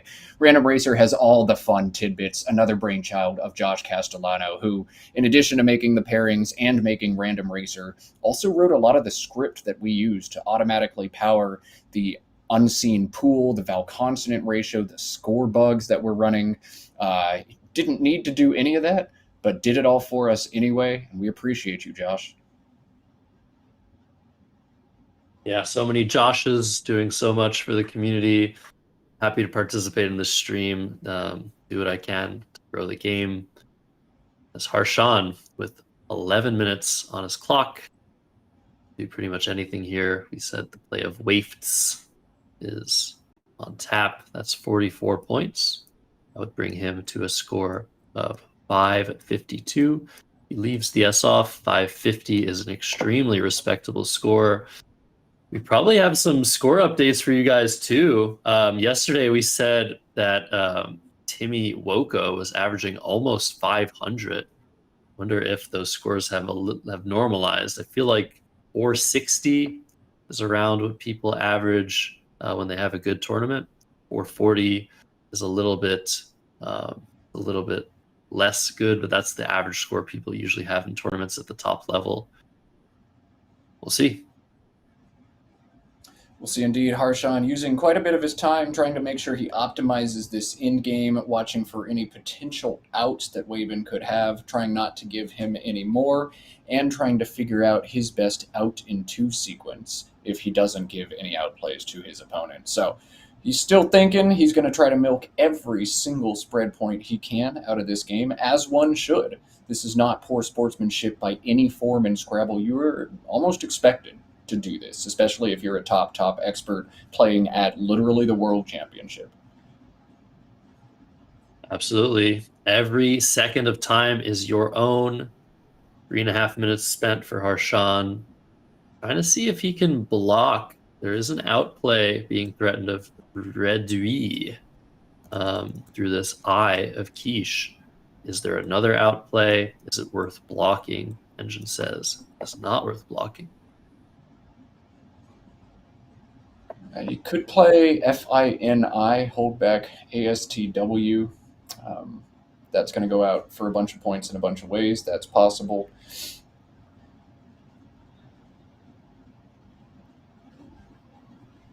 Yeah, I wonder what he's thinking about with this AWNS.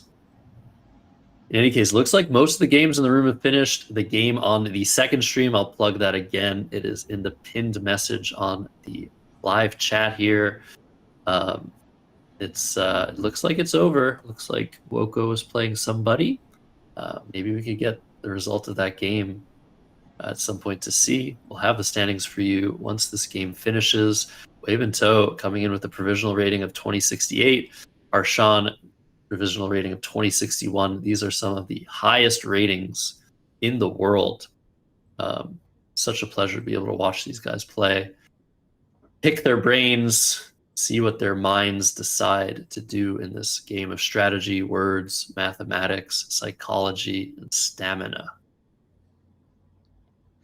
Man, Scrabble is just such a fun game. If you're kind of a more casual observer, just learning that competitive Scrabble is a thing or just dabbling, fear not. You don't have to know words like dysthene and anti-fur and lowboy and lovies. All you have to do is have a good attitude and a willingness to learn a little bit. Everybody starts at the bottom and you climb up as much as you feel like. In the same way that not everybody shoots even par in golf, not everybody has a 1900 or 2000 rating in Scrabble. Games are still entertaining at all levels, still give you a lot to think about. And there's always that pursuit of trying to learn more, trying to do a little bit better, trying to cross that next ratings threshold. At most events, they have divisions, so you're paired with players who are similar-ish in ability to you. You're not just going to get steamrolled by the greatest in the world, the Waben Toes, the Harshan Lamabadusarias, and the Nigel Richardses out there. Though it is fun to play them sometimes, and it is really, really, really fun to beat those guys for the first time. The first time I scalped a top expert, it felt utterly incredible, and I got hooked. Yep, that's how we get them. Scrabble is a game of skill. There's a little bit of luck involved, but until you reach the top, not even worth thinking about luck. There's so much to improve upon, so many things you could have done differently in each and every game. That's why we love it. That's why we keep coming back. Waifed is the play for 42 points, or for 40 points, pardon me. Harshan is going to probably end this game at 548 if Waven is able to see his outplay of Reduit. It's kind of a weird spot. And so instead he's playing Treed, not going out, trying to score as much as he can. This is a 21-point play. My math is correct. And that'll bring Waven to a final score of 381. Harshan will go out with his N and his S, gain 2 points from Waven's final U. Will be doubled and added to Harshan's final score. He'll take a very, very important win over the leader of the tournament by almost 200 points, Matt. Yeah, wow. Impressive win for Harshan. After this so tilt-inducing start, 10 dolls, unplayable with 7 floaters, he stays composed and ends up pulling out nearly a 200-point win instead. You gotta stay calm. Scrabble's a game about emotions and regulating them. 32 rounds especially. You're gonna have highs, you're gonna have lows, you gotta shake them off, do what you think is best. Sometimes you draw Dysthene and then Anti-Fur and then Dimplier, and things can roll in your favor. I do want to extend one final thank you to you, Josh. I know it is not easy for you to wake up at 3:30 in the morning to get online and do this. It's probably not easy for you to sit out these major events either. But as soon as I learned you were not playing, it's like, oh, we got to get Josh in the booth then. So thank you for all the time. It is truly a pleasure. I try to do the analysis bit, but I'm not quite there as a player where these guys are. It's always such a treat to have somebody who understands the game as well as you, because then I get to do joke duty and narration duty and punt the hard turns. So thank you so much, Josh, for giving my brain a little break. My pleasure. Always a pleasure doing commentary with you. Ergos and NOS, 9 points. If you reverse the N and the S, also 9 points for Ergon and Sun. Harshan going out for 557, +2, 559 to 381. Let's take a final listen to the overhead mic for day 2 of the World Scrabble Championship in Accra, Ghana.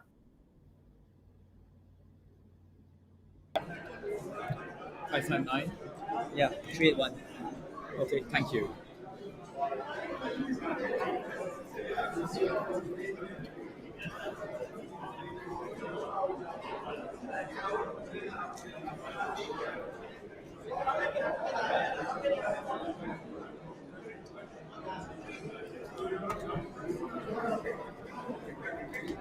Do you think it's worth it to just go out? I'm sorry? Do you think it's worth it to just go out? I think I'm better off not blocking it. Oh yeah. We No, do I it. think for me. Ah, right, yeah. I think it's about there. Just doesn't matter. The E was the last tile. So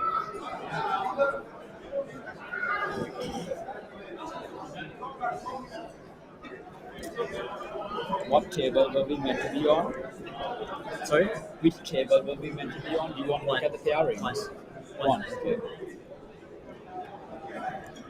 It is 16, right? Yes.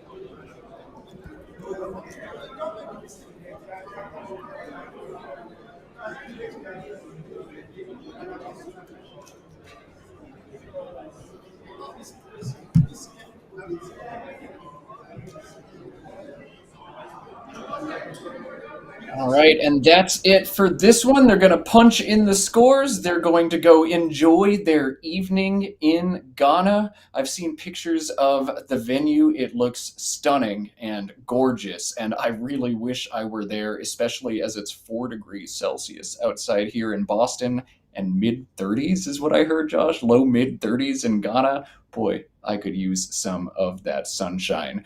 With that, we're going to wrap up coverage for today, but if you haven't scratched your Scrabble itch yet, be on the lookout for a Will Anderson video. It's going to drop tonight. It will summarize the best action from all 9 streamed games today. 3 veritable bangers. I can't wait to see what Will has to say about those. Anything else for our viewers before we go touch some grass, Josh? Yeah, I think so. I think we might be able to take a look at standings and maybe a little bit of statistics here if our producer is able to do that. I think that was the plan. But yeah, huge props to everybody on site, the organizers, Nelson for the second stream. He also helped us with our internet issues, our connectivity issues that we were experiencing yesterday. Today was so much smoother. So yeah, huge thank you to Nelson for that. We owe you a lot. And the viewers are also very thankful. So let's go to the standings as we have them. Huge thanks to Josh Koff, Josh Greenway for the LPS Advanced Statistics. Timmy Woko, after this game, will be in first place once again, 13-3 plus 1-1-1-1. Harshan will be in second place by just around 50 spread points, I think, after his win over Waben, who will be down to, I think, fourth place, going below Adam Logan, who also has a tie and a 12-win record. Wasim in fifth. Victor, Nigel, we don't know about Victor's game, but Nigel is in 7th at the moment, Sammy in 8th, Edwin Boama in 9th, and Paul Allen, after losing on the second stream, in 10th place. And after that, do we have some average scores? Let's take a look. Do we have any very high averages? I feel like, wow, Hubert, 476 average score. Nigel in second place, 474. Somehow they're going to be rivals, Matt. Yeah, man. Hubert and Nigel, 2 of the best players in the room. There's no surprise there. Check out Jack Moran at 469 as well. All right. It is a lot of word here at the World Scrabble Championship. Look at the points against 390 in CSW. That's ludicrous. Waben as well, 395. Defensive clinic being put on perhaps as well as a scoring clinic from. That's all we've got for you today. I have a swimming pool with my initials all over it. I'm going to go get my laps in and then collapse and wake up at 3:30 a.m. and do this all over again tomorrow. I wouldn't have it any other way. I'm going to stop talking for now. Josh, send our viewers home with a bang. Bang. Okay, no. Thank you guys for watching. We'll see you tomorrow, early morning on the East Coast at 9 a.m. Local Ghana time. I think it's also Greenwich Mean Time. Wow. I mispronounced that. Botched that so bad. I'm going to stop botching things. Matt, have a good time with your swimming. Everybody else, we'll see you tomorrow, bright and late. Bye.